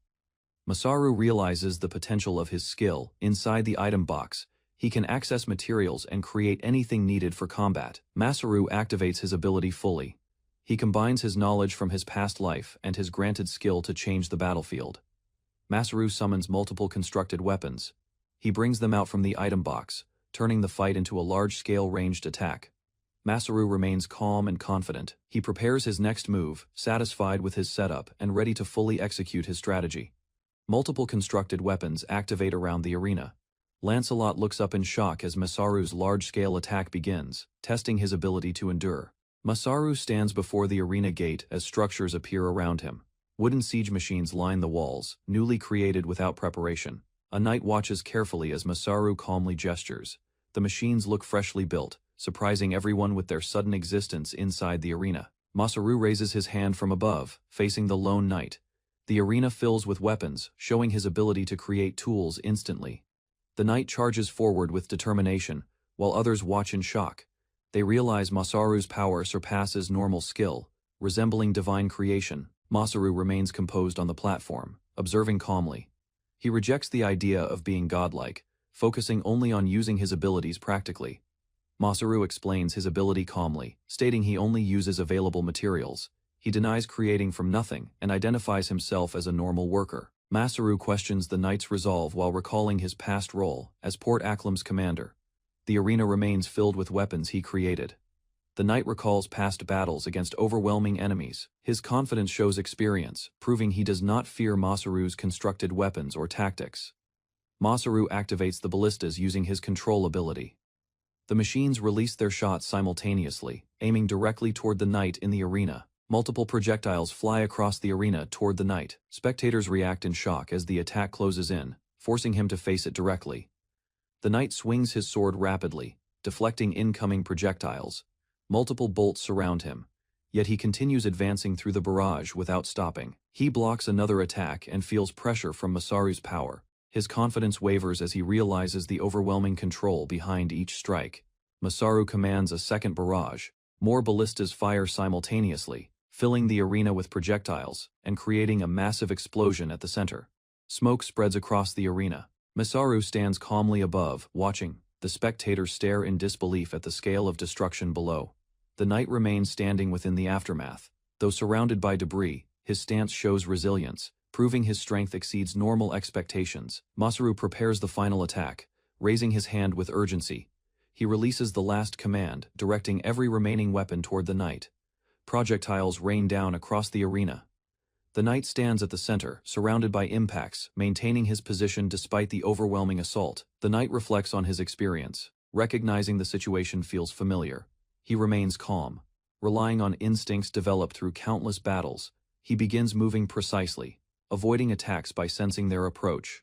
His body reacts naturally, allowing him to navigate through the continuous barrage. Masaru watches in shock as the knight adapts. The spectators observe silently, realizing the battle has shifted beyond simple overwhelming force. The knight smiles and demands more from Masaru, excited by the battle. He refuses to forget the feeling and seeks greater challenge. Masaru watches carefully and realizes his current approach is insufficient. He begins reconsidering his strategy as the knight continues pressing forward confidently. The knight approaches steadily, acknowledging Masaru's effort. He believes the fight could have ended earlier, but now expects something more decisive. Masaru kneels and gathers himself, deciding to take a risk. He prepares to use a new method, aiming to secure victory. A powerful force spirals through the arena, forming a massive attack. The spectators recognize Masaru is now using a different level of ability. Masaru creates a metal rod and prepares to fight directly. The knight watches closely, surprised that Masaru chooses close combat. The knight charges forward and strikes. Masaru blocks with the rod, stopping the attack and holding his ground under pressure. Masaru explains the rod's structure and strength. It withstands the knight's power, proving his crafted tool can match direct combat. The knight steps back and evaluates Masaru again. He recognizes the change in approach and prepares for a different kind of fight. Both engage in close combat, exchanging blows. The knight questions Masaru's abilities, realizing his skills extend beyond simple construction. The knight rushes forward, confident in his superior technique. Masaru holds the rod firmly, preparing to respond despite the clear difference in combat skill. The knight overwhelms Masaru with a powerful strike. Masaru is forced back, struggling to maintain balance as the attack pushes through his defense. The knight believes victory is near as Masaru focuses on defense. He assumes the outcome is decided as pressure continues to build. The knight pauses briefly, sensing something unusual. He begins to question Masaru's defensive stance, and notices a possible hidden intention. Masaru remains crouched while the knight analyzes the situation. The knight considers that Masaru may still have a chance using earlier preparations. Masaru remains focused on defense, enduring the knight's pressure. The knight questions his intent, believing the battle will end soon in his favor. The knight launches another powerful strike. Masaru continues blocking, maintaining position while waiting for the right moment to act. Spectators observe the fight closely, noting Masaru's unusual persistence. They recognize his instincts, but assume the knight is close to victory. Masaru reveals his plan, explaining the setup of earlier attacks. The knight realizes too late that something has already been put into motion from above. Delayed projectiles begin descending toward the arena. The knight looks up, understanding Masaru's strategy as the final attack approaches. Masaru reveals his strategy, explaining he dropped a massive rock from high above using storage space, and guided it toward the arena. He admits his magic is nearly depleted after controlling the fall. The knight realizes Masaru relied entirely on this final setup. The knight prepares himself. Understanding the situation, he considers surviving the attack, believing endurance will still lead him to victory. With determination, the knight declares his intent to win. He focuses forward, refusing to back down. Despite the overwhelming threat above, the massive rock descends rapidly toward the arena. Both stand beneath it, but the knight finally recognizes the scale of Masaru's final move. The massive rock descends rapidly toward the arena. The knight realizes its weight and speed make it impossible to cut or escape. Spectators react in fear as the rock approaches. They understand the impact will destroy everything within the arena if it lands directly. Masaru activates his ability and opens storage space. The falling rock is redirected and disappears before striking the ground. The arena remains intact as the rock vanishes. The knight looks up in shock, realizing Masaru controlled the outcome completely. Masaru admits he pushed himself to win. The knight accepts the result, recognizing Masaru's strategy secured victory. Masaru stands calmly and explains his actions. He emphasizes that a win is still valid, even if achieved through unconventional methods. Masaru observes the arena as competitors argue about earlier moves, recalling how one jumped to the spectator level during the match. Masaru watches two participants accuse each other of using an item box and summoning materials unfairly during the intense competition. Masaru notes the tension rising as both fighters deny cheating, each insisting victory was deserved, despite unclear actions during the match. Masaru sees the argument escalate into a physical struggle as the two competitors grab each other while officials attempt to intervene. Masaru realizes the fight continues without resolution, both sides exhausted yet stubborn, refusing to stop despite the prolonged conflict. Masaru watches as Lancelot and others calm down, their argument ending, though tension remains between them after the intense match. Masaru is called into a room where officials prepare to discuss the outcome, as Lancelot accepts the result reluctantly. Masaru notices Lancelot approaching again, questioning him about earlier actions, still suspicious about what truly happened during the match. Masaru joins a meeting with Adeline and others, where an official prepares to deliver an important incident report to the group. Masaru hears shocking news that the neighboring city Stenzen has fallen, leaving everyone in the room surprised and concerned about consequences. Masaru listens as others explain Stenzen's fall, noting it is the royal capital and the safest city, now unexpectedly destroyed. Masaru observes Lancelot angrily blaming him, insisting the duel was careless and mistimed, despite the serious situation surrounding them. Masaru notices the group questioning him, assuming he already resolved the crisis, while Lancelot continues pressing him for responsibility. Masaru calmly explains his actions, stating he destroyed the monsters before arriving, though the overall situation remains unresolved. Masaru reveals the truth, admitting he caused massive destruction with an explosion, leaving others shocked and uncertain about his actions. Masaru explains he cleared the forest around Stenzen before arriving, admitting the situation is complicated, but believing his actions were necessary. Masaru listens as Lancelot questions his purpose, doubting whether he only came to report the destruction without offering further solutions. Masaru states his goal clearly, requesting support from Stenzen's neighboring city, and asking assistance for refugees and the Dark Elves. Masaru observes hesitation from the knights, as they explain their limits, despite understanding the seriousness of the crisis and his request. Masaru proposes cooperation through trade with the Beastman town, suggesting it will provide materials needed to rebuild Stenzen and restore stability. Masaru reassures the group, explaining Beastmen are not enemies, though others worry about humans' past actions, causing distrust and possible conflict. Masaru confidently offers himself if a fight is needed, showing trust in Lancelot while trying to ease tension within the group. Masaru watches as Lancelot considers the situation carefully, deciding not to seek outside help and thinking through possible solutions. Masaru observes others discussing trade benefits, realizing cooperation could improve the town's condition and help rebuild nearby areas. Masaru sees the group gradually agree, acknowledging the plan as reasonable and accepting trade as a practical step forward. Masaru sees the group reach agreement, as they decide they cannot abandon people and must act together to help others. Masaru watches Lancelot accept the proposal, recognizing cooperation will benefit both Port Arium and neighboring regions in rebuilding efforts. Masaru continues the meeting, bringing up additional needs, including workers, as the group prepares to organize support and resources. Masaru requests to use the meeting room temporarily, planning further actions while others observe his unusual but focused approach.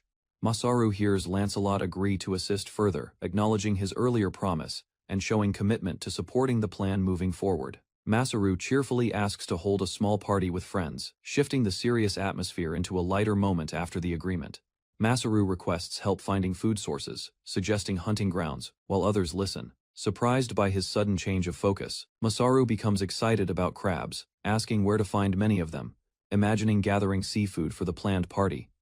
Masaru hears the group explain local fishing spots, noting crabs are available, though their reactions show confusion at his priorities. Masaru watches as Lancelot considers the idea, realizing this unexpected request might create an opportunity within their current situation. Masaru is guided to his lodging, feeling confused as plans suddenly shift, while others decide to prepare for the next day. Masaru rests at night as Lancelot reassures him, promising to show him where to find crabs the following morning.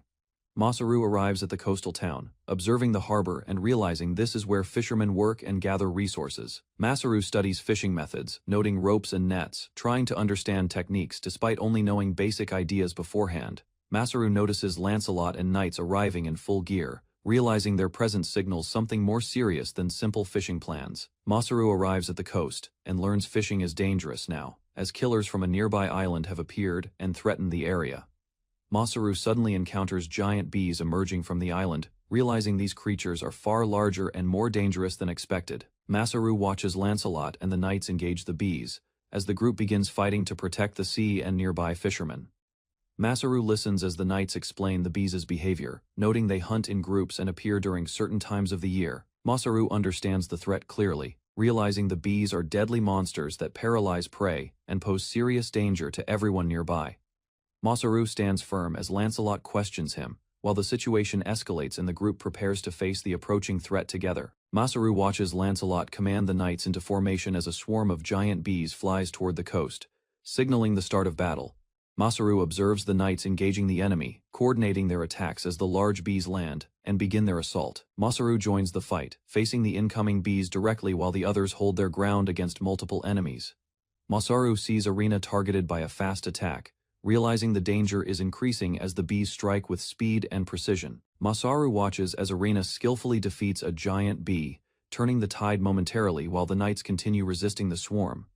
Masaru observes Zack using a special weapon given earlier, showing its effectiveness against the dangerous enemies during the battle. Masaru hears the others discuss his tools, realizing his knowledge and items are influencing the fight more than expected. Masaru disappears from the battlefield, leaving confusion behind as the others search for him, while continuing to fight the bees. Masaru's message is revealed, stating he went toward the island alone, causing concern among the knights about his sudden decision. Masaru suddenly heads toward the island, leaving everyone shocked as he moves alone across the sea toward the source of danger. Masaru's message reaches Victinias, who reads it while resting, surprised by his unexpected action and sudden decision to leave. Masaru prepares for his plan, confirming his arrival on the island and sending word while thinking about the next steps. Masaru equips old tools and gear, recalling abilities from earlier, preparing himself carefully for the task ahead. Masaru completes his preparation and stands ready on the island, determined to hunt the dangerous creatures and carry out his plan. Masaru entered the massive hive carefully, using smoke to subdue the giant bees. He observed the structure and collected resources efficiently inside. Outside, the remaining bees became aggressive. The swarm gathered around the hive, reacting to the disturbance and preparing to attack Masaru. Masaru steadied himself despite fear. He focused on his goal, maintaining control while planning how to escape the dangerous situation. The next day, Goddess Victinias arrived at the meeting location. She followed Masaru's instructions, expecting to find him there. Victinias searched the area but found no sign of Masaru. She grew worried, imagining he might have failed to survive. Masaru welcomed Victinias inside his home. He prepared a meal with Isla, showing he safely returned after surviving the dangerous hive mission. Victinias confirmed Masaru was alive. The prepared table revealed a planned gathering, surprising her as Isla cheerfully joined the dinner setting. Masaru explained he searched for Isla earlier and brought her along. He followed his promise, arriving before Victinias at the meeting place. Victinias questioned Masaru's actions after answering Grata's call. Her attitude turned cold, reminding him about obligations and unfinished responsibilities. Victinias expressed regret about coming to this world. Masaru responded firmly, warning her that such words would only lead to consequences later. Victinias sat before the prepared dish as Masaru placed the food on the table. The dinner party began in a calm atmosphere. Masaru explained the meal and the storage item he used. He showed how prepared food could be preserved and served efficiently. Victinias cautiously tasted the food. Her expression changed as she reacted to the unfamiliar flavor, surprised by the result. Isla watched closely while Masaru observed silently. Victinias continued eating, gradually accepting the meal and showing a softer reaction. Masaru ensured the meal was safe and properly prepared. The group focused on the dinner, easing the earlier tension between them. Victinias reacted strongly to the taste, overwhelmed by the flavor. The meal left a deep impression as she experienced something entirely new. Masaru revealed he used honey in the dishes. He explained the ingredient choice while observing Victinias carefully at the table. Masaru detailed how he balanced the flavors. He adjusted the bitterness and texture to improve the overall taste of the meal. Victinias listened while continuing to eat. She understood the method behind the cooking, recalling similar practices from past experiences. Isla stepped forward and shared her involvement in preparing the meal. Victinias accepted the situation, gradually appreciating the effort behind it. Victinias softened her expression and looked at Isla. She showed relief and preferred sharing the meal together rather than remaining distant. Isla responded confidently, explaining her concern. Victinias admitted her condition after recent events and expressed her intention to recover quickly. Masaru and Isla clarified the situation. Isla encouraged Victinias to speak honestly, while Masaru supported her efforts in preparing the meal. Masaru observed Victinias carefully. He noted her improvement and felt relieved seeing her condition better than before. Victinias apologized for causing concern. Masaru invited Isla to sit, and the group continued the meal together in a calmer atmosphere. Masaru presented a large crab dish. Isla and Victinias reacted with excitement as the meal shifted into a more lively atmosphere. The group gathered around the table. Masaru explained the dish while encouraging them to eat, highlighting the unique texture of the crab meat. Masaru noticed the sisters' reactions and felt slightly uneasy. Their enthusiasm created a strange tension as they focused on the food. Masaru carefully prepared the crab by removing the shell. He guided them to wait, ensuring they could enjoy the meal properly. Victinias eagerly accepted the food directly. Masaru reacted in surprise as her behavior became unexpectedly bold during the meal. Masaru watched as Victinias enjoyed the crab. Isla prepared to continue, while Masaru questioned the situation developing in front of him. Isla followed Victinia's pace. Masaru became concerned as both showed unusual reactions, making him uneasy about their behavior. Victinias urged Masaru to continue serving food. Isla joined in increasing pressure as Masaru struggled to keep up with them. Both sisters leaned closer, fully focused on the meal. Masaru felt overwhelmed as their expectations and presence intensified around him. The meal ended with satisfaction. Masaru felt exhausted, while Victinias expressed gratitude and the atmosphere finally calmed after the intense dinner. Isla presented a skill ticket as a reward. She explained it was related to the investigation, showing appreciation for Masaru's efforts. Victinias and Masaru listened as Isla described the case. The reward was confirmed, and the purpose of the ticket became clear. Masaru considered using the item. He recalled similar concepts and began thinking about how the system would function. Isla activated the process. Cards appeared around her as she prepared to assign a skill based on Masaru's choice. Masaru focused on the floating cards. He prepared to select one, understanding that his decision would determine his new ability. Masaru selected a card and energy surrounded him. Isla confirmed the process was complete, granting him a new skill from the ticket. Masaru examined the result and identified the ability as Precision 6. He focused on understanding how the new skill functioned. Masaru opened his status and noticed additional abilities. Multiple techniques appeared, expanding beyond the single skill he expected. Isla reacted with surprise as Masaru revealed the extra skills. Victinias observed quietly while Masaru questioned the unexpected outcome. Victinias explained the ticket's origin. The item contained strong divine power, which resulted in Masaru receiving multiple abilities instead. Masaru expressed gratitude for the skill he received. He reassured the others, showing appreciation for their support and kindness during the gathering. Isla reacted playfully to Masaru's words. She interpreted his gratitude differently, showing a teasing attitude while observing his response. Victinias became visibly upset.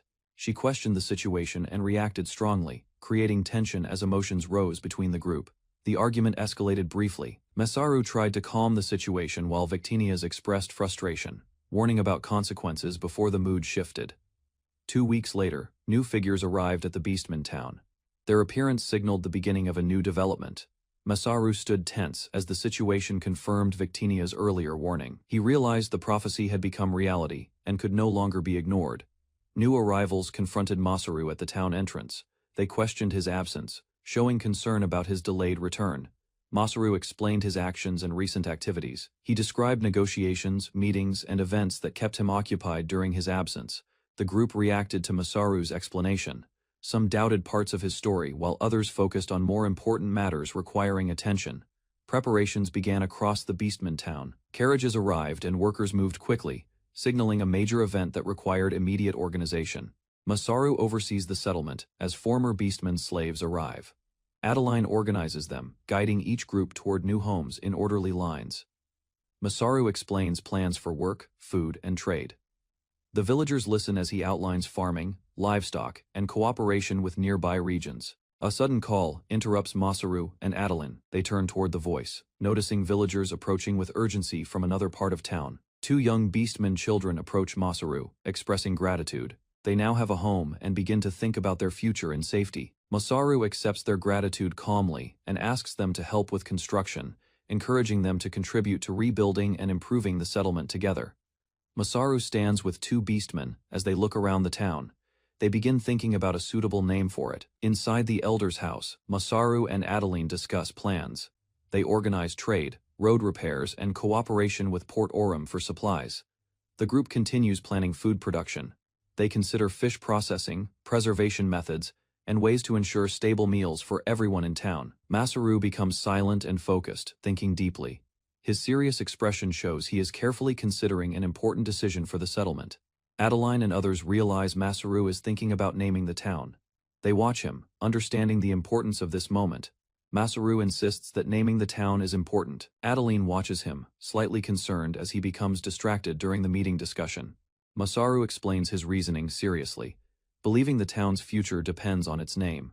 The others listen as he emphasizes its importance. Masaru overthinks the idea, recalling past experiences. His thoughts become overwhelming, showing how deeply he is affected by the decision. Adeline steps in and reminds everyone that Masaru should decide. The group agrees to discuss the town's name together to support him. Masaru takes a break and works with the villagers. He helps with construction, clearing his mind while continuing to support the town's growth. Masaru works on new devices and checks livestock areas. He continues improving daily life, while villagers help with tasks around the settlement. After some time, Adeline observes Masaru. She notices he is still distracted, despite progress in construction and daily operations. Masaru becomes overwhelmed again, struggling to decide the town's name. His thoughts spiral as he continues overthinking the responsibility. Zack calls Masaru to focus on a new discovery. Adeline prepares to test something, drawing attention away from Masaru's worries. Masaru regains composure and joins Zack and Adeline. He shifts focus to the discovery, temporarily setting aside the naming problem. Masaru activates his map skill and checks the excavation progress. He monitors the digging site while coordinating with Adeline nearby. Adeline tests the digging tool and confirms its efficiency.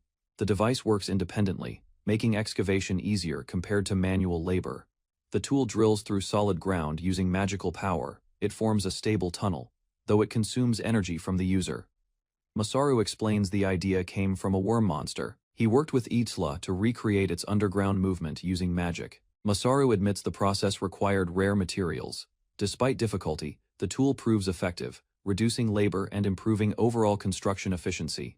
Masaru instructs Adeline to deploy the tool carefully. He monitors fuel use and ensures the experiment continues under controlled conditions. The drilling machine activates and digs rapidly into the ground.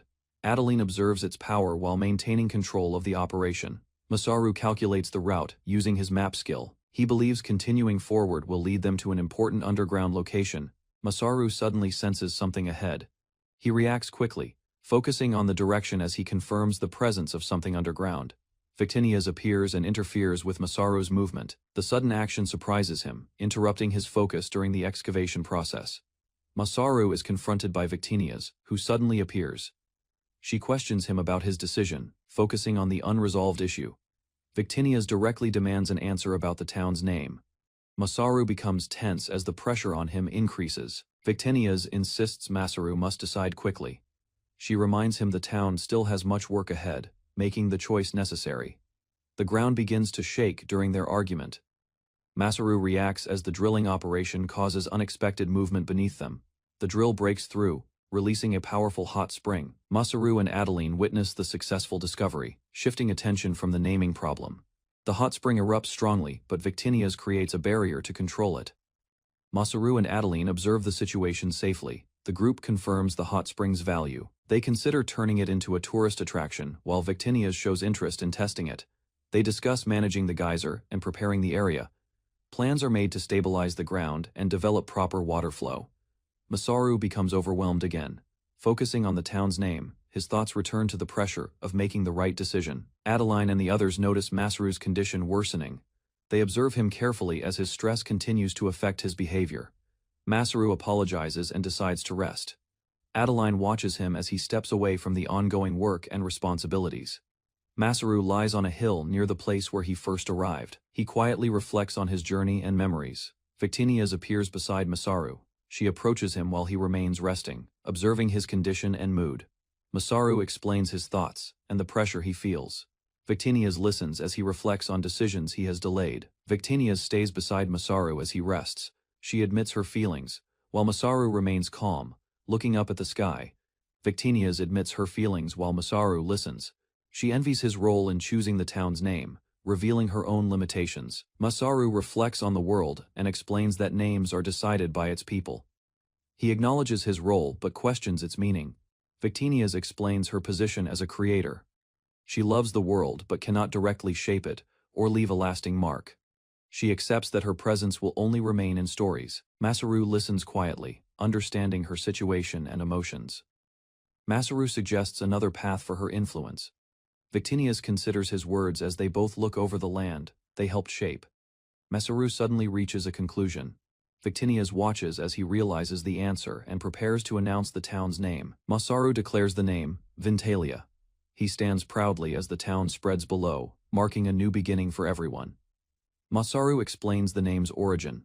Victinius listens, understanding that it reflects meaning and leaves a mark on the world. Masaru points out the future of the town. He explains how the hot spring and development will attract people and create opportunities.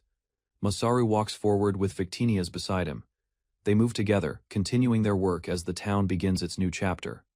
Victinius quietly thanks Masaru. He does not notice at first and continues walking, unaware of her soft expression. Masaru reacts with confusion and asks if she said something. Victinius avoids answering directly, keeping her feelings subtle.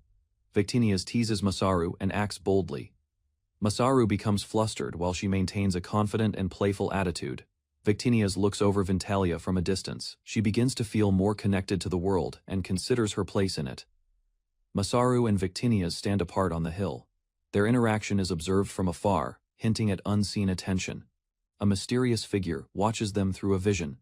The name Vintalia is spoken, suggesting interest from an unknown powerful being. Masaru arrives at a settlement under construction near Vintalia. Beastmen discuss progress, while he observes workers and meets Zack inside.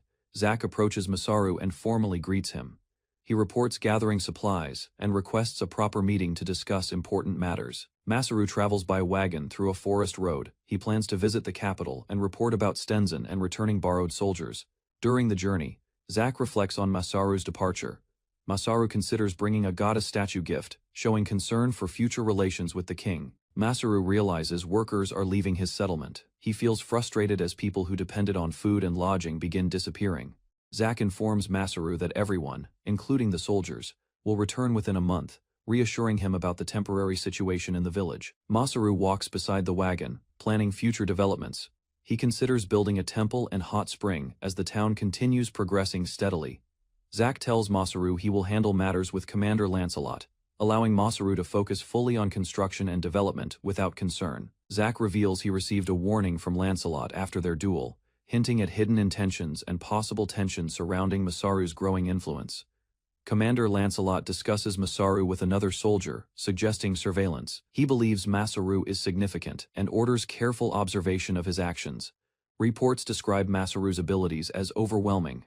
His power to create weapons from the sky makes others compare his actions to those of a god. Zack and Lancelot discuss Masaru seriously. They acknowledge that if he wished, he could destroy the entire land without resistance. Zack explains Masaru's nature. He believes Masaru chooses restraint, showing a difference between someone capable of harm and someone willing to act.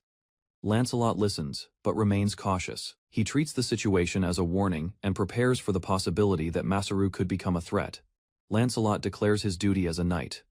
He resolves to act for the kingdom, prioritizing responsibility over personal judgment regarding Masaru. Masaru reacts nervously after overhearing Zack and Lancelot's serious discussion. The weight of their concerns makes him uneasy about his growing influence. Zack approaches Masaru directly. He explains that he wanted to warn him and act as a bridge between Masaru and the king. Zack expresses trust in Masaru and calls him a dear friend. He reminds him to stay careful while he is away. Masaru sees Zack off as the wagon departs. He tries to stay composed but feels the impact of their farewell. Masaru notices a warning sign he created about nearby monsters. Realizing danger is close, he quickly prepares to act. Masaru and the group move through a forest path when multiple figures approach. He quickly senses danger and prepares everyone for incoming attacks. Winged monsters strike from above, with sharp wind attacks. The group struggles to defend themselves as the sudden assault forces them to take cover. The attackers are identified as dangerous creatures from grottas. The environment becomes chaotic as powerful wind blades cut through the area. The group realizes they are surrounded. Fear spreads as the monsters close in from every direction, limiting their chances of escape. Exhausted and injured, the group faces overwhelming pressure. Despite reaching this far, they struggle to survive against the relentless enemy assault. Masaru appears and controls the birds, stopping their attacks instantly. The group is shocked as he stands calmly, taking control of the situation. Masaru explains the area is dangerous and warns them. He points out they ignored his sign and entered a monster breeding zone. Masaru questions the group's intentions. He notices they are not robbers and listens as they explain why they came to this area. The group reveals they are former adventurers from Stenzen. They describe their city being destroyed by golems falling from the sky. They explain they were heading toward a rumored town but ran out of supplies. Masaru listens as they share their difficult situation. Masaru considers the situation calmly. He realizes many displaced people are arriving and understands his town is becoming a place for those seeking refuge. The group worries about entering without permission. They fear punishment and uncertainty as they wait for Masaru's decision about their future. Masaru reassures them and offers guidance. He decides to lead them himself, believing they deserve safety after escaping destruction from Stenzen. Masaru brings them to Vintalia. The town appears large and organized, showing the results of his continuous building and planning efforts. The group is amazed by the city. They observe clean streets, active residents, and proper infrastructure, realizing the rumors were true or even understated. Masaru walks through Vintalia as residents recognize him. The newcomers notice how everyone respects him and begin to understand his importance. Adeline explains that Masaru created the town. She manages daily affairs but feels burdened when he leaves responsibilities to her. Adeline complains about Masaru bringing migrants without notice. She struggles to keep up with sudden increases in population and responsibilities. Masaru downplays his role and avoids praise. He shifts attention to helping the newcomers settle and instructs Adeline to prepare support. Masaru explains his simple lifestyle. He lives in the temple and focuses on creating and supplying resources for the town's growth. Masaru thinks about his true reason for living in the temple. He hides that he maintains contact with the goddess Victinias. Masaru reassures the newcomers. He tells them their situation is normal and encourages them to relax after arriving safely in Vintalia. Masaru explains that they can stay freely without hunger. He mentions important residents like the queen from Stenzen. Now living in the town, Adeline organizes a gathering and asks everyone to introduce themselves. She prepares them to join the community through shared meals and interaction. The newcomers are concerned about their condition. They decide to clean themselves and prepare properly before participating in dinner with others. Adeline questions the newcomers about their condition. They admit they have not bathed or washed their clothes for many days. Masaru suggests using the hot spring. He agrees to open it early and allows everyone to clean themselves comfortably. Masaru gives instructions for the evening. He plans a formal check later, while telling them to go to the hot spring first. The group arrives at the bathhouse. Steam rises from the building, showing that the hot spring is ready for use. Masaru enters the hot spring himself. He tests the water first, confirming it is suitable before allowing everyone else to use it. Masaru relaxes in the hot spring he created. He reflects on how it resembles those from Japan, and feels satisfied with his work. Masaru thinks about the town's future. He considers using the newcomers to help expand and revitalize the area further. Masaru realizes the settlement is growing beyond a town. He begins to see it as a developing nation with increasing responsibility. While bathing, Masaru senses something unusual. He reacts with confusion as a presence interrupts his moment of rest. Masaru becomes alarmed as he realizes someone else is there. He is shocked but prepares to confront the unexpected situation. Masaru watches Goddess Victinias, relaxing in the hot spring, noticing her calm expression while she enjoys the water near the quiet area. Masaru sits in the hot spring, feeling the warmth, while Victinias observes him closely, aware that he senses the same comfort. Victinias acknowledges Masaru's effort, feeling satisfied with his work, though she rarely expresses approval toward others in such a direct way. Masaru becomes overwhelmed by the situation, reacting suddenly in the water, unable to stay composed while sharing the hot spring with her. Victinias remains calm and confident, while Masaru reflects on her nature as a goddess, noticing her lack of human hesitation. Victinias playfully moves closer while Masaru tries to stay calm, but her teasing behavior makes him uneasy and unable to relax. Masaru explains the hot spring area, noting it is man-made and unfinished, while Victinias listens and observes the surroundings carefully. Masaru reviews a map of Vintalia, considering nearby races like gnomes, dwarves, and lipi. Thinking about cooperation and settlement growth, Masaru reflects on the environment, realizing the place provides a strong sense of safety for those who choose to live there. Victinias speaks about the world's issues, and Masaru understands that some races are oppressed, making his plans for Vintalia more important. Masaru considers the risks, realizing that even if the area feels safe, an invasion could still threaten everyone living there. Masaru decides to unify the region, believing Vintalia should grow into a proper nation to protect its people and future. Victinius observes Masaru's ambition, understanding his decision while calmly watching him take responsibility for shaping the land. Masaru reflects on his past life, thinking about his work and how it led him to take action in this world.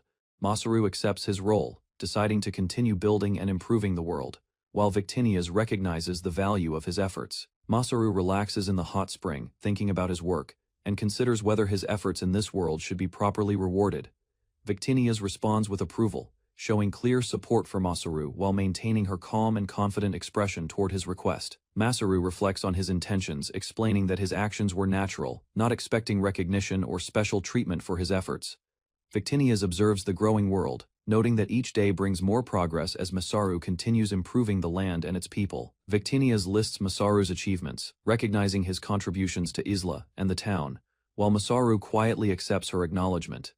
Victinius looks toward Masaru with curiosity, waiting for his response while the calm atmosphere of the hot spring remains unchanged. Masaru becomes flustered, struggling to control his thoughts, as the situation causes him to lose focus and feel overwhelmed. A sudden geyser erupts, and Masaru reacts instantly to the intense heat, surprised by the unexpected force from below. Masaru shouts in concern, checking on Victinius, while realizing he failed to react quickly enough to prevent the situation. Masaru regains composure, noticing Victinius remains unaffected, while he reflects on the sudden incident and its outcome. Victinius lies in the hot spring, calmly asking Masaru if he truly desires nothing, watching his reaction with quiet curiosity.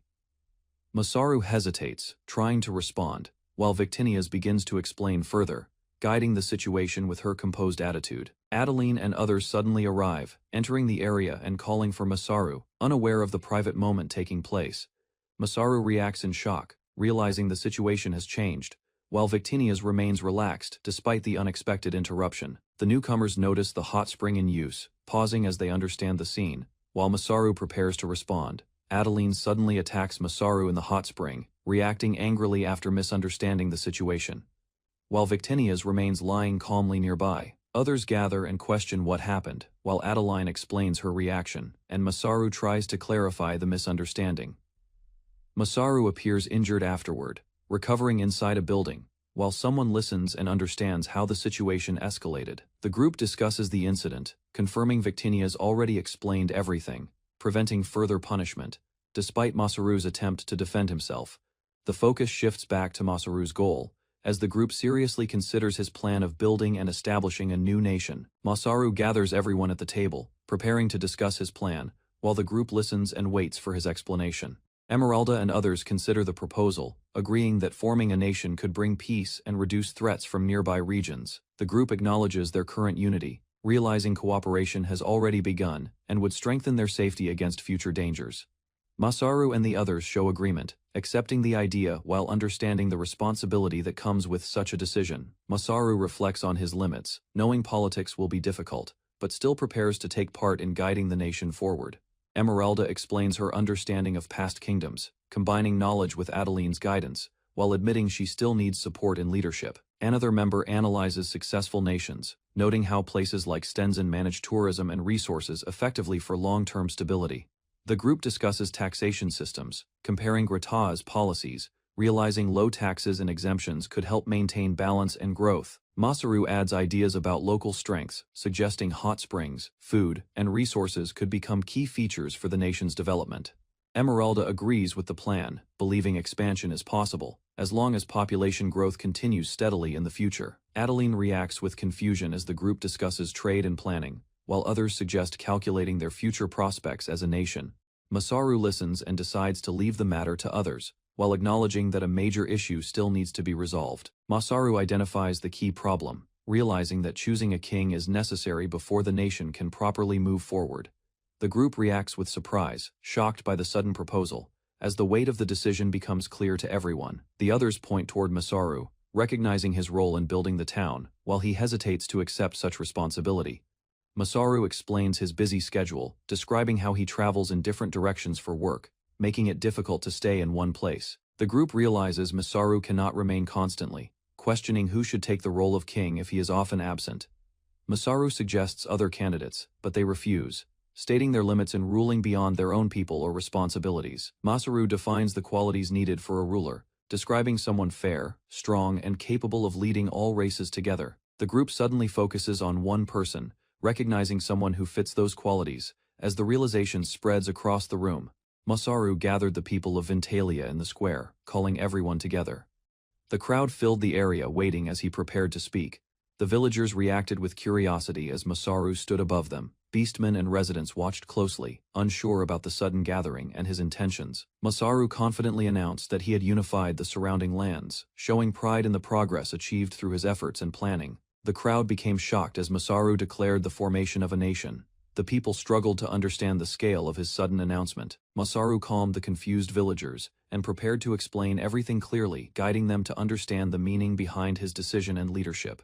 Masaru explained that forming a nation would ensure everyone's safety and allow proper trade relations with other cities and surrounding nations. He described how Vintalia could become a safe place, building friendly ties with nearby nations to prevent threats and maintain long-term stability. Masaru assured the villagers that unity would protect them from disasters, allowing faster response and strengthening their ability to defend the community together. He continued by planning trade expansion, aiming to build strong partnerships and maintain fair prices while growing the country's reputation over time. The villagers began to understand his vision, realizing that safe production and quality goods would support stability and improve their future living conditions. Masaru addressed the crowd, asking the Workers' Guild to give their best, explaining that the nation's reputation would depend on their products. The villagers reacted with excitement and doubt, but the guild members showed confidence, accepting responsibility despite the sudden change from a small settlement. The crowd grew noisy as people questioned who would lead the new nation, raising concerns about leadership and the future direction. Masaru stood calmly and signaled that the answer was obvious, drawing everyone's attention as the crowd waited for his decision. Masaru pointed to Adeline, declaring her as the first ruler of Vintalia, placing leadership on her while the people watched in surprise. The crowd erupted loudly after Masaru's announcement, raising their hands in support as the people of Vintalia reacted with overwhelming excitement. Many villagers expressed approval of Adeline, recognizing her abilities and support, agreeing that she was suitable to lead the newly formed nation. Some questioned Masaru's role, but others explained that the people cared more about unity and safety than his past or status. The villagers acknowledged Masaru's contributions, trusting him deeply, yet felt uneasy about him becoming king due to his distant and unpredictable presence.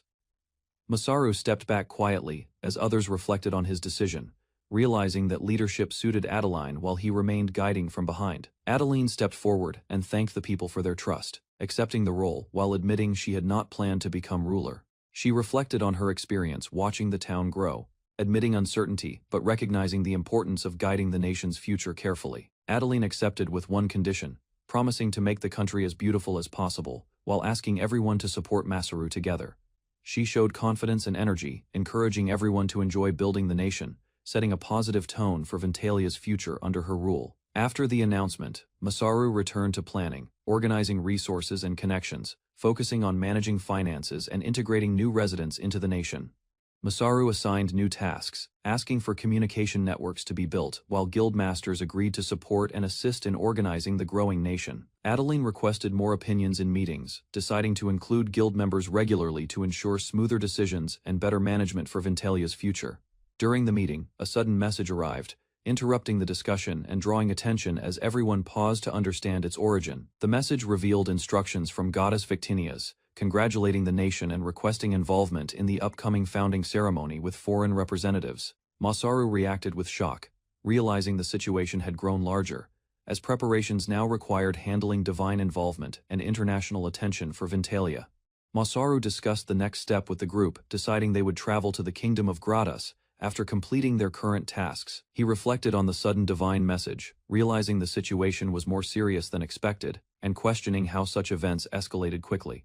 The group organized their plan, deciding to send advance notice to Gradas and prepare for travel toward the port and surrounding regions. Masaru introduced a faster transportation method, preparing the special vehicle, while others questioned its use but understood the need for speed. As preparations continued, an elf companion showed concern while Masaru focused on managing travel issues, including stability and road conditions ahead. Masaru supervised road construction toward Port Arium, explaining layered building methods and introducing durable techniques from his original world to improve infrastructure.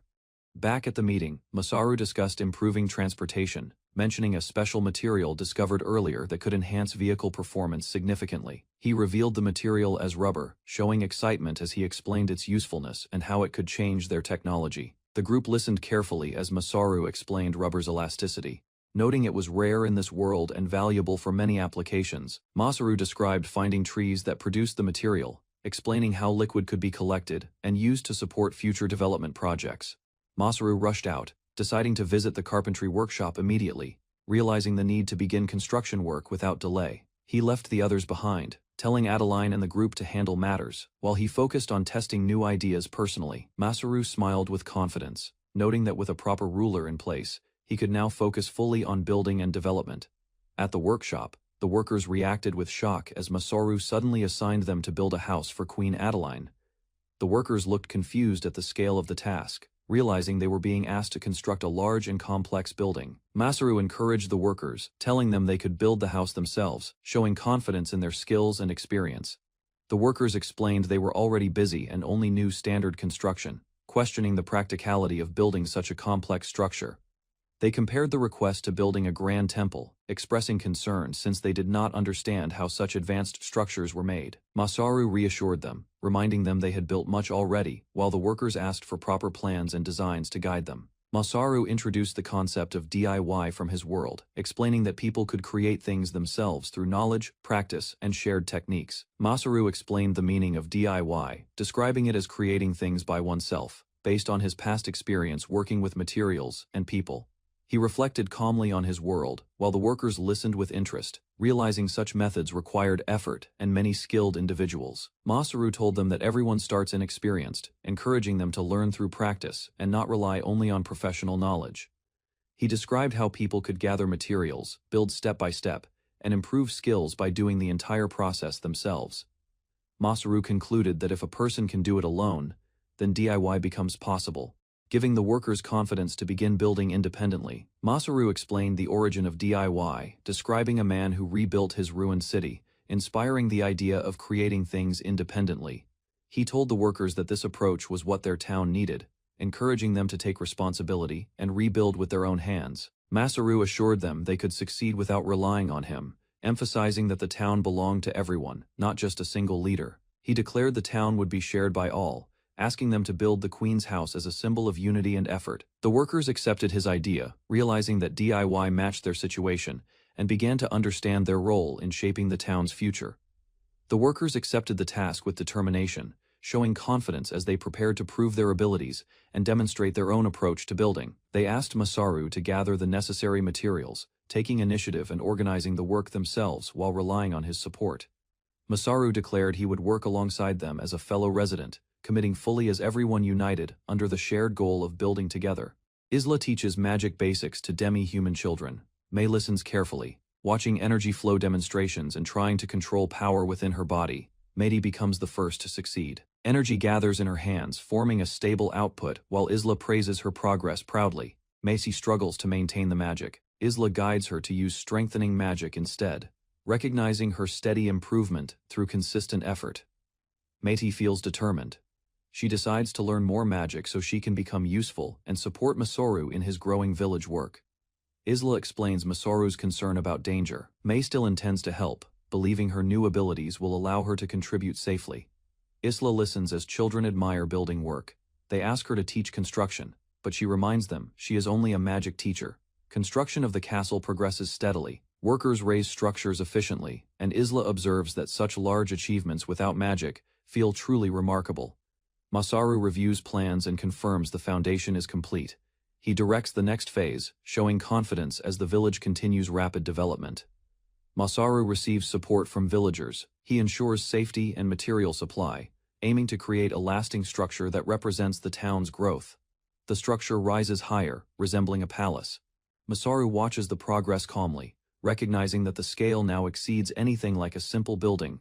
Villagers discuss their work progress. They believe construction experience will build confidence, as everyone gains practical skills through Masaru's structured building methods. The workers acknowledge Masaru's leadership. They realize they could not have planned such a project alone, relying heavily on his ideas. A villager recalls Masaru's heating idea. Using hot springs, they created floor heating, showing how simple knowledge improves daily life. Masaru plans to expand the heating system. He considers applying it across important buildings while ensuring safety through fire prevention measures. Masaru designs fire-resistant structures. As houses grow closer, he introduces protective layers to prevent fires from spreading and damaging the town. Masaru is called by villagers during construction. He notices sudden progress and prepares to check the situation with concern and curiosity. Masaru discovers large stone stocks already completed. He feels surprised, realizing the work advanced faster than expected due to extra effort. Masaru learns there are still not enough building stones. He recalls past problems and begins thinking of a better solution. Masaru explains road building principles. He considers how load distribution works and plans to apply similar ideas to improve construction efficiency. Masaru demonstrates a new method. He creates dirt-filled bags as materials, showing an innovative way to produce the needed building resources. Masaru introduces dirt-filled bags as an alternative material. The villagers doubt the idea, unsure if it can replace traditional stone. Masaru demonstrates the process. He spreads the bags across the road surface, showing how they can form a stable base layer. Masaru instructs the villagers to compact them. He shows how hitting the bags firmly increases their strength and durability. The villagers test the method themselves. They confirm the hardened surface works well as a road foundation and supports weight effectively. Masaru explains the benefits clearly. The materials are easy to produce, ensuring a constant supply without relying on limited stone resources. Masaru explains that the materials have many uses, especially during emergencies. The villagers begin to understand their importance beyond simple construction. A villager asks Masaru how he creates such ideas easily. They sit near the completed structure, reflecting on the rapid progress. The villagers admit they continue learning from Masaru. They recognize the gap in knowledge and experience between him and themselves. Masaru considers the difference. He understands that experience and accumulated knowledge allow him to apply ideas effectively in new situations. Masaru concludes that constant experimentation leads to growth. By trying different methods, he continues improving and adapting his knowledge to build better solutions. Masaru explains new uses for the dirt material. The villagers listen carefully, realizing they can apply it in many different situations. Masaru gives examples of creative applications. He encourages the villagers to think freely and develop ideas beyond his original plans. A villager reflects on learning from Masaru. He understands that they can also create new tools and methods through practice. Masaru returns to planning, surrounded by materials. He thinks about new projects, showing his strong interest in continuous creation. Masaru gathers everyone and begins teaching. He demonstrates the process clearly, preparing the villagers to complete the remaining work independently. Masaru and villagers continue preparing dirt-filled bags. They work steadily, applying the new method while improving efficiency through repeated practice. Masaru discusses the plan with a villager. They review layouts and confirm how the materials will be used in construction. Masaru pauses and observes the surroundings. He checks the progress carefully, thinking about how the project is developing overall. The road construction advances well. A villager reports progress, and Masaru confirms that the results meet his expectations. Masaru receives feedback from a villager. The workers are more motivated, and the project continues smoothly with growing confidence among everyone involved. A villager thanks Masaru for motivating everyone. Masaru listens while considering the next steps for the ongoing construction work. The villager shows the prepared dirt storage area. Masaru observes the location carefully, questioning its purpose and long-term use. Masaru explains his intention. He wants villagers to secure materials independently, ensuring future work continues even without his direct support. Masaru prepares to leave after finishing his tasks. He mentions the need to visit the royal capital for Adeline's coronation. Masaru arrives at the capital. Adeline greets him with authority as preparations for her coronation as queen continue. Masaru presents a new carriage design. The villagers gather around, observing its size and structure, while he introduces it confidently. Masaru explains the improvements. He highlights the addition of better tires and suspension, making the carriage safer than previous versions. Masaru describes how the tires reduce impact. The improved grip and softer contact make travel smoother and more stable on rough roads. Masaru shifts the topic to Adeline. He reminds her about an upcoming meeting, while others consider the importance of preparation. Adeline reacts with confusion. She questions the need to prepare, while Masaru remains calm, knowing the situation will not involve danger. Masaru prepares for departure while villagers load supplies. He observes the group, noting their readiness and the steady organization of tasks. Adeline stands confidently as Masaru watches. He reflects on her personality, recognizing her strong attitude and leadership presence. The group finishes loading the bags. Masaru confirms everything is ready, and the team gathers to begin their journey. Adeline reminds Masaru about previous instructions. He acknowledges the situation calmly, ensuring everything is under control before leaving. Meiki and Isla watch them depart. They cheer and show support, while Masaru and the group begin their trip toward the capital. Masaru confirms the situation with Adeline and Irina. They acknowledge preparations are complete and that everyone already understands the plan. Villagers gather to send them off. They show support and trust, asking Irina to protect Adeline during the journey. Masaru and the group board the carriage. They begin departure as the villagers watch, marking the start of their trip. Masaru reflects on the journey ahead. He recognizes that Adeline will soon become queen once they return from the capital. Adeline and Irina look ahead calmly. The group continues toward the royal capital, leaving the town behind with confidence. Zack returned to the capital and met Captain Fried at the gate, where soldiers and travelers gathered around the entrance. He explained that Commander Lancelot had found him earlier and forced harsh training during their journey through distant regions recently. Zack also reported encountering a rare monster beast, sensing heavy tremors along the road, which suggested something powerful moving nearby. Captain Fried reacted, showing concern as he realized Zack had faced the same dangerous presence, choosing to delay further discussion. Afterward, Zack prepared to leave, heading toward the castle as ordered, knowing the king awaited his report about the incident. Zack entered the castle and formally reported his return, recognizing a familiar voice as he approached the royal chamber entrance. Inside, he found Masaru and others calmly sharing a meal, surprised by their relaxed behavior, despite recent serious events. They discussed the monster incident and Zack's arrival, while explaining their efforts to strengthen Ventalia's reputation as a nation. Masaru's actions were revealed, including presenting rare food to the king, showing his influence even during political matters. Zack turned toward Adeline, acknowledging her position as queen, realizing the nation had truly formed under their leadership. Zack listened as Adeline acknowledged his efforts, recognizing his dedication and suitability, while discussing responsibilities within the growing nation. Adeline confidently shared her plans, expressing interest in expanding her role, while considering new privileges within the palace environment. Zack reacted quietly, realizing the changes around him, sensing that Adeline's new position would create distance between them over time.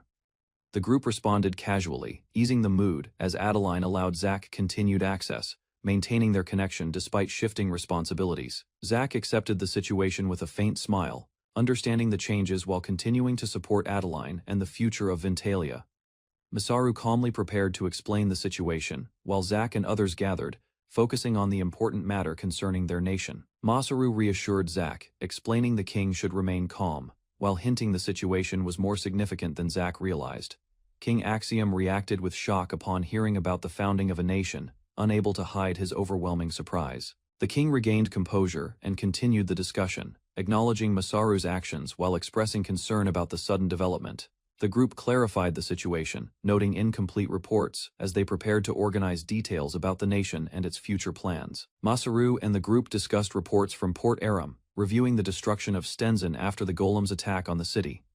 Zack confirmed the information, stating that the city was completely destroyed, with no survivors found after the massive explosion. Unofficial stepped forward, preparing to question Masaru directly, focusing on the details behind the incident and its consequences. The official asked how Masaru caused such a large explosion and how he verified that no survivors remained in Stenzen. Masaru hesitated internally, realizing that revealing the goddess and his abilities would raise suspicion, so he carefully considered his response. Masaru refused to reveal further details, insisting the matter remain confidential, while tension rose among officials questioning his involvement in the incident. King Axiom intervened, assuring Masaru of his trust and protection, declaring that his actions in Stenzen would not be questioned further. The king acknowledged Masaru's power, admitting uncertainty but expressing confidence that such strength would not be turned against Gratius. Discussion shifted as Lancelot's claims were mentioned, raising doubts, while Zack confirmed Lancelot had tested Masaru's strength personally. The meeting continued with Lady Emeralda speaking, focusing on Ventalia's future while considering the fate of the fallen Stenzen. King Axiom declared Gracias would assist the investigation, shifting focus toward future alliances, while acknowledging the current situation remained uncertain. Masaru and his group responded positively, expressing their desire to maintain a good relationship with Gracias despite recent events. The king showed interest and amusement, preparing to discuss the unexpected topic of founding a new nation. The meeting shifted fully, as the king requested a detailed explanation about how the nation was formed. Masaru explained simply that guidance from another person led to the development, turning their town into a growing nation. Masaru suggested forming a new nation within Gradius, surprising everyone as King Axiom reacted with strong interest to the idea. Masaru explained that refugees needed support, proposing the land remain under Gradius while ensuring the people could live safely. King Axiom understood Masaru's intention, realizing he planned to take responsibility for managing and protecting those displaced people. Masaru clarified that if the burden became too great, authority could shift, ensuring Gradius would not be overwhelmed. The plan aimed for a peaceful solution, allowing both sides to benefit while preventing resentment and maintaining stability within Gradius. Masaru displayed his power openly, warning that any attempt to oppress beastmen again would be met with overwhelming force. The others reacted with concern, noticing his sudden intensity as the atmosphere in the room became tense and uncertain. Masaru explained that showing strength was necessary, ensuring equality and preventing future conflicts between Gratias and his nation. He emphasized that his actions aimed to protect everyone, even if it created discomfort during negotiations with the king. King Axiom listened carefully and accepted the reasoning, understanding Masaru's intentions and acknowledging the need for balanced relations. King Axiom reviewed the proposal, noting the land's condition and recognizing that forming a nation there could benefit both sides. Masaru confirmed the plan clearly, emphasizing that official recognition would be necessary to establish Ventalia as a proper nation. The king raised a serious question, considering whether he should formally recognize this newly formed nation. He challenged Masaru directly, demanding proof that he was worthy of founding and leading such a nation. Masaru remained calm while the king observed him closely, concluding that Masaru himself was the true foundation of the nation. King Axiom defined the roles within a nation, explaining the importance of those who support it and those who confirm authority. He challenged Masaru directly, demanding proof that he was worthy of creating and leading a new nation. Masaru's companions reacted with concern, watching closely as pressure built around him during the king's test. Masaru felt overwhelmed, struggling to understand how he could prove his worth in such a situation. He then explained that Adeline would rule, showing his intention to entrust leadership, while he remained a supporter. Masaru struggled internally, recalling his past life and realizing he lacked a clear way to prove his worth in this world. He suddenly decided on an idea and presented his identification card, offering it as proof of who he truly was. The others reacted with confusion and surprise, unsure how such an item could answer the king's challenge. Masaru hesitated, uncertain if his decision was correct, while the king examined the card with interest. King Axiom smiled, satisfied with Masaru's response, recognizing it as the answer he had been waiting for. Masaru stood before the king, presenting his answer while others observed, unsure if his method would be accepted. King Axiom considered the situation, noting that Masaru was trying to prove himself, but questioning whether it would truly succeed. The king became more interested, realizing that Masaru's approach might reveal something deeper about his character and intentions. Examining the guild card, the king reflected on Masaru's achievements, connecting them to the strength behind his actions. Satisfied, the king acknowledged Masaru's sincerity, accepting his proof while recognizing both his power and his honest nature. The guild card revealed Masaru's status and abilities, showing unusually high attributes and numerous skills that reflected his wide-ranging expertise. King Axiom reacted with shock, overwhelmed by the information. Struggling to process the extent of Masaru's capabilities, he realized Masaru was far beyond normal humans, recognizing that his strength and potential surpassed common understanding. The comparison showed Masaru exceeding heroes and generals, confirming that his power stood at an exceptional level. Masaru remained uncertain, asking for the king's judgment, while others acknowledged that such abilities were unprecedented in their records. King Axiom accepted Masaru's proof, declaring him worthy and officially agreeing that Grayas would become an ally to his new nation. Masaru expressed gratitude, while the king internally decided maintaining peace was the best choice for the kingdom at that moment. The king called for someone to enter, planning further actions while reconsidering how seriously he should handle Masaru's growing influence. An interruption caused tension, as the king reacted angrily to an unexpected situation disrupting the meeting. The situation settled quickly, and preparations began, with soldiers moving to organize a ceremony for the newly recognized nation. As the meeting reached its conclusion, a divine presence suddenly appeared as goddess Victinias descended, shifting the atmosphere instantly. Victinias reassured everyone calmly, confirming the situation, while her arrival shocked the king and those present in the hall. In Grata's public square, Masaru stands with Adeline during a ceremony. Citizens gather as Ventalia's founding is announced before everyone present.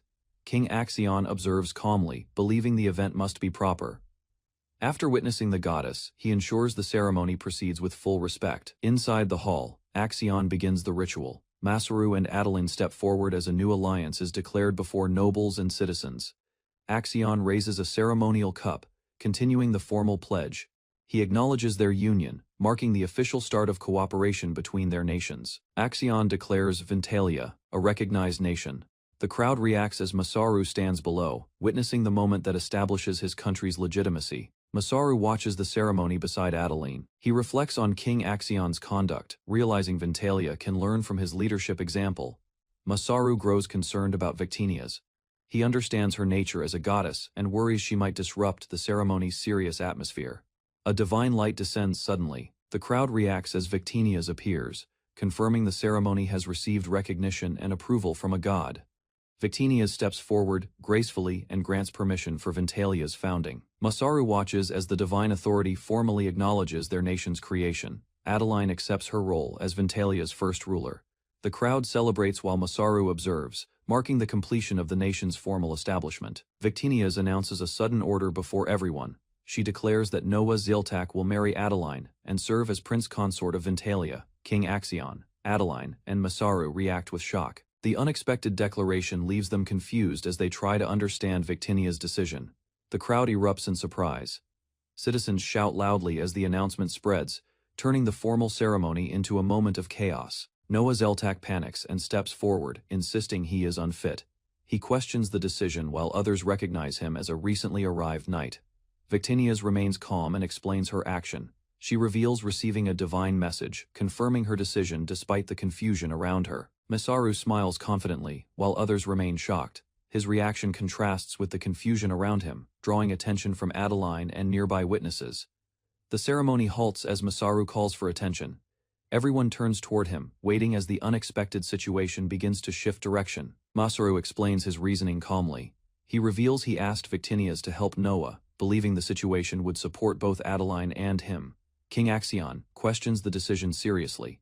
He considers Noah's position and responsibilities, showing concern about elevating him to such an important role. Masaru insists the goddess approve the arrangement. He emphasizes divine involvement, leaving Axion and others to reconsider the situation carefully. Masaru and others turn toward Adeline, asking for her opinion. She hesitates briefly while everyone waits for her decision. Adeline responds calmly. She accepts the situation, showing little resistance as she considers the arrangement acceptable for the future. Adeline approaches Noah and expresses approval. She acknowledges him positively, surprising him while Masaru observes the interaction carefully. Adeline adds a condition lightly. She states they can separate if needed, treating the arrangement with a relaxed and flexible attitude. Masaru reflects on Adeline's personality. He recalls similar behavior before, realizing her unpredictable nature may still lead to unexpected outcomes later. Masaru presses Noah for an answer. Noah hesitates, feeling pressured as everyone watches, unsure how to respond to the sudden situation. Noah gathers his resolve and makes a firm decision. He declares his determination to improve himself and stand beside Adeline properly. Adeline reacts positively to Noah's resolve. She acknowledges his effort, showing approval as others nearby observe the growing connection. King Axion accepts the outcome and resumes the ceremony. He announces a celebration, marking the successful progression of the event. Adeline formally appoints Noah as prince consort. The ceremony concludes with his new role established beside the Queen of Ventalia. The ceremony concludes as Adeline and Noah kneel before King Axion. The crowd celebrates while Ventalia's founding is fully recognized. After the ceremony, people begin searching for Masaru. His absence becomes noticeable as the celebration continues without him. Masaru appears elsewhere, having slipped away quietly. He avoids the crowd, preferring to escape the attention surrounding the ceremony. Masaru reflects on the situation alone. He considers Adeline and Noah's marriage, satisfied that things progressed as he intended. Victinia's finds Masaru on a rooftop. She observes him calmly, acknowledging the completed marriage as both watch the aftermath. Masaru meets Victinia's on the rooftop. Both appear surprised, realizing they had been nearby while the ceremony continued below unnoticed. Victinia's explains her absence from the celebration. Masaru listens as she casually joins him, showing little interest in the formal gathering. They discuss the earlier decision. Victinias clarifies her actions regarding Noah, while Masaru reflects on how events unfolded during the ceremony. Victinias speaks openly about the situation. Masaru misunderstands her meaning, responding lightly while failing to grasp her deeper implication. Masaru ends the conversation with confidence. Victinias reacts quietly, realizing he completely misunderstood her thoughts about the situation between them. Victinias recalls her past while watching the festival. Masaru listens as she compares the lively scene to memories from her former world. Masaru reacts awkwardly to her words. He denies enjoying himself, explaining he was helping others instead of participating in the festival. Victinias admits the situation feels unusual. Despite that, she finds comfort simply watching the scene together with Masaru. During the quiet night, they continue talking on the rooftop. Masaru agrees future celebrations will happen in Ventalia, while Victinias comments on his behavior calmly. Masaru speaks about his plans to return soon. Victinias listens as he mentions responsibilities waiting for him. After leaving Grata's, Masaru and Victinias smile together on the rooftop. The atmosphere becomes calmer as the tension from the ceremony fades into a quiet moment. Victinias mentions the unfinished hot spring. She reflects on its progress while observing the night, showing mild interest in ongoing developments. Masaru comments on the confusion earlier. He notes how events became complicated, linking it to the unexpected actions during the ceremony. Another goddess appears briefly and interrupts. Victinias responds while Masaru prepares to leave, returning attention to their responsibilities after the event. Masaru declares his next plan enthusiastically. He focuses on preparing food for the upcoming celebration, marking a shift toward Ventalia's future activities.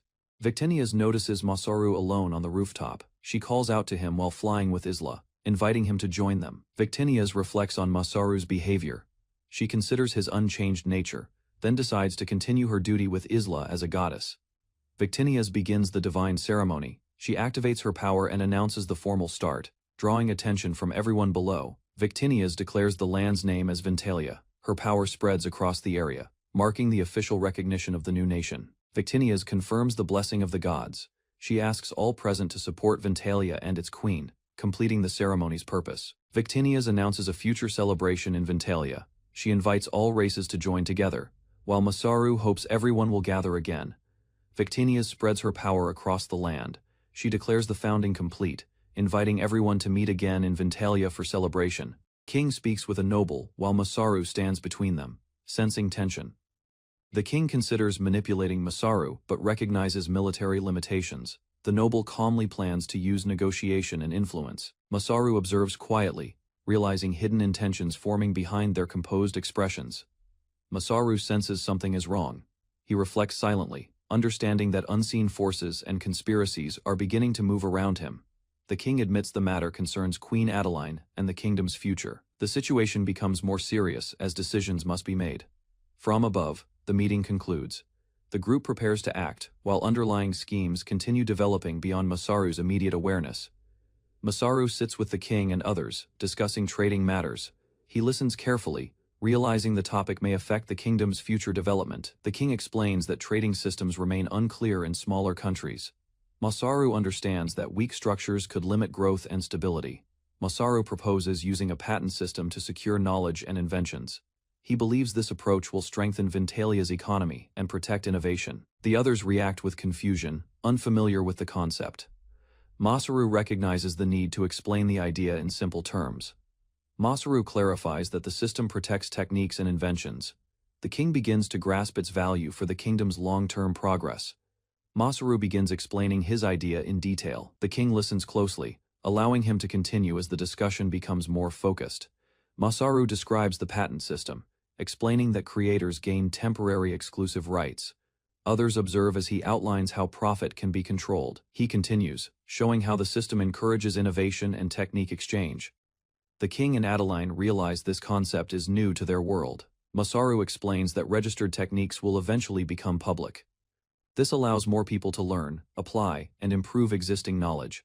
He concludes that increasing innovation leads to industry growth and civilization development. The group understands the system's long-term impact on Ventalia. Masaru pauses as Adeline questions his inventions. The king reflects on the system, recognizing its potential to support civilization's steady development. Masaru recalls his past interest in creating tools and ideas. His experience shapes the foundation of the patent system he now proposes. He explains practical examples, showing how inventions can improve daily life. Adeline listens, beginning to understand the system's real-world benefits. Masaru describes how anyone can invent and benefit. The system allows people of all ages to create, register, and gain support. The king concludes the system will benefit the world, but considers profit balance. Masaru agrees, finalizing the plan for Ventalia's future. Masaru asks the king and Adeline to decide fair conditions. He prepares to adjust the patent system based on their opinions. The king suggests a 10-year term with high profit share. Masaru listens, realizing the proposal may be too strict. Adeline proposes a longer term with reduced profit percentage. Her idea aims to balance reward and sustainability within the system.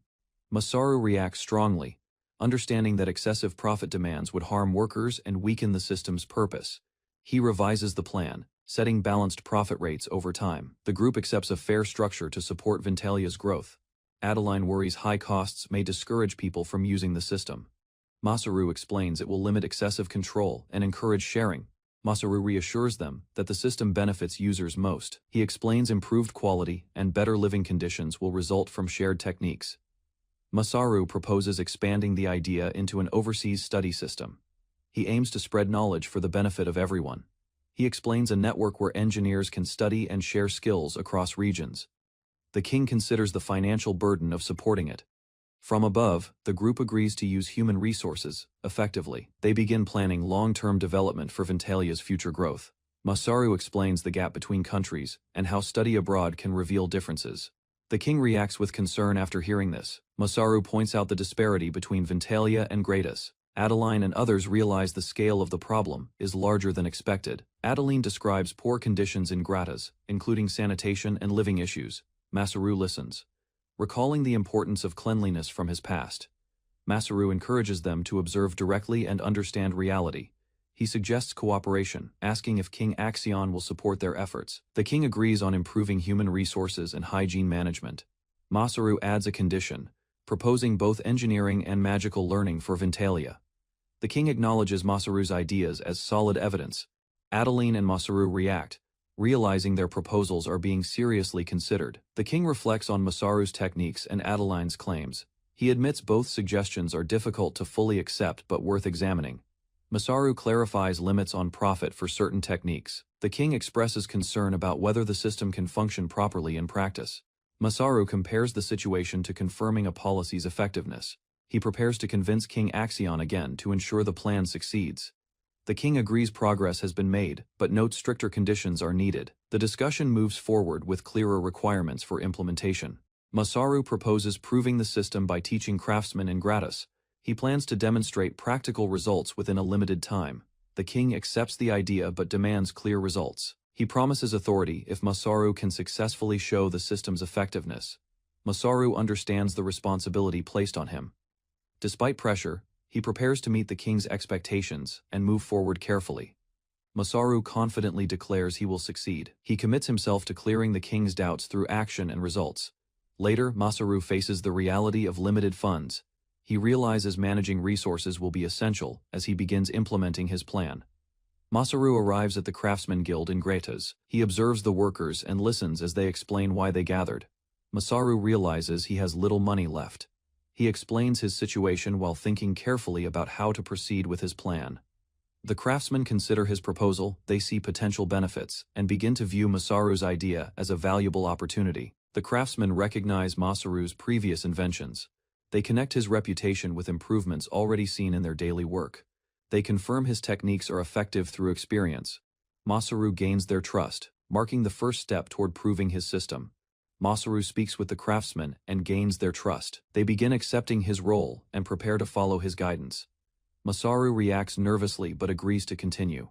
He decides to take responsibility and move forward with teaching them.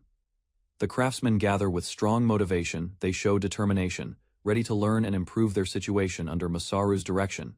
Masaru considers what to teach first. He decides that building houses will directly improve their daily lives. Masaru observes the slums of Gratus. He understands the poor conditions and confirms his plan to begin construction and reform. Masaru explores the undeveloped slum area of Gratis. He observes ruined buildings and learns it is where unemployed people have settled. The craftsmen explain that despite orders to improve conditions, the area remains neglected. Masaru questions why no real change has happened. Masaru decides to take responsibility for improving the area. He plans to include the slums in his project and create visible results. A young resident confronts Masaru, rejecting outside help. Masaru realizes the people value independence and do not easily trust outsiders. The child introduces himself as Ryuri. Masaru recognizes him as a key figure and understands change must begin by gaining local trust. Masaru arrived in a damaged town and met Ryuryu, a young dwarf girl. He observed poor conditions and listened carefully. Masaru followed Ryuryu into a building where adults argued. They doubted her actions and questioned her behavior and responsibility.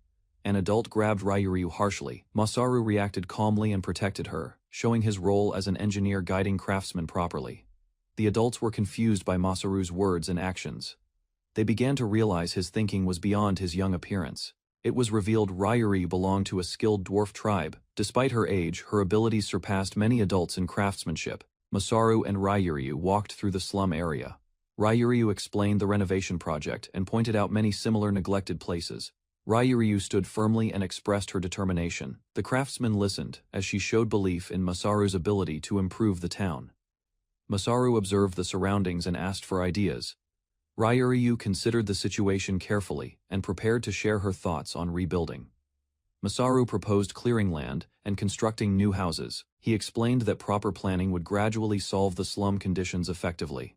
The craftsmen hesitated due to limited manpower and materials. They considered Masaru's plan while questioning whether others would support the effort. Masaru noticed hesitation among the craftsmen. He observed their reactions while Ryuryu waited, sensing uncertainty about the renovation plan. Masaru acknowledged the risks, but viewed the project as an opportunity. He considered studying the slum conditions while gaining recognition if successful. Ryuryu watched Masaru closely, curious about his intentions. Masaru decided to proceed, focusing first on understanding the slum's real situation. Masaru explained that slums reflected deeper social and economic problems. He emphasized that discrimination and lack of resources worsened living conditions. Ryuri summarized the plan clearly. She concluded that rebuilding alone was insufficient and that addressing the root causes was necessary. Masaru explained that residents lacked choice due to poor conditions. He proposed housing, jobs, and infrastructure to truly improve their lives. Masaru warned that rebuilding alone was ineffective. Without solutions, it would only displace residents and repeat the same problems elsewhere. The craftsmen argued that such changes required government involvement. They believed the issue was beyond their authority and responsibility. Ryuryu strongly rejected their thinking. She believed crafting was meaningful work that could protect lives and improve people's dignity. Masaru reflected on his intentions. He realized building houses alone could drive people away instead of saving them, changing his approach.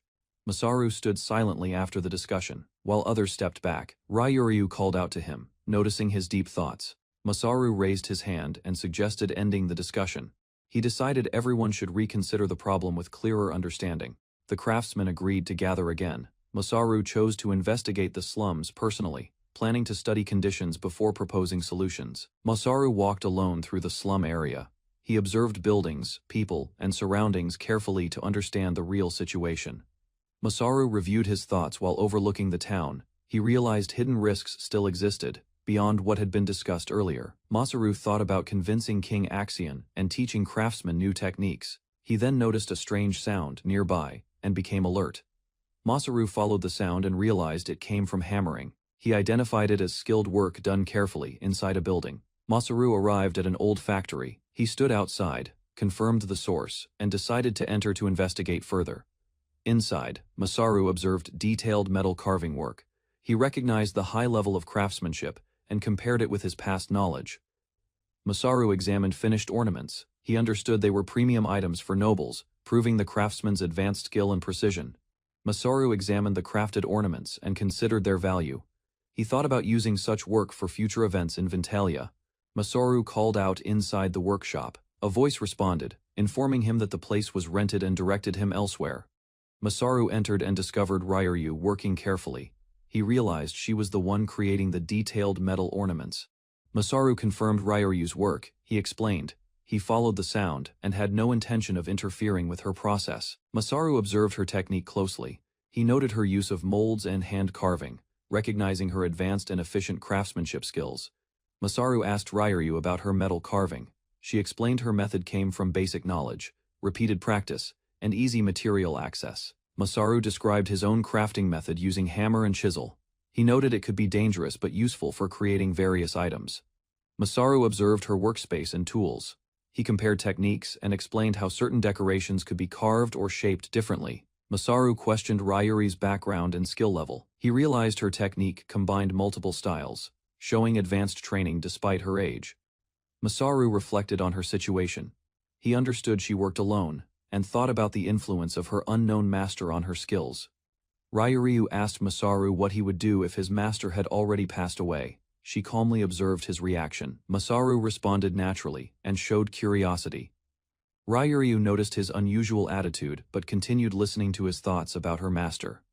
Ryuryu revealed that her master was her father. She continued working while explaining her background to Masaru. Ryuryu explained her family tradition of metal carving. She described how they traveled and worked regularly to maintain their craft. Ryuryu shared her past.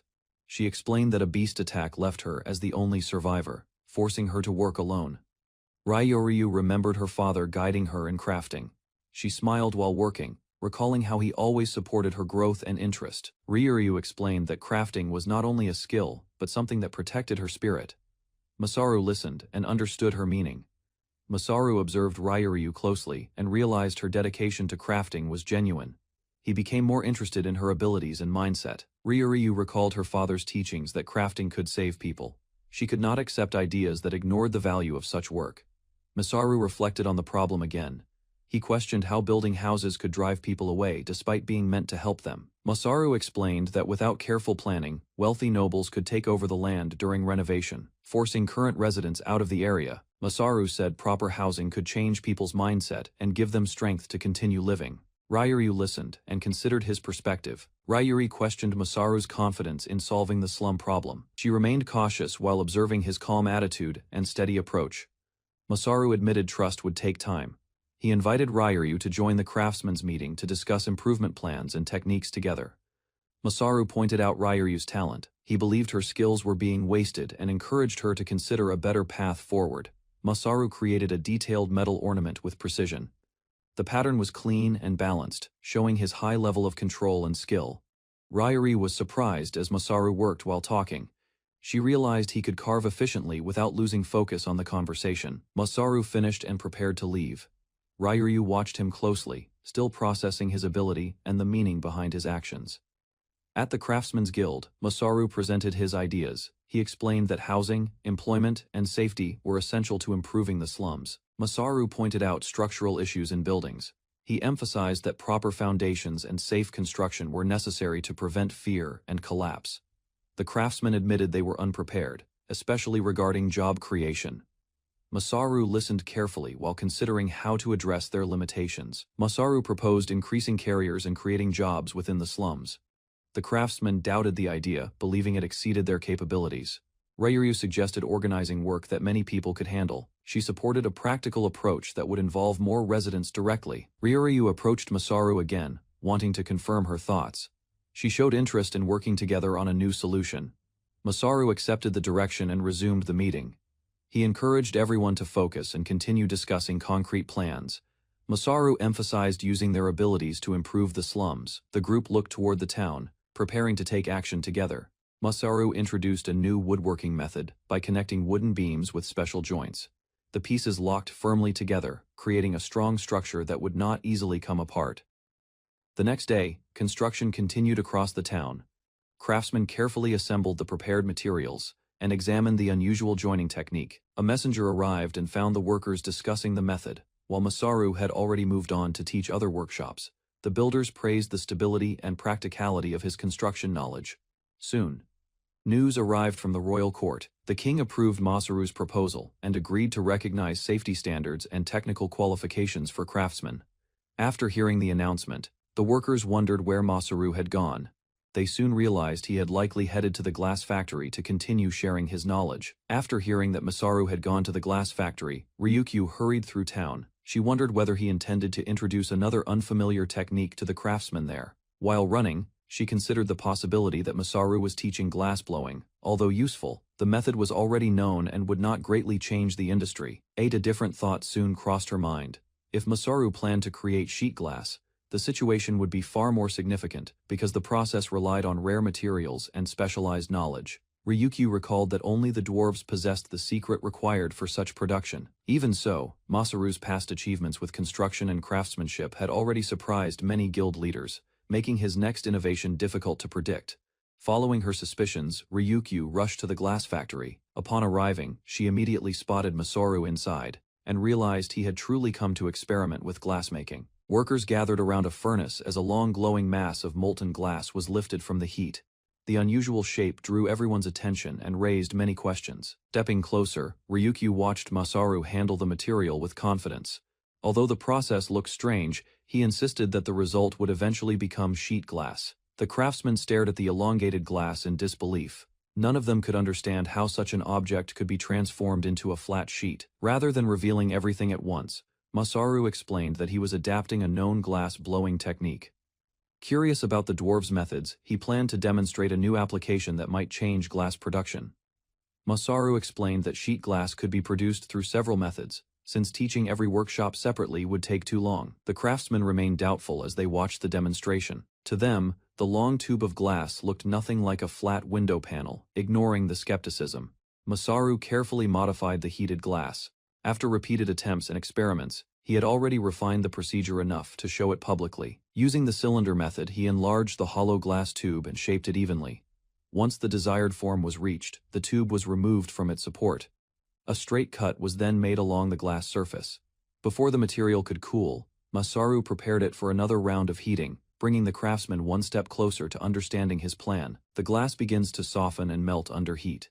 Ryukyu and the craftsman watch in awe as the hollow cylinder starts opening slightly. Masaru carefully places a rectangular stone inside the molten glass, using repeated pressing and adjusting motions.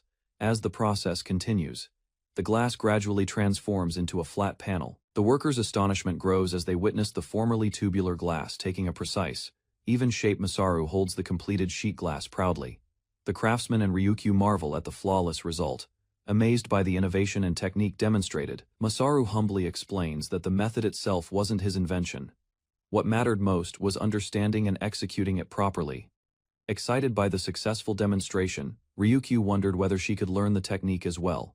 The possibility of creating sheet glass herself filled her with anticipation. Her question quickly sparked competition among the craftsmen. One after another, they volunteered to become Masaru's first student, turning the workshop into a noisy contest. The playful argument continued until everyone was reminded that cooperation mattered more than personal pride. Masaru decided he would teach anyone willing to learn and practice. With the excitement settled, the group gathered around the workshop once more. Soon, the results of the new technique began spreading beyond the factory.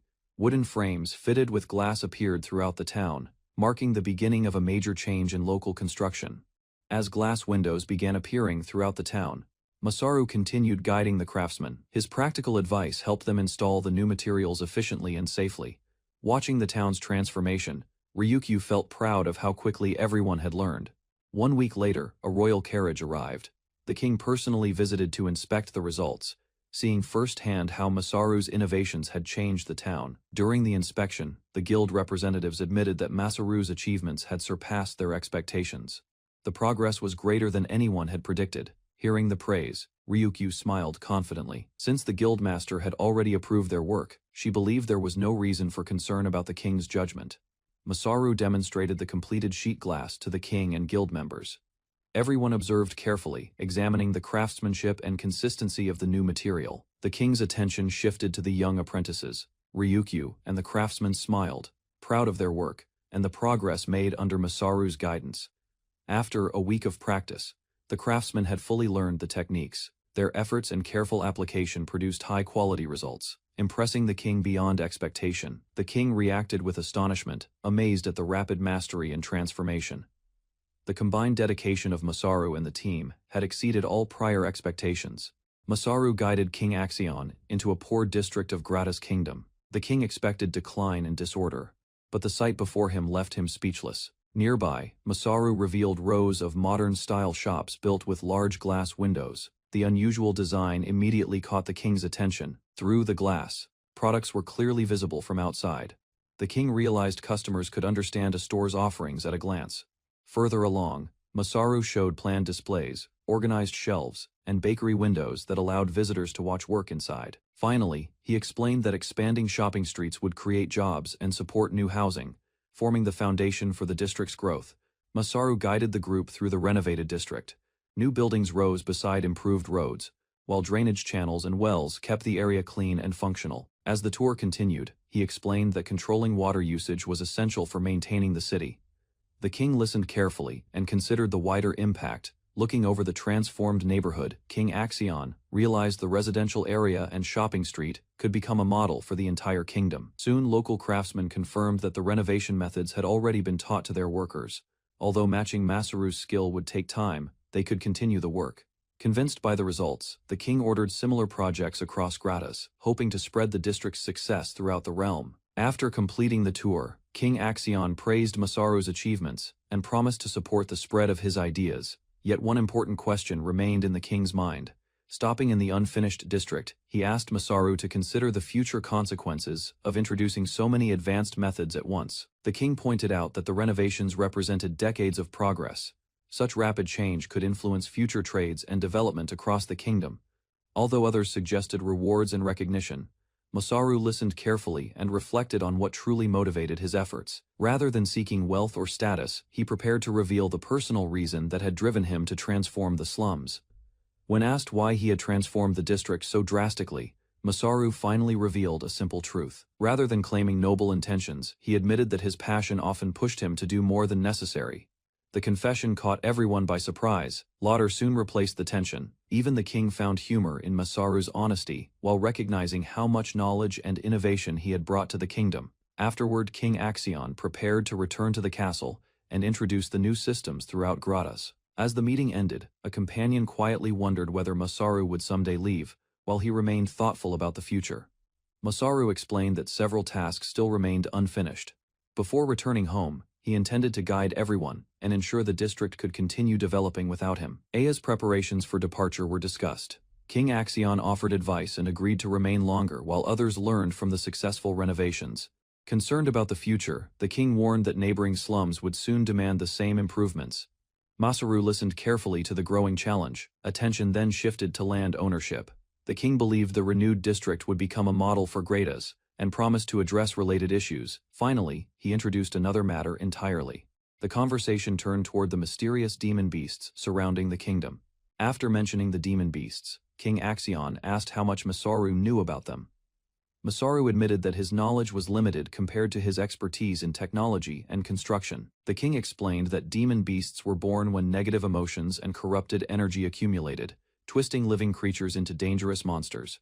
Recent sightings worried the kingdom. Reports described unusual appearances near the suburbs, while other strange incidents had begun occurring across the region. As the explanation continued, King Axion revealed that the current situation differed greatly from anything previously recorded. Hearing the details, Masaru realized the growing threat was far beyond normal expectations, and concluded that the situation had become dangerously abnormal. King Axion explained that the source of the anomaly remained unknown. Like ripples spreading across water, the disturbance continued to expand throughout the world. To illustrate the danger, he described terrifying demon deer that had begun appearing in places where such creatures were rarely seen. Soon, the story shifted to a recent encounter near Pouteriem.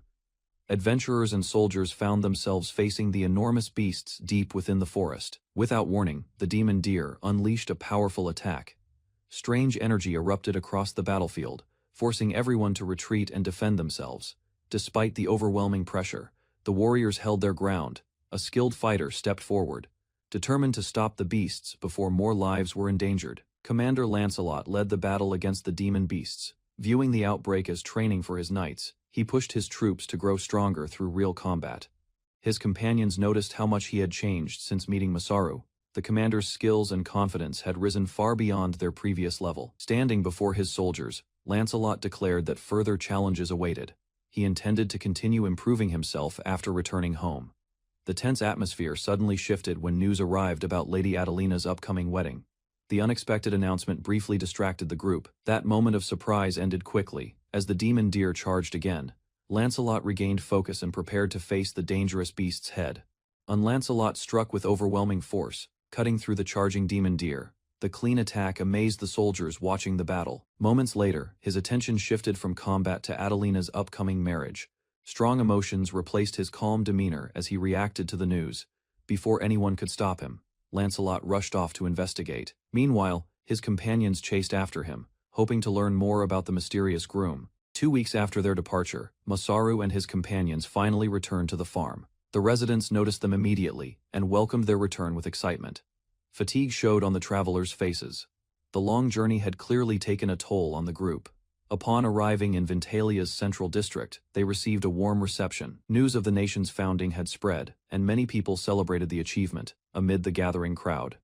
Masaru remained beside the carriage instead of joining the festivities. His strange behavior caught everyone's attention. The others suspected that the exhausting trip had left him unusually shaken and drained. The group noticed that many people had been staring at a certain girl during their journey. As they discussed it, they realized someone was still missing from the gathering. 2 girls stepped forward and each insisted on staying close to Masaru. Both believed they had an important place beside him. Their rivalry quickly grew. Wanting to prove who understood Masaru better, they challenged each other to a contest. Later, everyone gathered at the chief's house. Attention shifted from the dispute to the future of the newly founded nation and the plans ahead. During the discussion, a noble proposed holding a wedding alongside the founding ceremony. The unexpected announcement surprised the room and drew immediate congratulations. As the discussion continued, a suggestion emerged to turn the founding day into a larger celebration. The idea quickly gained support from those present. The group organized a 3-day schedule. The first day would focus on exchanges and interactions, while the second would feature the official founding ceremony. Plans expanded further. A blessing ceremony, a royal appointment, and a wedding were added, making the occasion even more significant. Concerns arose over the massive preparations required. Important buildings and accommodations still needed to be completed before the event. Without hesitation, Masaru volunteered to handle the necessary resources and construction work. Trusting his abilities, the others left a major part of the preparations in his hands. While discussing preparations, Masaru asked whether the king needed a special gift. The group suggested a unique royal symbol. After considering several ideas, they agreed that an item representing authority would be most suitable, drawing inspiration from an old legend. Masaru proposed creating a sacred treasure that could become a national symbol and be passed down through generations. With the plan decided, he immediately rushed off to begin the project. The others watched as he eagerly focused on crafting the ceremonial treasure. Masaru continued moving from place to place without rest. His determination inspired those around him, reminding everyone how his efforts had transformed a small settlement into a growing nation. With Masaru focused on crafting the sacred treasures, the others decided to handle the ceremony preparations themselves and gather the tribal leaders. Walking through the city, Masaru received greetings from residents. Even while responding, he kept thinking about how to properly create the 3 sacred treasures. Remembering a warning about dangerous beasts, he decided to patrol outside the city. The task would be risky, but it was necessary for his plan. Before leaving, Masaru resolved to support the city from behind the scenes and take care of unfinished matters. Looking over the growing nation, he chose to design the treasures as symbols of everyone's efforts. The first item he planned to forge was a sword. As Masaru considered the sacred sword, he listened to the thoughts of the beastmen. Their words inspired him to create a symbol that would protect and represent all people equally. Attention then shifted to the mirror. He envisioned it as a reflection of reality, expressing the peaceful coexistence of every race and citizen within the nation. For the final treasure, Masaru imagined a radiant jewel. Its beauty would symbolize hope and become a cherished emblem passed down through future generations. Although the concepts were clear, creating them remained a challenge. Standing above the city, Masaru looked over the nation he had helped build. Seeing how far it had grown, he felt a renewed sense of purpose and responsibility. While looking over the city, Masaru decided that after completing the sacred treasures, he would prepare a special gift to thank the goddess who had brought him to this world. After summarizing his plans, he suddenly realized that the gift would become yet another major task on his growing list of responsibilities. The workload continued to pile up. Although overwhelmed, Masaru searched for ways to manage everything and keep the project moving forward. Just as he gathered his thoughts, he sensed someone nearby. The unexpected presence immediately caught his attention. Following the sound, Masaru cautiously approached a dark corner of the room. Seeing a figure hidden beneath a cloth, he prepared himself for an unexpected encounter. Investigating the hidden presence, Masaru came face to face with an impossible sight. Standing before him was another Masaru. After discovering his double, Masaru faced the mysterious figure. Instead of attacking, the duplicate acted confidently and seemed to know exactly who he was. As the encounter continued, Masaru carefully observed the copy. The existence of two identical people raised troubling questions about the nature of the world. Rather than panicking, he analyzed the situation. Suspecting a creature that could imitate others, Masaru decided to uncover the truth behind the imposter. To expose the copy's limits, he proposed a challenge. The test would reveal whether the duplicate truly possessed all of his knowledge. Soon, the contest began with construction plans for the upcoming ceremony. Through practical tasks and design work, Masaru prepared to determine which of them was the real expert. The challenge quickly turned into an argument. The duplicate mocked Masaru's hardworking nature, while Masaru realized the copy reflected traits he would rather ignore. Soon, the imposter revealed knowledge that should have been impossible to know.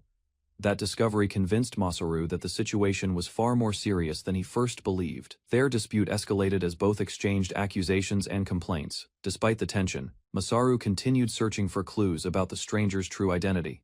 Without warning, the duplicate drew a weapon and revealed hostile intentions. The encounter shifted from an investigation into a direct threat. As strange magic filled the room, Masaru sensed a familiar presence behind the attack. The realization suggested that the mysterious double was connected to a power he had encountered before. Recognizing the strange power behind the attack, Masaru connected the enemy to previous incidents involving mysterious creatures and lingering dark energy. Instead of rushing forward, he questioned the imposter to learn more about the mastermind controlling him. Without warning, the battle erupted. Furniture and materials crashed across the room as the two figures exchanged attacks and tested each other's abilities. The imposter seized an opportunity and launched a decisive strike. Believing victory was near, he attempted to finish the fight in a single blow. At the last moment, Masaru countered. Using the enemy's own tactics against him, he turned the surprise attack around and forced the battle into a new phase. The imposter suddenly grabbed Masaru and tried to gain the upper hand. Despite the pressure, Masaru stayed calm and searched for a way to counter his opponent. Moments later, the duplicate revealed that he could use strengthening magic. The display proved that he possessed abilities beyond simple imitation. Another surprise followed when the enemy demonstrated healing magic as well. Seeing multiple skills copied so easily, Masaru realized the threat was growing. The battle intensified as both sides exchanged attacks and strategies. Each move was met with a response, turning the fight into a contest of adaptation. During the clash, the imposter revealed the source of his strength. His power flowed directly from a mysterious master, hinting at a far greater enemy behind the conflict. After surviving the previous assault, Masaru watched in shock as the copy revealed a strange black power. Determined to stop the enemy immediately, Masaru prepared a counterattack. Meanwhile, the imposter raised a massive floating mass above the temple, creating a disaster capable of endangering the entire region. Instead of retreating, the copy mocked Masaru and admitted frustration at being created as his duplicate. As Masaru analyzed the situation, he realized the duplicate was using abilities that should have been impossible. The scale of the power suggested something far beyond normal skill usage. A sudden realization struck him. The mysterious ability connected to the goddess itself, revealing that the copy possessed access to powers that should never have been within its reach. The imposter pushed his copied abilities further, creating and reinforcing countless weapons. As their power multiplied across the battlefield, Masaru realized the situation was rapidly slipping out of control. Confident of victory, the duplicate declared that this battle would end Masaru's life. Believing there would never be another chance, he prepared a decisive finishing attack. A massive barrage crashed through the area, tearing apart structures and scattering debris everywhere. Watching the destruction spread through the city, the imposter celebrated his success. However, his confidence grew too quickly as he assumed the attack had already settled the fight. When the dust cleared, the real Masaru emerged, unharmed, while carrying an enormous beam. A mysterious newcomer suddenly appeared before Masaru and the copy, leaving both of them stunned. The stranger revealed that he had been searching for Masaru for a long time. After discovering the growing city, he approached directly and demanded answers regarding Adelina, turning the situation in an unexpected direction. Before Masaru could fully react, the newcomer seized the copy and displayed overwhelming confidence. Possessing immense power and authority, he treated the duplicate as insignificant while preparing to use him for his own purposes. While walking through the city, Masaru unexpectedly encountered Lancelot, who had arrived to investigate a dangerous monster connected to him. After assessing the situation, Lancelot concluded the monster was powerful, but remained confident in his ability to defeat it. Observing Masaru more closely, the knight quickly realized his strength had increased significantly since their last meeting. Impressed by that growth, Lancelot expressed his desire to test Masaru's new abilities in a duel after the monster was defeated. Without refusing the challenge, Masaru agreed, and decided the monster had to be eliminated before their long-awaited match. Suddenly, Masaru grabbed Lancelot and revealed he wanted to test a new idea inspired by a comic from his previous world. Excitement filled Masaru as he introduced a giant ballista designed to launch people across long distances. Without hesitation, the device fired Lancelot high into the sky, sending him flying far beyond the city. Watching the successful launch, Masaru immediately imagined applying the same concept to himself before realizing the danger. Moments later, Lancelot crashed into the ground while Masaru laughed, satisfied that the experiment had worked. After surviving the launch, Lancelot praised Masaru's unusual ideas, while admitting nobody else would attempt such experiments. Soon afterward, he dismissed the fake Masaru as a disappointing opponent, and prepared to expose its true strength. Meanwhile, the copy released overwhelming magical power that even surpassed an S-class mage. Rather than showing fear, Lancelot calmly explained the monster could become far stronger by converting that energy into reinforcement magic. Finally, the fake demonstrated its abilities by creating identical copies, revealing a dangerous skill capable of overwhelming enemies through sheer numbers. Facing the fake Masaru, Lancelot accepted the challenge and calmly prepared to strike, despite the enemy's confidence. Before the copy could react, Lancelot vanished from sight and closed the distance with incredible speed. Caught off guard, the fake barely avoided the attack and quickly created portals to escape the relentless assault. As the battle intensified, both fighters exchanged rapid attacks, while the portals redirected movements across the battlefield. Refusing to lose momentum, the fake continued launching surprise attacks, but Lancelot relentlessly pressed forward without giving the enemy time to recover. Relentless pressure from Lancelot forced the fake Masaru to retreat while struggling to escape the knight's powerful attacks. Instead of panicking, the copy analyzed Lancelot's fighting style and realized experience had become his greatest advantage. Confidently, Lancelot revealed that his newly awakened skill had made him even stronger than before. Confusion crossed the fake's face as it tried to understand the mysterious ability called change. Finally, Lancelot explained that possessing multiple skills indicated an incomplete talent, allowing certain individuals to unlock greater potential through further growth. Lancelot explained that combining his mastered sword skills unlocked the powerful ability known as change. Rather than accepting that explanation, the fake Masaru argued the true nature of the skill was far more complicated. Smiling confidently, Lancelot revealed he had already mastered his greatest sword skill before ever meeting Masaru. Recalling the many killer abilities he had obtained, Lancelot realized those skills had quietly guided his growth.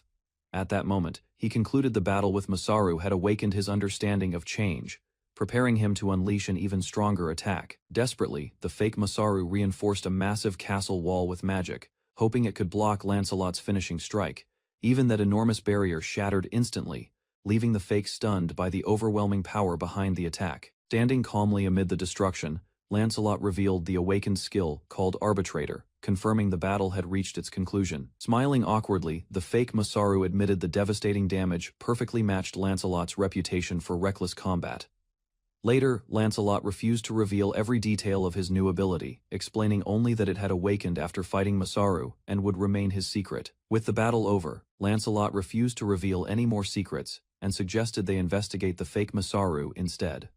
Upon examining the defeated copy, Masaru discovered mysterious information describing it as a special golem created for a hidden mission. Confused by the unexpected message, he tried to understand the meaning behind the strange word, manifest. Moments later, a mysterious figure appeared and identified herself as the one responsible for the earlier incident in Stenzen. Before either of them could react further, she warned that the entire world was facing an imminent and far greater danger. Entering the Ventalia temple, Masaru asked Vishatinias to reveal why the world had fallen into danger. She uncovered that Zack's location had been leaked, allowing enemies to track him despite the regret surrounding the mistake. Attention soon turned toward Lancelot, because his abilities and knowledge were considered essential to the current situation.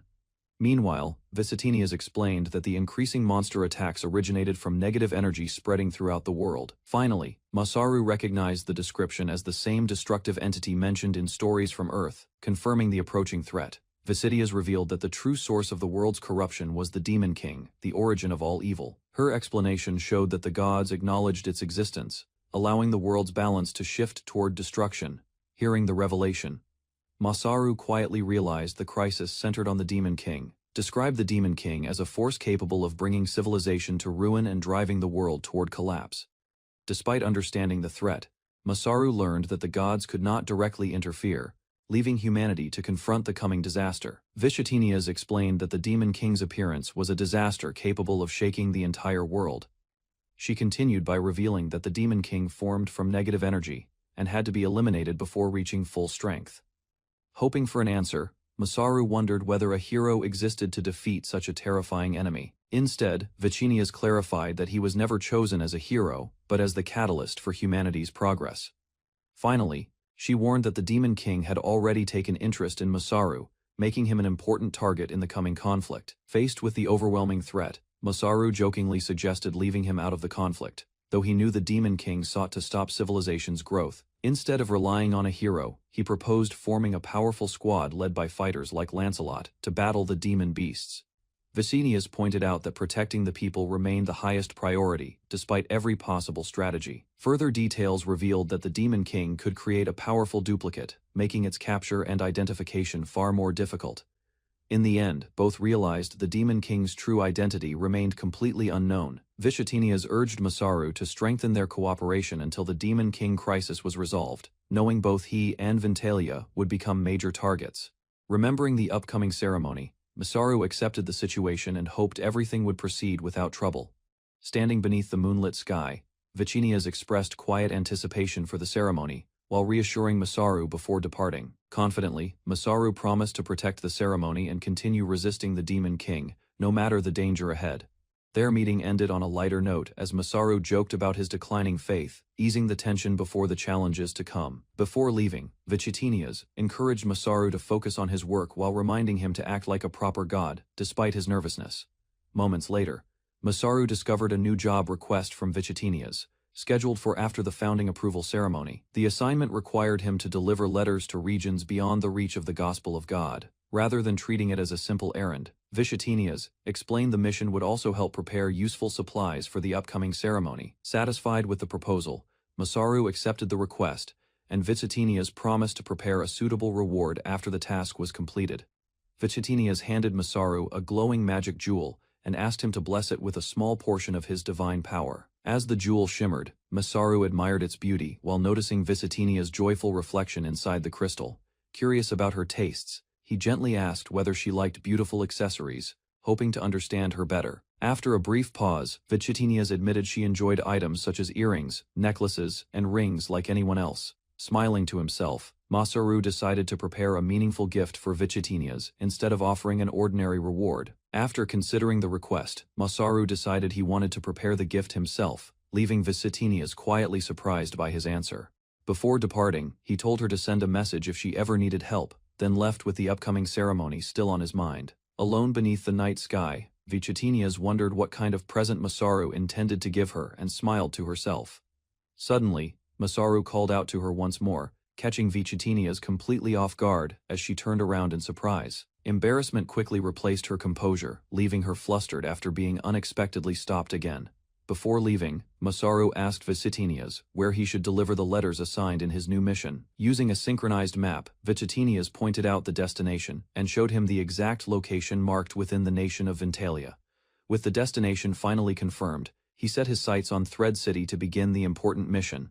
Several days later, Soldier Zack relentlessly trained Masaru, insisting a strong body would support his power and impress Adelina someday. Despite exhausting exercises, Masaru endured Zack's harsh training, questioning the painful routine while refusing to abandon his determined efforts. Adelina observed Masaru beside her companions, praising his determination while reminding Zack not to overwork him during training. Zack defended his methods, believing Masaru needed strict discipline, though everyone recognized his guidance often caused unnecessary bruises instead. Watching Adelina and the girls become friendly, Masaru felt relieved, believing their growing trust strengthened everyone around him together. Remembering earlier misunderstandings, Masaru felt relieved after seeing the girls reconcile, while Zack's sharp judgment eased everyone's remaining concerns together. The girls explained they shared the same goal, helping Masaru succeed, proving their friendship replaced previous tension with mutual trust. Later, Zack discussed increasing demon beast activity, warning that nearby monsters threatened the region despite soldiers handling routine encounters already. Standing alone after training, Zack admitted he hoped to duel Masaru longer, believing every battle revealed greater potential within his student. An elf informed everyone that Masaru had traveled toward the western mountains, leaving his companions worried about dangerous conditions ahead. Elena revealed she accompanied Masaru because her knowledge of the western mountains ensured their dangerous expedition would follow the correct route. Reaching the canyon, Masaru discovered a hidden underground entrance.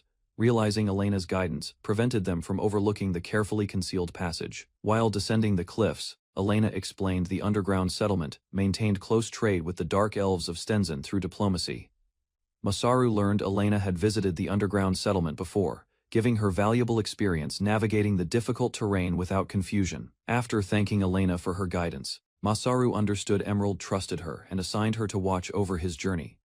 Masaru followed Elena into the hidden passage, amazed by her confidence, while descending toward the underground destination beneath the valley. Inside the vast cavern, Elena guided Masaru across ancient pathways, revealing abandoned structures scattered throughout the enormous underground landscape below. As the tunnels narrowed, Masaru accepted Elena's advice, replacing heavy armor with lighter clothing for safer movement through confined passages. Elena reviewed Masaru's mission, confirming he traveled to deliver the goddess's message and prepare ceremonial clothing for Adelina and Zack. Elena explained their underground destination specialized in silk production, revealing the true purpose behind Masaru's journey into the hidden settlement. While exploring the cavern, Masaru eagerly gathered glowing mushrooms, believing every unusual material could become useful during future crafting projects. Elena explained the glowing flash mushrooms appeared only inside magical underground areas, reacting to dense mana surrounding the ancient caverns. Using local materials, Masaru assembled a portable lantern, creating reliable light, while allowing Elena to travel with both hands available. Continuing deeper underground, Masaru noticed another glowing object, already imagining practical inventions using special magic stone cartridges for future equipment. Elena urged Masaru to continue toward Stenzen, though he remained fascinated by every discovery, slowing their underground journey with constant exploration. Masaru admired another glowing plant, encouraging Elena to enjoy unexpected discoveries, because every detour revealed valuable experiences during their expedition. Although Elena preferred returning quickly, she accepted Masaru's curiosity as they collected flying manafish and rare purple light magic crystals. Continuing the exploration, Masaru noticed strange elastic threads nearby, but Elena warned him those mysterious webs brought dangerous consequences upon contact. Ignoring the warning for a moment, Masaru examined the massive web until hidden movement inside the tangled strands caught his attention. Suddenly, enormous underground spiders attacked from every direction, forcing Masaru to dodge their deadly assault before the creatures surrounded him. Masaru panicked after discovering enormous spiders, while Elena warned those monsters transformed into dangerous demon beasts through powerful black magic. Elena became trapped inside sticky webs, asking Masaru for assistance while struggling desperately against tightening strands surrounding her frightened body. Although terrified of spiders, Masaru forced himself forward, distracting the monsters while searching for an opportunity to rescue Elena safely. Several spiders launched thick webs toward Elena, binding her as Masaru watched helplessly before preparing another desperate attempt to intervene. Drawing his sword, Masaru stood before the monstrous spiders, refusing to abandon Elena despite facing overwhelming danger inside the cavern. Masaru encountered another trapped traveler, who urged him to escape, but curiosity made Masaru question the stranger's unexpected appearance. The trapped traveler explained spider threads wrapped around weapons instead of breaking, leaving Masaru surprised by their unusual toughness and strength. Attempting another rescue, Masaru became entangled himself, refusing to release his sword, despite the tightening webs pulling him upward. A giant spider dragged both victims closer together, forcing Masaru and the trapped traveler into even greater danger beneath its waiting fangs. Restrained inside thick webs, the desperate traveler begged for help, leaving Masaru wondering who actually needed rescuing inside the cavern. Naruomi Masaru found Elena trapped inside a giant spider's web, while frightened companions begged desperately for immediate rescue together. Using his item box and blacksmithing skill, Masaru created a curved sword, surprising Elena, before handing her the weapon. Elena swung the newly forged blade against the enormous spider, while Masaru supported everyone, helping their coordinated attack succeed completely. After defeating the giant spider, Masaru and Elena rested briefly, recognizing its massive body had remained vulnerable throughout the fierce battle. Inspecting the completed weapon, Elena admired its impressive cutting power while Masaru celebrated his first battle-tested sword surviving real combat. Elena explained Forest Watcher skills could evolve after reaching specific mastery levels, leaving Narumi Masaru curious about hidden possibilities ahead. Hearing Elena's explanation, Masaru realized his many production skills might also transform after fulfilling unknown requirements through continued experience. Leaving the captured man suspended inside the spiderweb, Masaru and Elena paused their exploration before discussing unusual skill changes together. Masaru reflected on Lancelot's earlier words while strange aromas distracted everyone, making the unexpected skill evolution seem even more mysterious. Soon, Masaru prepared homemade seafood pizza using goat cheese and wheat flour, astonishing the captive with its rich aroma and appearance. Elena reminded Narumi Masaru their cave connected to the underground city, while noticing the captured man had slept through everything. The captive insisted he defeated the spider alone, though exhaustion from working without rest had caused his embarrassing misunderstanding. Masaru refused to trust the stranger immediately because many unanswered questions remained, including his suspicious capture inside the spider's tangled web. After hearing the stranger's explanation, Masaru identified him as a bandit whose reckless actions had attracted the spiders toward their group. The captive apologized for any trouble caused by the spiders, leaving Masaru and Elena surprised after hearing his unexpected confession. Narumi Masaru shared freshly cooked seafood pizza, surprising the captive whose appetite replaced suspicion after tasting the unusual underground meal. Elena explained the underground spiders served local residents, while the captive revealed his family belonged to respected insect tamers. Freed from the web, the grateful captive introduced himself as Futa, and thanked Narumi Masaru for saving his life again. Futa described an underground settlement where insect tamers, spiders, and moth demons had peacefully lived together apart from surface kingdoms. After examining spider silk products, Masaru realized the valuable thread materials originated from insects, solving another underground mystery for everyone. After learning the spiders were friendly allies, Narumi Masaru realized attacking them had caused an unfortunate misunderstanding beneath the underground city. Futa insisted he would personally calm the disturbed insects, leaving Masaru and Elena confused as he hurried deeper underground alone. Fututa explained several insects suddenly became violent days earlier, forcing him to confront the dangerous outbreak without anyone else's assistance. While apologizing to his injured spider companion, Futa suspected mysterious demonization had spread across the underground, threatening peaceful creatures everywhere. Masaru introduced himself and Elena, explaining they entered the underground after receiving an important messenger's request from the surface. Narumi Masaru revealed the surrounding underground region would soon belong to an established nation, surprising everyone gathered inside the cavern. Futa struggled believing such astonishing news, realizing the underground city would also join the emerging nation through unexpected political changes ahead. When questioned about the request, Masaru admitted Goddess Victinias had entrusted him with delivering the important message to everyone underground. Futa laughed at Masaru's explanation, insisting no goddess could personally recognize a messenger or contact every settlement across the underground. Although Futa dismissed the unbelievable story, Masaru accepted nobody underground would believe his extraordinary explanation without stronger proof. First, Narumi Masaru requested passage toward the underground city, explaining Goddess Victinias had already established schools throughout the growing nation beforehand. Futa volunteered as their guide, promising to escort Masaru and Elena, because protecting visitors matched his personal responsibility. Smiling confidently, Futa encouraged Elena to ask anything, declaring his willingness to support fellow companions despite considering himself ordinary. Futa explained, dark elves shared distant ancestry with powerful demons, causing surface people to fear their misunderstood underground communities for generations. Continuing the conversation, Futa praised Elena's remarkable beauty, explaining many dark elves looked attractive, although she impressed him the most. Futa praised Elena's graceful appearance, causing Narumi Masaru to feel embarrassed while listening beside the surprised dark elf together.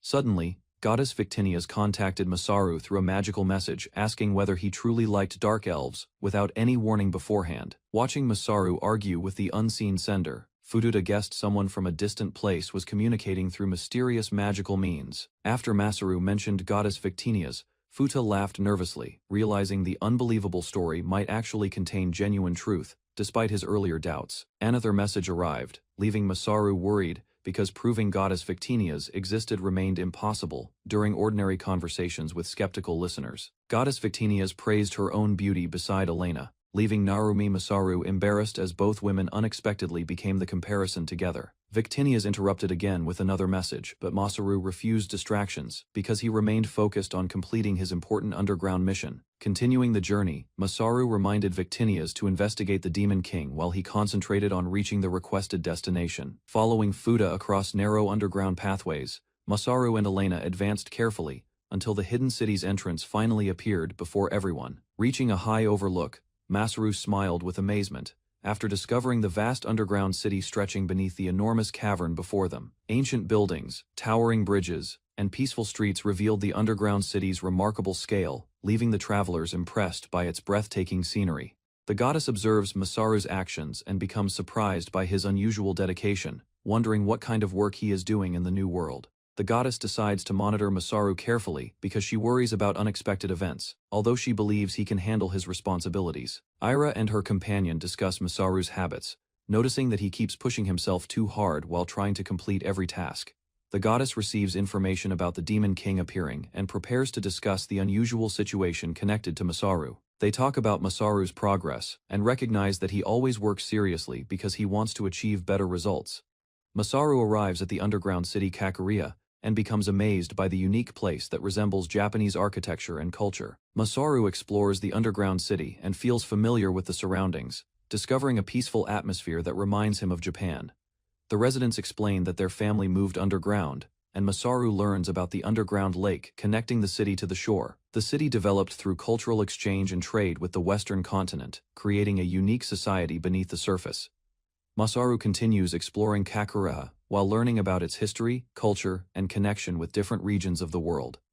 Masaru explores the underground city and notices its unique buildings. He thinks about possible unknown technology while sharing his interest in woodworking and his dream of building a ship someday. Masaru learns about the city's underground lake and realizes wooden buildings face problems from humidity. He explains that moisture can cause wood to become damaged, moldy, and rotten over time. The residents struggle to understand Masaru's concerns about carrying wood from the ground. They discuss his craftsmanship and why he thinks differently about construction methods. Masaru observes a strange lamp structure and realizes the city developed methods different from Earth. The residents explain they created solutions without relying on outside technology. The residents reveal that their ancestors moved underground to avoid conflicts with other races. They still feel connected to nature and share similarities with dark elves. Masaru sees how the underground city became lively despite being inside a cave. The residents created a unique environment by using their emotions and different perspectives. Masaru reflects on what he has learned since arriving in this world. He understands that convenience and innovation can come from culture, emotions, and creativity. Masaru decides to explore more of the city and learn its abilities. He also plans to continue his mission after completing important tasks. Masaru meets Gozaru and discusses unfinished matters. Gozaru mentions the spider incident and asks Masaru about reporting their success after completing the mission. Masaru receives advice to enjoy the city while the spider incident remains secret. He continues preparing for future tasks and protects the city's safety. Masaru continues exploring the underground city with Fuda and others. A local resident approaches him and suggests different places to visit while asking about his interests. Masaru walks through the city streets and notices the unusual design. The residents guide him around while explaining that there are many interesting areas nearby. Fuda returns after completing his duties and reports the area's safety. Masaru learns that the previous danger has been resolved through their efforts. The group discusses celebrating after finishing their work. Masaru and his companions consider meeting important people while continuing their journey through the city. Guards notice the visitors gathering outside and become confused. They question why Masaru and his companions arrived while trying to control the situation. A resident asks Masaru about his purpose for coming. Masaru explains that he wants to meet someone important and deliver a message. Masaru introduces himself as a messenger from the underground city. He explains that he needs to speak with an important person ahead. Masaru faces a woman who questions his actions. She asks why he entered the patriarchal conference tower without proper permission. The residents recognize the woman and explain that Masaru saved her during the subjugation of the demon spider. They discuss his actions and connection to her. The woman remembers Masaru's help and admits that he has followed her since arriving in the city while protecting her throughout the journey. Masaru continues exploring the underground city and encounters residents who recognize his connection with the Dark Elf. They discuss his actions and question why he came there. The residents explain that Masaru is a messenger from God who wants to deliver an important message. Some people remain doubtful but listen to his purpose. Masaru's abilities during the demon spider subjugation are discussed. The residents believe his rare skills and stories may actually be true. The group wonders about Masaru's identity and expects more information from higher authorities. They consider whether his claims can be trusted. Masaru decides to prove himself after reaching the meeting place. He prepares to demonstrate his abilities and show everyone what he can do. Masaru uses his power and creates a strange gate, surprising the people around him. They become shocked by his unusual skill and mysterious abilities. Masaru begins preparing food while using advanced ritual arts. The others question his actions because they do not understand his unusual method. Masaru completes the cooking process through his skill, creating a dish with a crab. The observers are amazed by the result of his technique. A powerful figure appears after Masaru calls for the crab dish. Everyone becomes surprised when the unexpected arrival reveals his unique ability. Masaru presents the prepared meal, using ingredients from gratis. The group learns that he created sauces and dishes with seafood and special materials. Masaru presents the prepared food, and the goddess enjoys the meal greatly. The people become surprised because the dish proves his unusual abilities and connection to divine powers. The residents recognize the goddess's appearance and realize that Masaru successfully summoned a divine being. They become shocked by the familiar scene from past ceremonies. The people confirm that the summoned figure is truly Goddess Victinia's. Her presence proves Masaru's identity and shows that his message from God is genuine. Masaru explains that he understands his role as God's messenger. The residents accept his position and prepare to listen to the purpose behind his visit. The woman asks Masaru to leave because they are busy dealing with the berserk insects. The situation remains difficult, despite his arrival. Masaru learns that berserk spiders are still attacking people underground. The remaining insects continue causing problems throughout the underground cave. The residents explain that the insects are dangerous and need to be controlled quickly. Masaru decides to help solve the problem before continuing his mission. Masaru promises to defeat all berserk insects so he can continue discussing important matters. He believes this will help gain their trust. Masaru plans to complete the task quickly because he wants to earn impression points. He considers defeating many spiders as an easy achievement. The residents react strongly to Masaru's words because many comrades were sacrificed fighting the insects. They remember the difficulty and dangers of the battle. The residents discuss Masaru's strength after his battle against the spiders. They realize he has enough power to support his claims despite fighting alone. Masaru receives recognition as the 5th seat of the Echelon Elite Warriors in the underground city Kakurha because of his achievements. The residents believe Masaru's abilities are truly a blessing from heaven. They acknowledge his strength and decide to focus on the urgent situation. The goddess enjoys Masaru's food again and requests more sauce. The others become surprised by her reaction and the quality of his cooking. Masaru decides to cooperate with Fuda's plan and help subjugate the berserk insects. They agree that teamwork is better than fighting alone. The group begins a new mission to capture the rare silkworm moth insect. Masaru and his companions prepare for the operation ahead.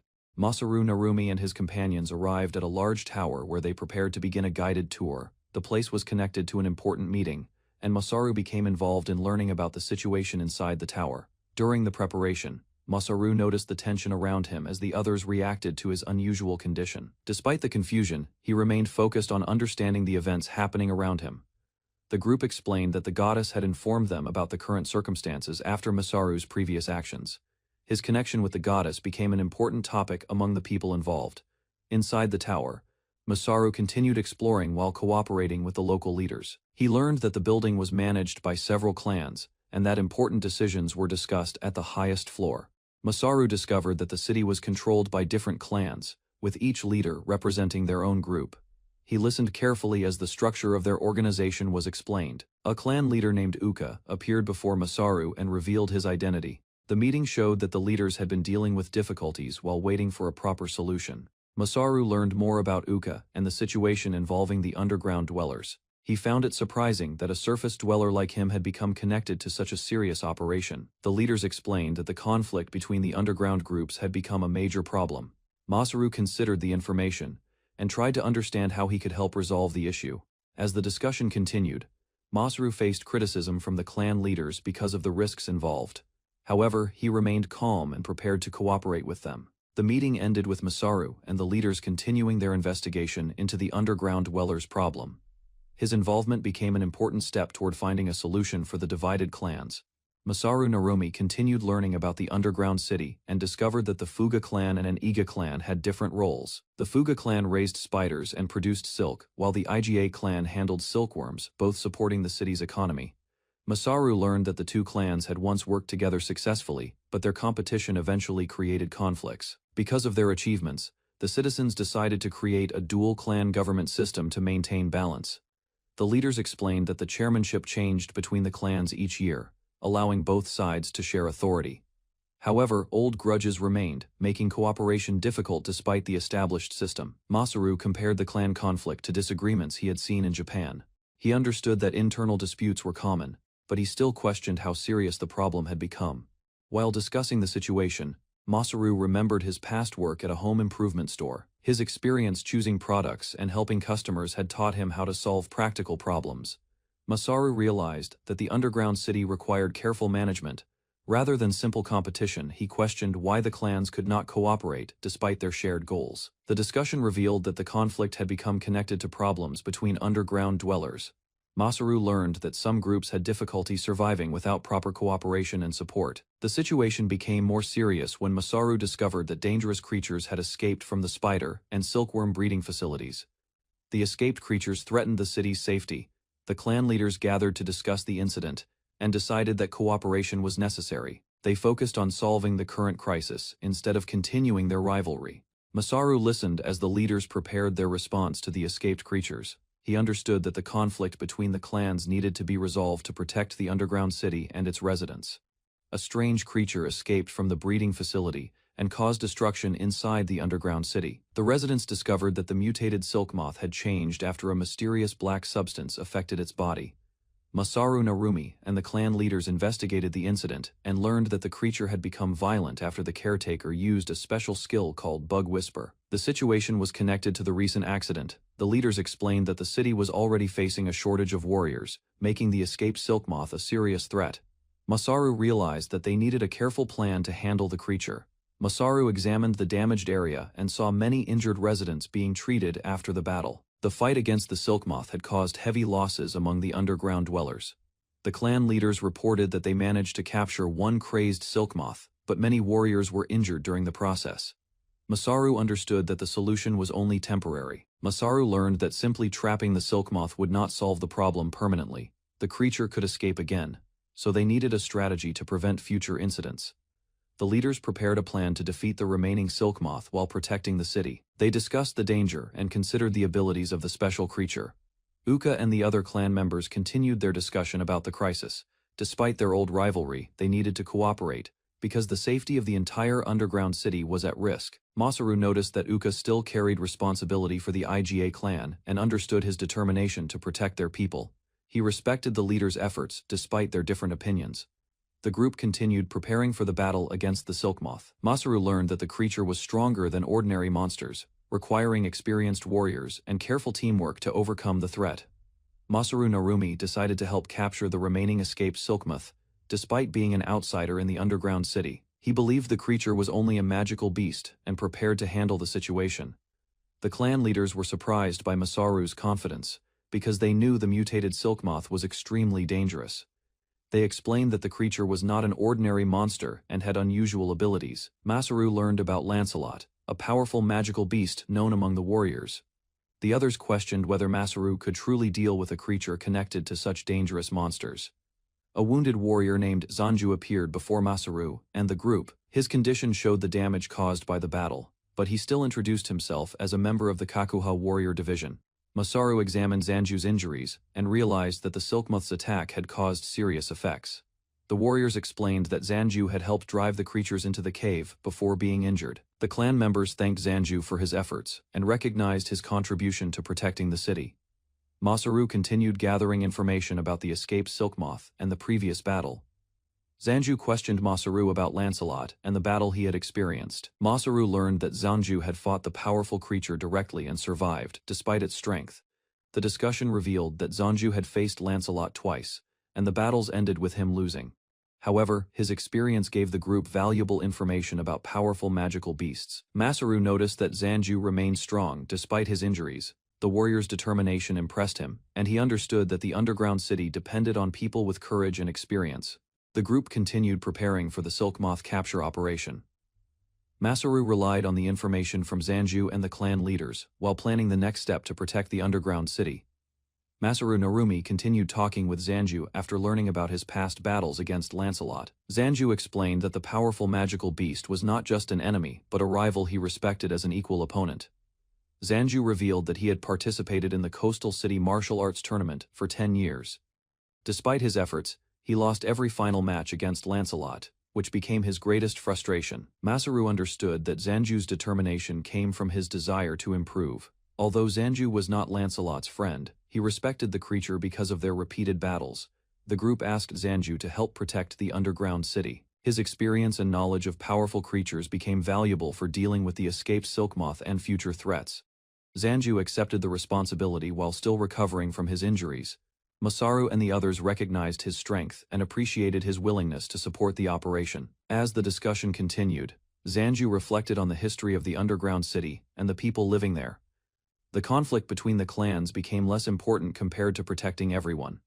Uka listened to Zanju's words and realized that the injured warrior still cared deeply about the city. Masaru also began to understand the complicated relationships between the clans. Suddenly, an urgent report arrived. The crazed Silkmoth had started attacking the boulder sealing it inside the cave, causing concern that the barrier might soon break. The leaders became alarmed because the creature was becoming stronger. They feared that the seal would fail and the underground city would face another dangerous attack. The situation reached a critical point as everyone prepared for the Silkmoth's possible escape.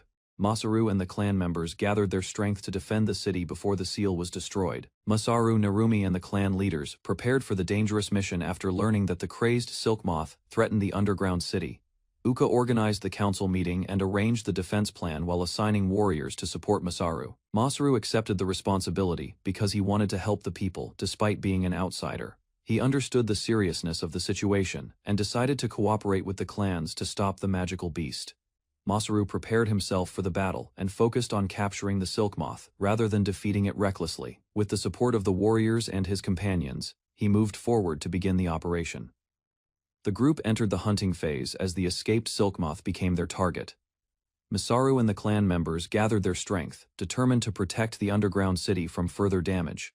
Masaru arrived at a massive stone cavern, sealed shut by thick ropes, following villagers who had trapped dangerous mutated insects inside long ago. Before rushing forward, he insisted on scouting the area first, though the villagers eagerly urged him to begin the capture operation immediately without hesitation. A colossal white Silkmoth loomed from the darkness, its presence radiating an oppressive dread that made the entire cave feel suffocating and dangerous. Masaru stared in shock, realizing the creature's transformation into a mad insect was far more extreme and threatening than he had ever imagined. Panicking internally, he questioned whether charging straight at something so massive was even a reasonable strategy, fearing they would become simple target practice. Despite his nerves, Masaru declared he would fight himself, surprising the villagers who had just watched him boast confidently in front of leaders.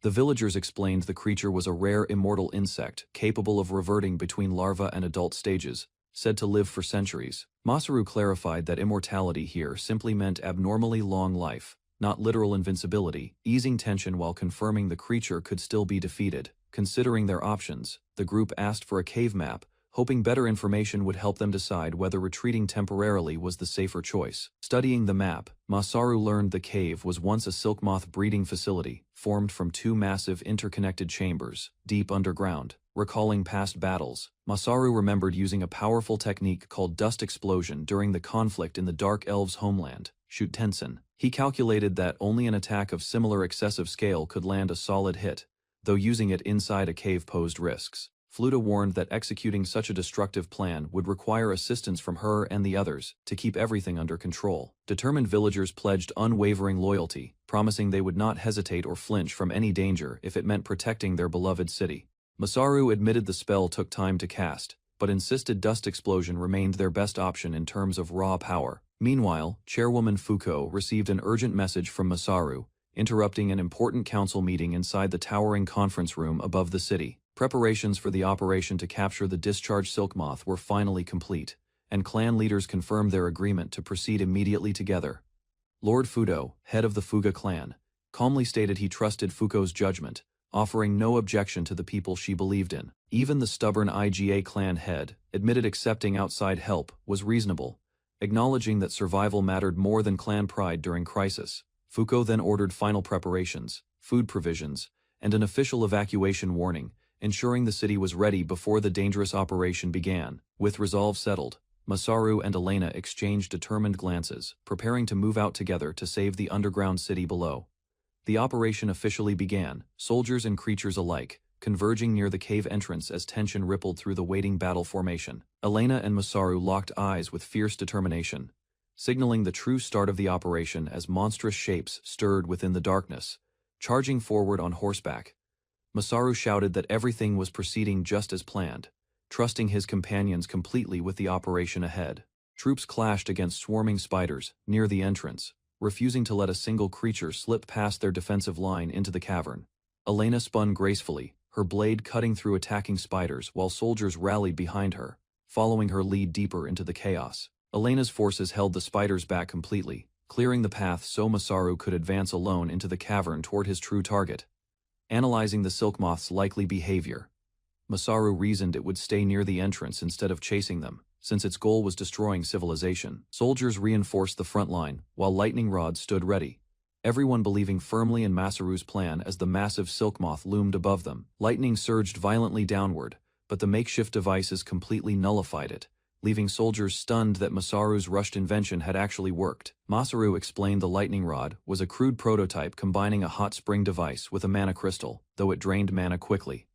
Workers from the Dereki clan reinforced the ground using crafted gear, sealing gaps left by burrowing worms to keep formations completely stable. Impressed by their speed, one soldier admitted production type skills were incredibly overpowered, allowing gear like this to be built so quickly.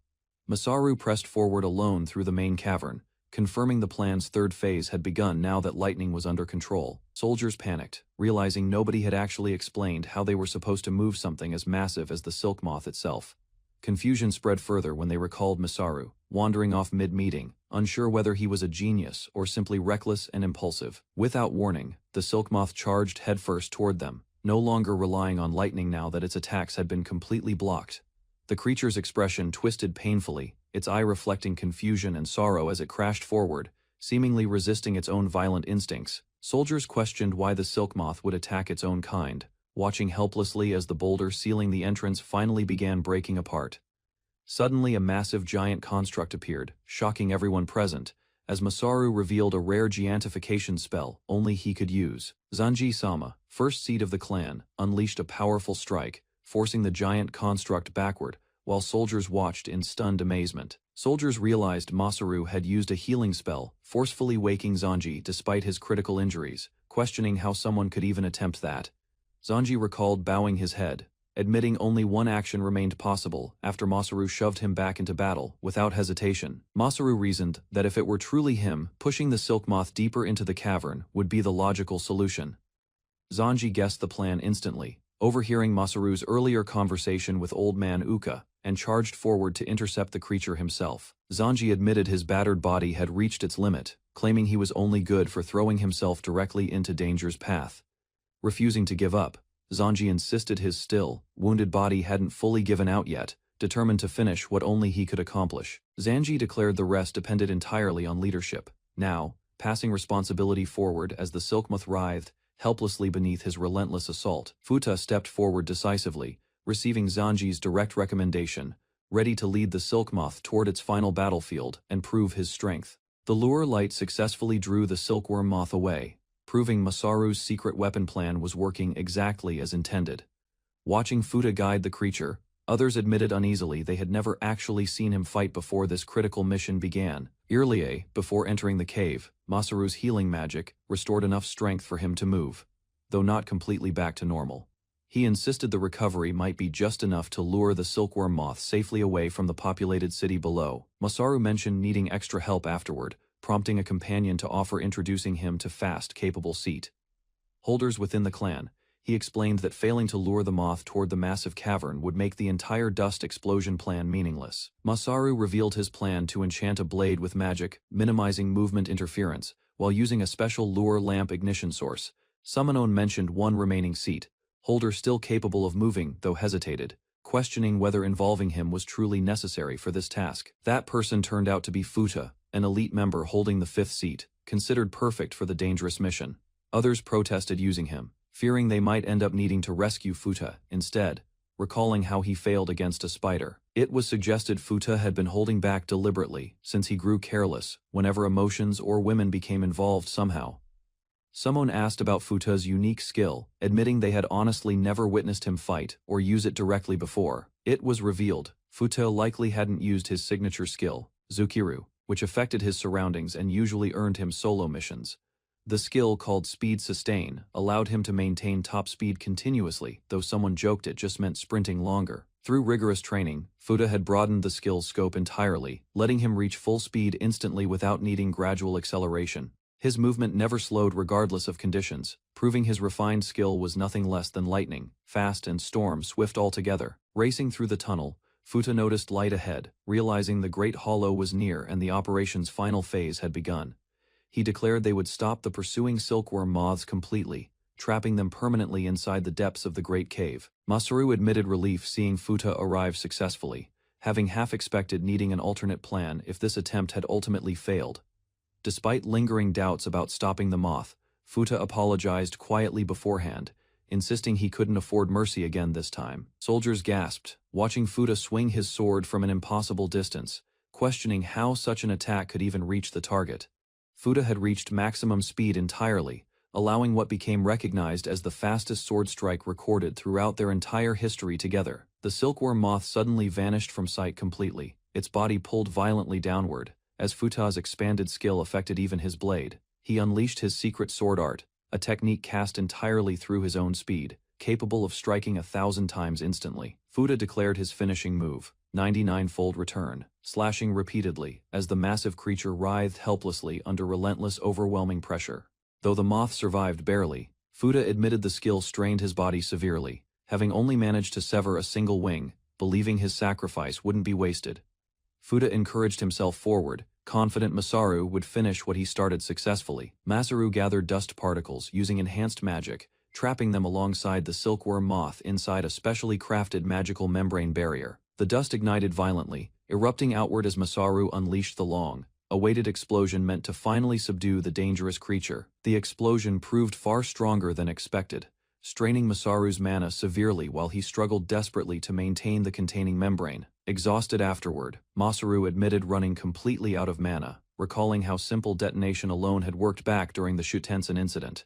Companions cried out in alarm, watching Masaru caught directly within the blast's heat and shockwave despite his reduced protective barrier. Coughing violently, Masaru admitted his throat and eyes burned terribly, though relieved he could still cast basic healing magic afterward. Battered and burned, companions joked that Masaru's durability seemed almost inhuman, teasing him about surviving such devastating self-inflicted destruction. Reflecting afterward, a companion admitted believing faith shall save felt true, calling Masaru's strategy and tools truly heaven-sent.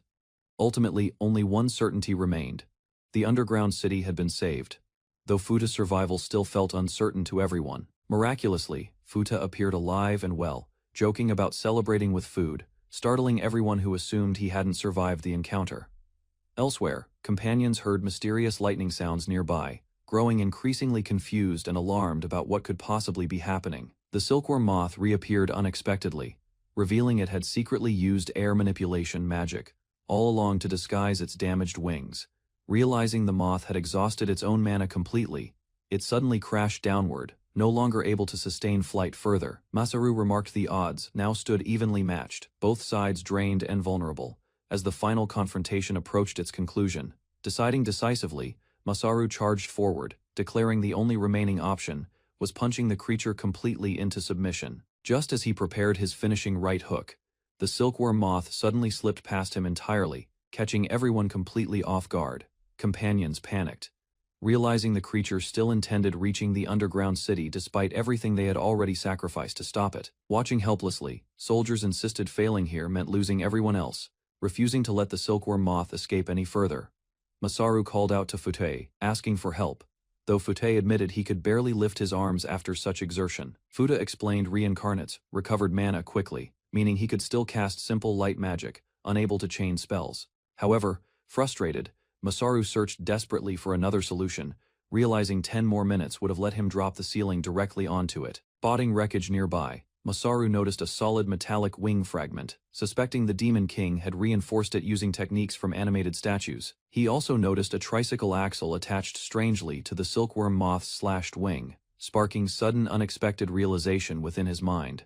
Masaru studied the shattered iron rods embedded around the massive silkworm moth, realizing that its wings still carried residual electrical magic, strong enough to attract weapons. Futa and the others stared in confusion, unsure what he intended to accomplish against a creature that size with nothing but a plain iron rod. Masaru turned away from his companions with a strange, unreadable expression, leaving Futa and the others bewildered by his sudden silence, before he moved toward the wounded silkworm moth alone. The silkworm moth shrieked and lunged forward, and Masaru braced himself, recognizing that this fleeting moment represented the only real chance he would get. His body moved with surprising speed, shocking Futa, who realized Masaru's burst of motion nearly matched his own top speed, despite Masaru's ordinary human frame. Masaru's fist connected directly with the creature's exposed body, and he understood instantly that this single decisive touch was truly all he needed to succeed. Enhancement magic surged through his arm as Masaru unleashed what he called his final attack, startling the moth and stunning the onlookers watching from a distance. Sparks and shockwaves tore across the cavern, and Masaru explained calmly that the electricity was merely a side effect, not the true purpose of his spell. He described how strengthening a magnetic field, a concept elementary students back in Japan learned early, had turned the moth's iron-like body practically lifeless. The moth's own electrical magic amplified the effect naturally, pulling every iron object nearby toward it, through simple, unavoidable magnetic attraction that Masaru had exploited. Magic in this world depended on how vividly someone could imagine an outcome, and Masaru's clear understanding let him magnify only the pulling force. With a final crushing motion, the iron rod slammed inward, and Masaru declared that this was exactly how the entire confrontation would end. He revealed that iron-like substances buried within the bedrock had also been drawn upward, shifting massive rocks throughout the cave from that single lightning-charged strike. Masaru admitted he wasn't bragging, insisting he simply built upon knowledge left behind by inventors and thinkers who had discovered these phenomena long before him. Amid the chaos, his ally Futa shouted his name in alarm, while distant enemies mocked the demon lord, telling him to study harder next time. The silkworm moth's massive form was pinned beneath countless iron beams, its wings torn and its strength finally breaking under relentless magnetic pressure. Rocks and rods rained down together, burying the creature completely as dust and debris scattered violently across the collapsing cavern floor around it. Futa and another companion screamed Masaru's name, terrified as an enormous pile of stone and iron crashed down where he had last been seen, standing. The group searched frantically through the rubble, wondering if Masaru had truly been buried, until someone noticed the silkworm moth crushed beneath the wreckage. Voices echoed from deeper within, and moments later, Masaru appeared safely, complaining about a signal his ally had ignored, drawing relieved laughter from everyone present. The group gathered around him, relieved despite his rough appearance, joking that his injuries seemed minor compared to their previous battle against the magic bear. The group realized Masaru had drained his magic twice through enhancement spells, impressed that he could still stand and argue despite such severe magical depletion. One companion recalled how Masaru looked completely immobile while boosting the magnetic field, appearing as though he himself would get trapped within the falling ores. Despite his injuries, Futa admitted he ignored the pain and rushed in clumsily. Yet Masaru never thanked him, only complained that he arrived too slowly. Futa grumbled that Masaru made the rescue sound like his own personal achievement, declaring everything had gone exactly according to some grand hidden plan. Masaru argued he had used healing magic and signaled clearly beforehand, insisting Futa should have reacted faster instead of blaming him for the confusion. Another companion stepped between them, urging the two men to stop arguing and simply look around at the destruction surrounding their entire group. Despite the bickering, everyone agreed the peaceful outcome existed only because of Masaru's strategy, support, and the elders who would soon hear this news. The group reflected that Masaru wasn't truly a fighter, admitting that someone like Lancelot could have ended the battle instantly with one greatsword swing. Masaru explained that he only built tools meant to fight threats like the silkworm moth, admitting his tools meant nothing without someone else wielding them. A companion countered that this apparent weakness was actually his greatest strength, since it allowed Masaru to create and bestow real power onto others.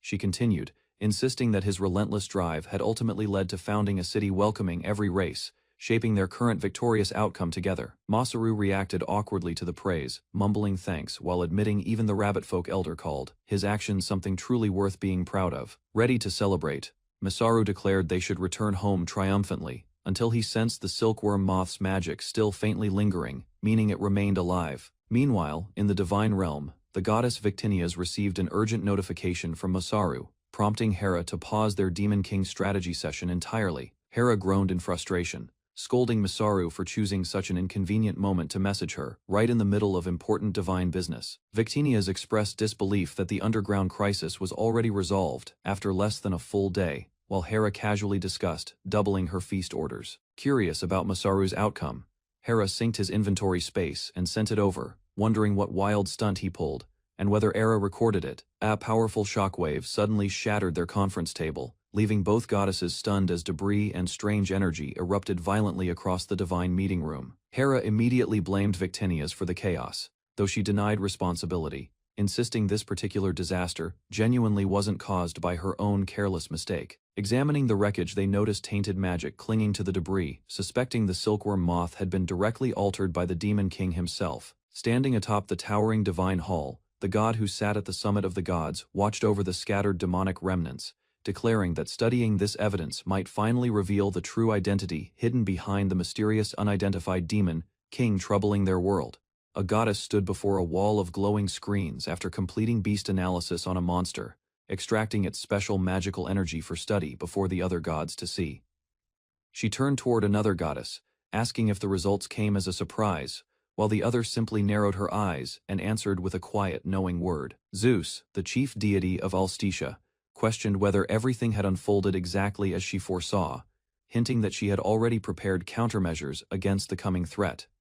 The goddess declared that given the current situation she could finally act, planning to inform Masaru of the danger and request his cooperation in the days ahead. She estimated the enemy's manifestation, likely the Demon King, was still a month away, reassuring the others that the barriers protecting her world would hold until then. Meanwhile, in the city Masaru had helped protect, a victory banquet unfolded quietly, with the goddess wishing not to spoil the people's hard-earned celebration of peace. Villagers and warriors alike rejoiced together late into the night, tossing Masaru into the air in celebration, honoring the man who had helped secure their safety. 3 days later, rumors spread through the underground city's residential district that Masaru had visited a neighbor's home that morning, chatting happily about wood preservatives with Gen-san the carpenter. Futa, a local resident, was swarmed by townsfolk eager for stories about Masaru, though none of them could say exactly where the man of the hour actually was. Futa finally found Masaru lazing under a kotatsu at the tea house in broad daylight, scolding him for such laziness while the women nearby laughed at the scene. The women invited Futa to join them at the kotatsu and share details about the recent incident, but he insisted he had no time to lounge around. The townswoman teased Futa about his role in defeating the silkworm menace, while another explained that underground dwellers naturally resisted cold, though harsh seasons still required extra warmth. Masaru, intrigued by the magic stone radiating heat beneath the table, explained he was gathering tools in high demand throughout the underworld to sell at his shop. While hiding beneath the kotatsu blanket, Masaru peeked mischievously at the women's legs, earning immediate praise from onlookers who admired his shameless dedication to such antics. The women shrieked and swatted at him in retaliation, joking that his smooth troublemaking never changed, while Futa demanded to know where exactly he was looking. The women admitted Masaru had clearly wandered off again after leaving his kotatsu invention behind, prompting Futa to set aside the playful mood and refocus on his search. One of the women recalled that Masaru had mentioned finalizing a trade negotiation earlier that morning, wondering aloud if this was part of his duties as a divine envoy. Realizing that any negotiation could only happen in one place, Futa guessed Masaru had likely headed toward the towering council tower rising above the city skyline. Bursting into a meeting room, Futa apologized for barging in, explaining the warrior corps had asked him to search for Masaru and bring him back immediately. With the main trade deal already settled, Masaru calmly agreed to leave, asking the others if they could wait a little longer before he departed with Futa. One woman decided there was no harm in telling Futa now, reasoning the news would spread through the underground city by tomorrow regardless of secrecy.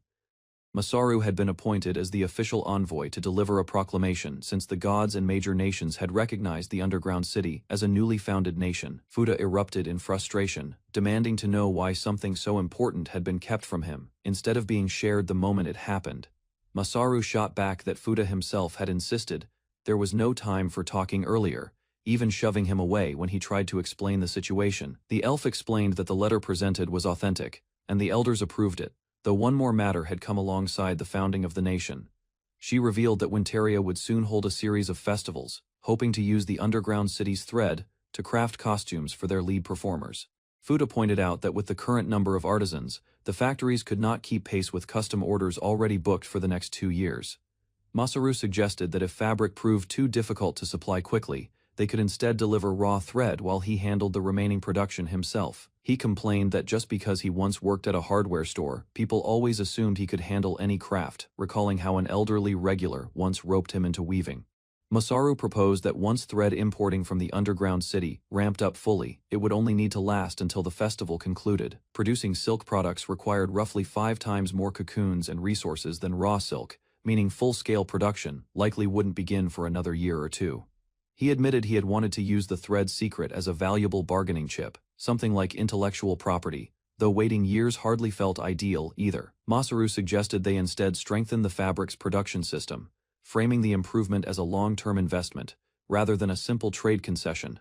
The group traveled to the underground city's fabric factory, where workers greeted them warmly before Masaru requested a quick look at their weaving process. Masaru was stunned to discover the factory actually used looms, having assumed the entire silk-making process was done completely by hand. He learned that a loom simplified weaving by letting a worker shoot the horizontal thread through the gap created when vertical threads were opened mechanically. Masaru mentioned he often helped with various tasks and had even mastered a combat technique called momentum retention, allowing him to handle nearly anything thrown his way.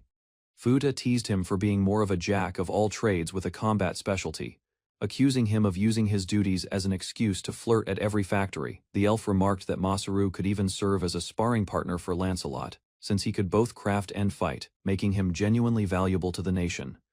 Masaru suggested that adapting this loom for early exports to Winteria would make production move significantly faster, before Fuda asked what exactly made this loom so special. Grinning with confidence, Masaru declared they should first tackle the production capacity issue by proposing they more than double the current output entirely. The workers stared in confusion at the strange wooden box-like structure Masaru had built, unsure what purpose such an odd contraption could possibly serve. Fuda recognized the design instantly, recalling something similar from his memory, confirming it worked flawlessly and functioned as a loom with half-finished fabric already inside.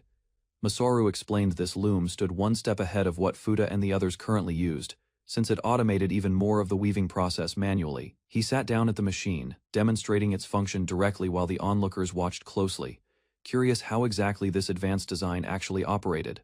To everyone's shock, Masaru lined up the thread and struck once, weaving fabric instantly without ever appearing to touch the thread itself directly. He explained that pushing back the horizontal bar called a reed passed the weft through the gap, while a foot pedal now raised and lowered the warp thread. Masaru revealed the mechanism's name, calling it a flying shuttle, showing how the weft thread fitted neatly inside the sliding wooden piece. Pushing the reed back triggered side sticks to move left and right, shooting the shuttle across, and inserting the weft thread automatically each time.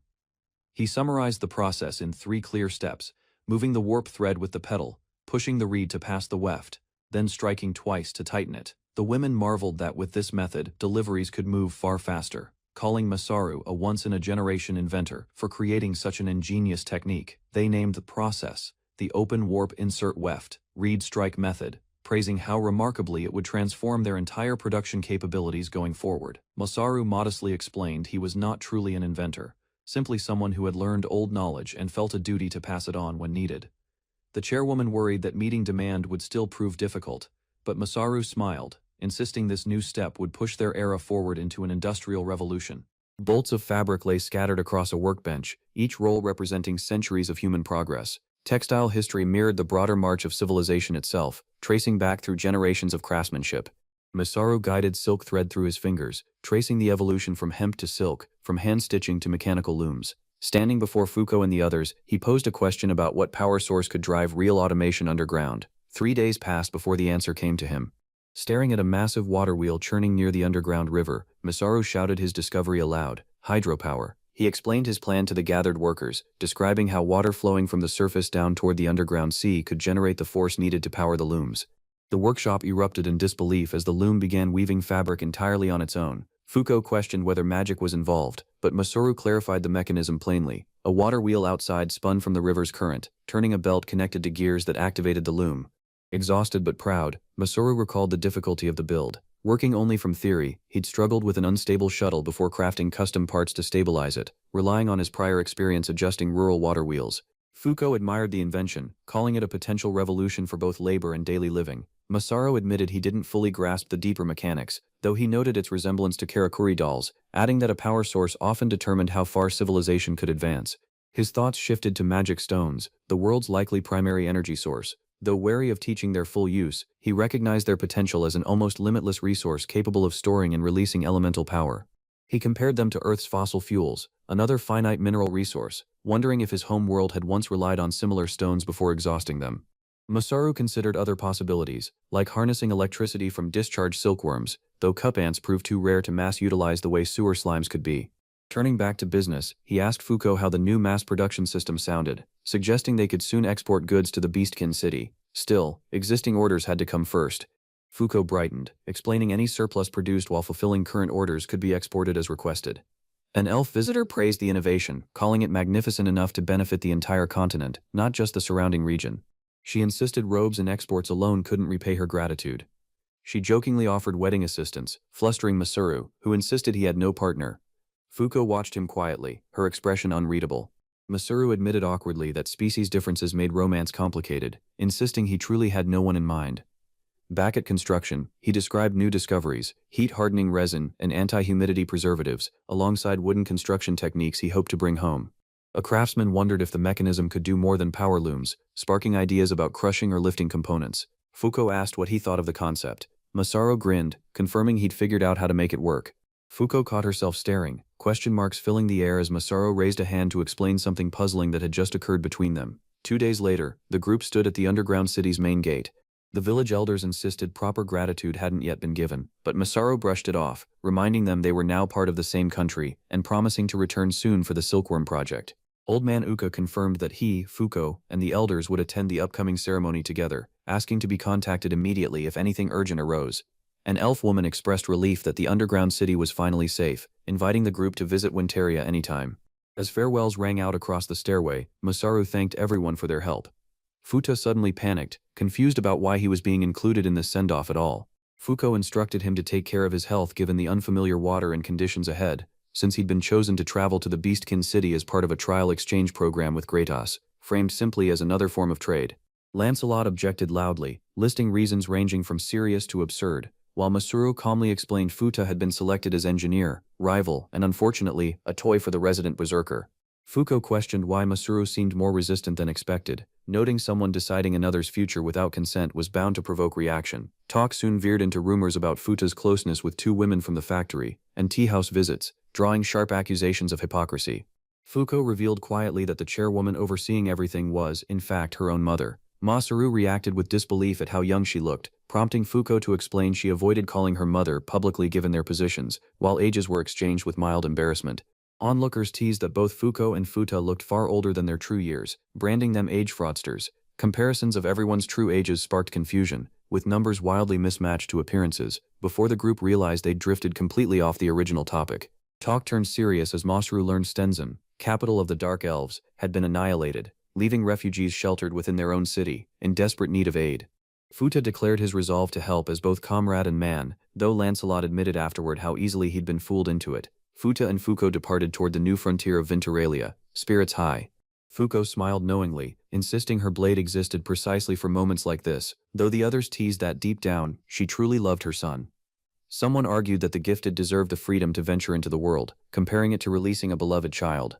Staying underground too long, she warned, would dull his edge, since true skill only sharpened through hardship. The elders simply laughed, accepting fate as their carriage rolled onward. 2 days later at Venturalia, anticipation grew over what Futa might bring back from the city of the gods. Masaru returned to cheerful greetings from friends and beastkin alike, welcomed warmly back into the fold. Isla welcomed Masaru home warmly, pouring tea as he arrived at the terrace. Below, the younger ones noticed something odd about his demeanor, joking that their master looked unusually creepy as he approached the building. Victinius suddenly appeared beside Isla, startling Masaru completely. He understood why his teacher was present, but questioned why Victinius had manifested there as well. She simply asked if the answer wasn't already obvious. Victinius announced her plan to stay in the city for a while, leaving Masaru stunned. Without missing a beat, she asked whether crab hot pot was on the menu for dinner. Ayla brought up the matter concerning her again, insisting it had nothing to do with becoming a god, while Masaru tried to explain his side of things. Ayla countered that excessive interference wasn't the issue this time, hinting there was something meaningful behind her involvement, though she refused to say more. Moments later, an announcement interrupted them. An audience with Victinius had officially been scheduled, leaving Masaru bewildered about what exactly was happening. 1 week later, at the temple in Venturalia, Ryuryu declared it was time to get to work and build something new. In the middle of her enthusiasm, she stumbled into what looked like a thief poking around inside the master's room. The intruder turned out to be Mei, who explained she'd ended up staying overnight after a craftsman's meeting at the temple. Ryuryu scolded her for barging into someone else's room so carelessly. Mei admitted she was searching for something, prompting Ryuryu to accept the explanation, insisting she'd only come because her brother asked her to. Mei revealed she was hunting for a book their brother brought from home and translated himself, titled Advanced Shipbuilding Techniques, though she hadn't managed to find it anywhere. Ryuryu wondered aloud whether the search connected to the upcoming boat race at the festival ceremony, while enlisting help from anyone nearby, jokingly promising sheep's milk from the hot springs as payment. Their search led to an unexpected discovery, a beautifully crafted ring, far too elegant for their master to wear himself, sparking speculation about who might receive it. Mei suggested it might be intended as a tribute for a god rather than for mass production, based on its intricate design. Inspired, Mei declared her decision to become a god herself someday, imagining all the offerings she'd receive in return. Ryuryu objected immediately, insisting gods were supposed to carry more dignity, sparking a playful argument between the two. Elsewhere, Masaru stormed through the halls demanding to know where Victinius had disappeared to, accusing her of stealing the prepped crab hot pot ingredients from cold storage. Victinius defended herself cheerfully, insisting her hunger justified the theft, promising they could simply catch more crabs later, while Masaru refused to let the matter go. Ryuryu reflected that liveliness, in all its chaotic forms, remained a good thing. She mused that such restless energy proved something was developing and moving forward within the city, quoting words she'd heard from the master and fellow craftsmen. The city buzzed with unprecedented activity as construction pressed forward across every district.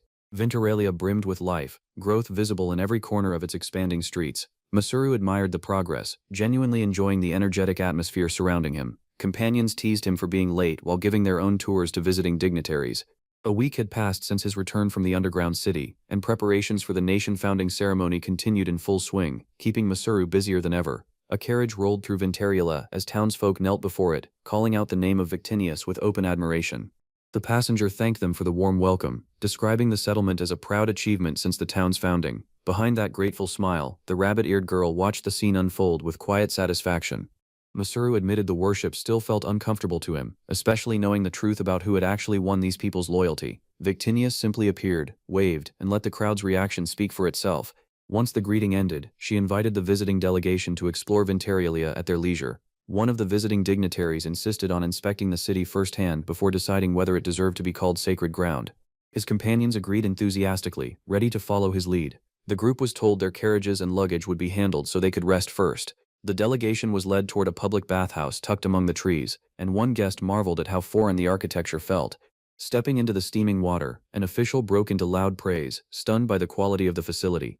Guests received massages beside the bath while others admired the view stretching over the water. One official asked aloud whether this was truly what Venturia's development looked like, unable to hide his amazement.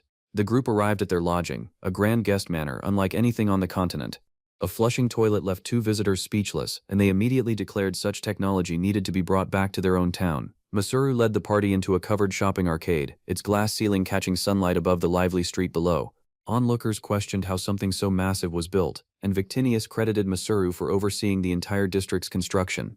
Inside a shop, a guest asked whether every item was made locally, then froze upon spotting a table that seemed to hold a starry night sky within its surface. Masaru explained the piece as a river table, crafted from resin made using thread harvested from magical spiders. He detailed how the liquid resin was poured between wooden planks and set with decorative elements, noting spider resin had become the hottest material in the city.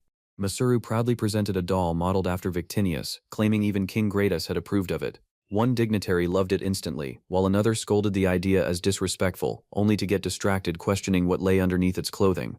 A shopkeeper offered a secret service involving special outfits for the doll, tempting Masaru and his companion. Victinia scolded them both for indulging such behavior, insisting she'd only approve dolls as innocent souvenirs. Watching the arcade below, the visiting official admitted this level of civilization was hard to believe and looked forward to seeing it grow further. Elsewhere, someone shouted for Masaru to come back as he walked off with quiet resolve.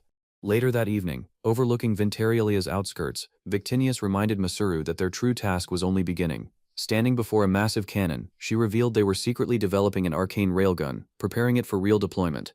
She warned that the being uncovered during the underground moth incident, the one many called the Demon King, had now set its sights on their city. A crack split open across the sky above them, and Victinius gasped as she named the threat approaching, calling it the fallen god.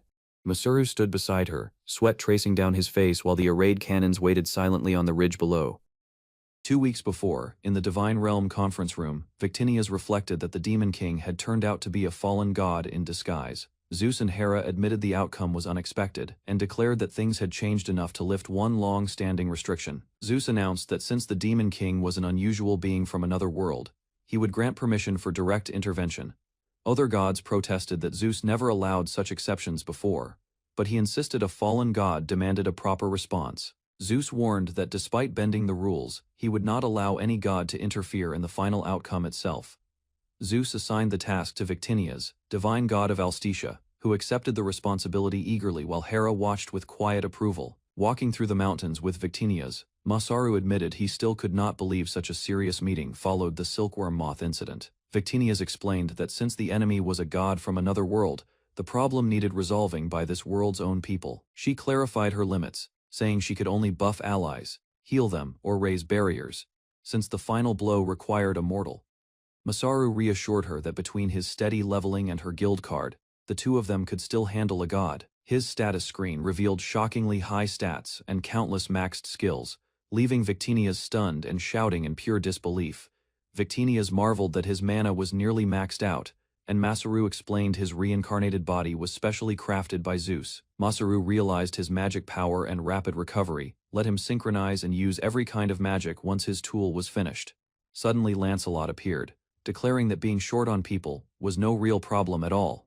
Now that he had arrived, Victinius greeted him warmly, confirming that, of course, they would call on him for such an important final battle. The group recalled how, without any official hero recognized in this world, Lancelot was the obvious choice to fill that role.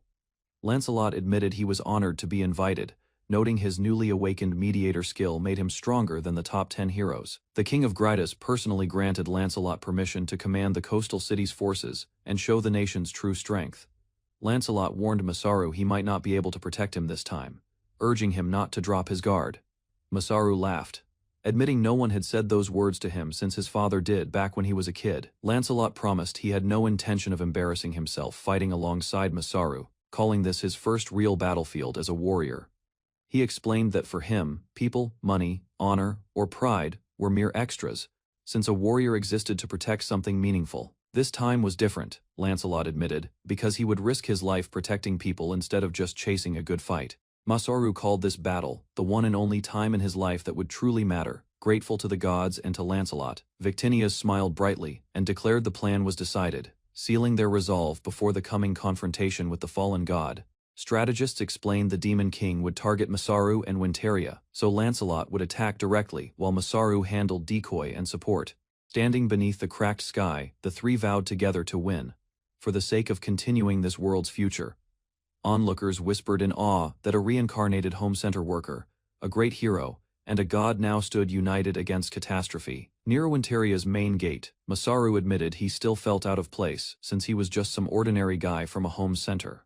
Lancelot and Masaru bickered playfully about nicknames and titles, though the real mystery remained how this Demon King had even appeared. Victinius explained that demon beasts and demon kings, born from negative emotions, usually destroyed the very source of those feelings.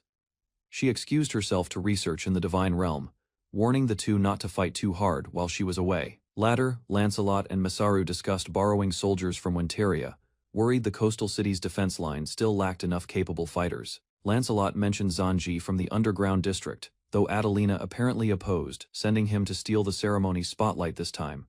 Suddenly a commotion erupted at the front gate, where strangers loudly declared themselves messengers of divine judgment demanding entry. The self-proclaimed envoys from the kingdom of Statet demanded passage, growing impatient and hostile when the guards refused to yield. Zarg watched the intruders coldly, immediately recognizing trouble the moment their leader's face came into clear view. Zarg identified Statet as a self-proclaimed nation of thugs, strong enough to operate freely even under Grytus's official authority.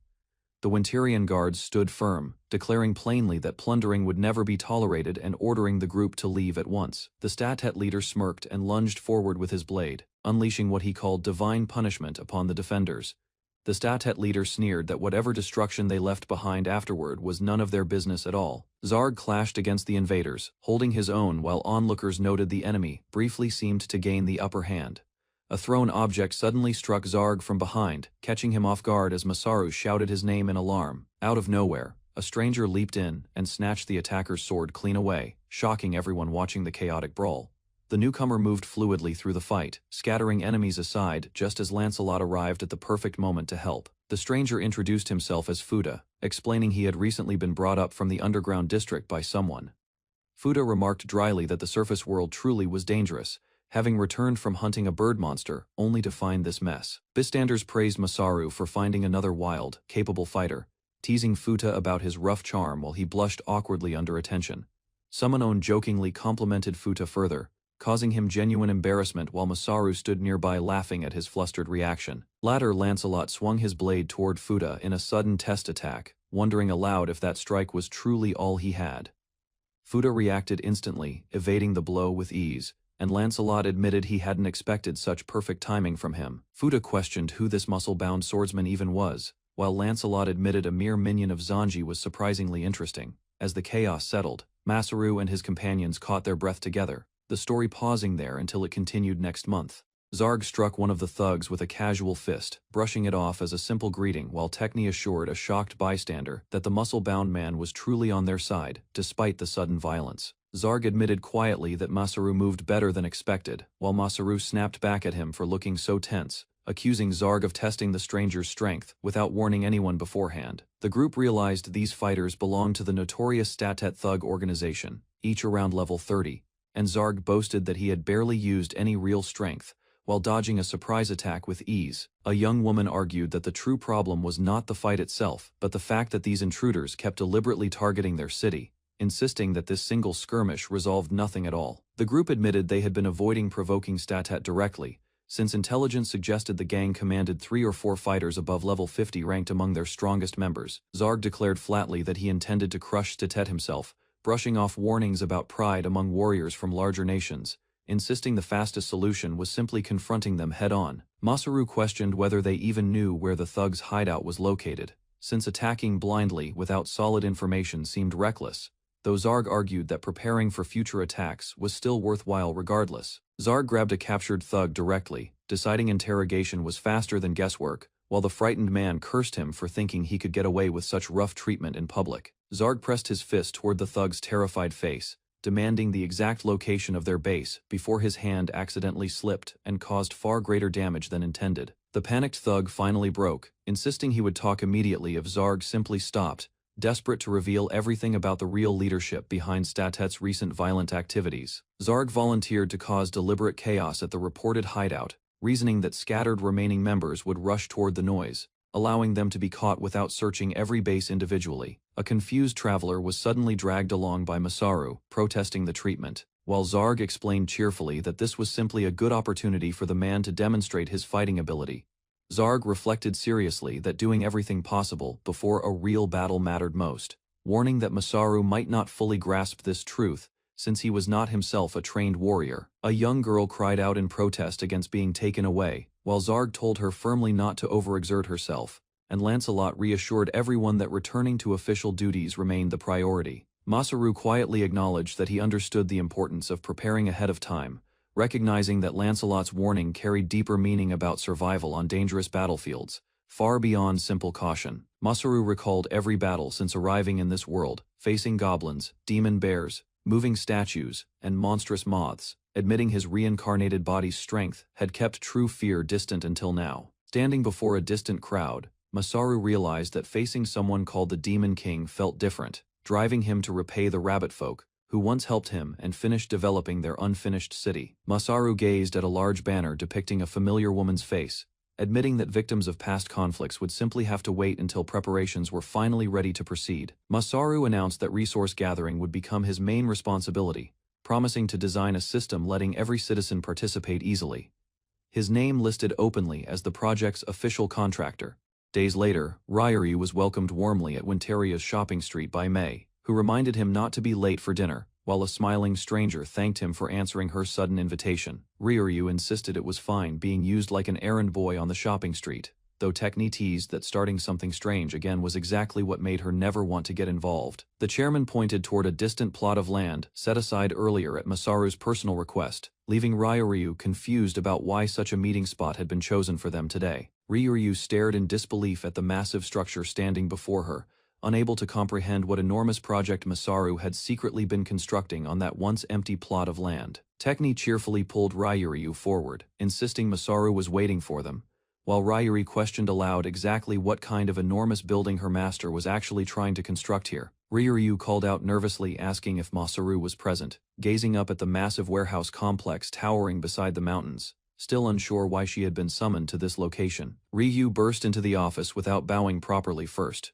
prompting Masaru to deduct points immediately, insisting she should have said "excuse me" before entering the room like a proper visitor. Masaru continued docking points, complaining that Ryori skipped small talk entirely, while she asked bluntly what he actually wanted from her, accusing him of acting strangely as usual today. Masaru declared the interview officially starting, reminding her that weather and current events made essential conversation topics, then began reading notes, confirming she was a 13-year-old girl named Ryori. Masaru praised the solid skills she inherited from her late father, noting her on-site training already made her stand out at various factories, then awkwardly admitted mistaking her gender when inviting her to bathe. Ryori explained that Winteria felt like a model for fixing every problem found in a slum, expressing her wish to ensure steady work remained available, even after the city's rapid growth eventually slowed down. She listed her blessings proudly, having food, clothes, a home, and safe work, adding that craftsmen treated her as an equal rather than a child despite her young age.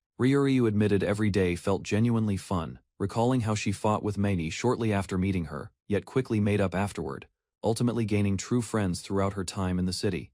Masaru suddenly asked if something important seemed to be missing from her life, catching Ryori completely off guard as she wondered what exactly he could possibly be referring to. Masaru revealed he recognized her hidden desire because he had witnessed it himself back in that other country, describing tools within arm's reach and a workbench set up specifically for her. He named it directly, her own workshop, pointing out that despite learning skills and building things on site, she clearly still carried an urge to freely create whatever she personally wanted. Ryori admitted she hadn't made anything freely in quite a while, while Masaru insisted that wanting to apply learned skills toward new creations was simply what loving craftsmanship truly meant. Masaru grinned widely, declaring that her honest passion was exactly why he liked her, lifting Ryori enthusiastically into the air as she squealed, in startled surprise at the sudden gesture. Masaru announced he would give her a workshop immediately, revealing his current plan, and explained he called her here specifically because she reminded him so strongly of himself. He gestured toward the massive complex forming behind them, revealing it would soon become a huge logistics terminal, promising that part of that expansive space would belong entirely to Ryori herself. Masaru declared triumphantly that a kid manager was born, correcting himself to manager, promising her wish was about to come true immediately as Ryori stared in stunned astonishment.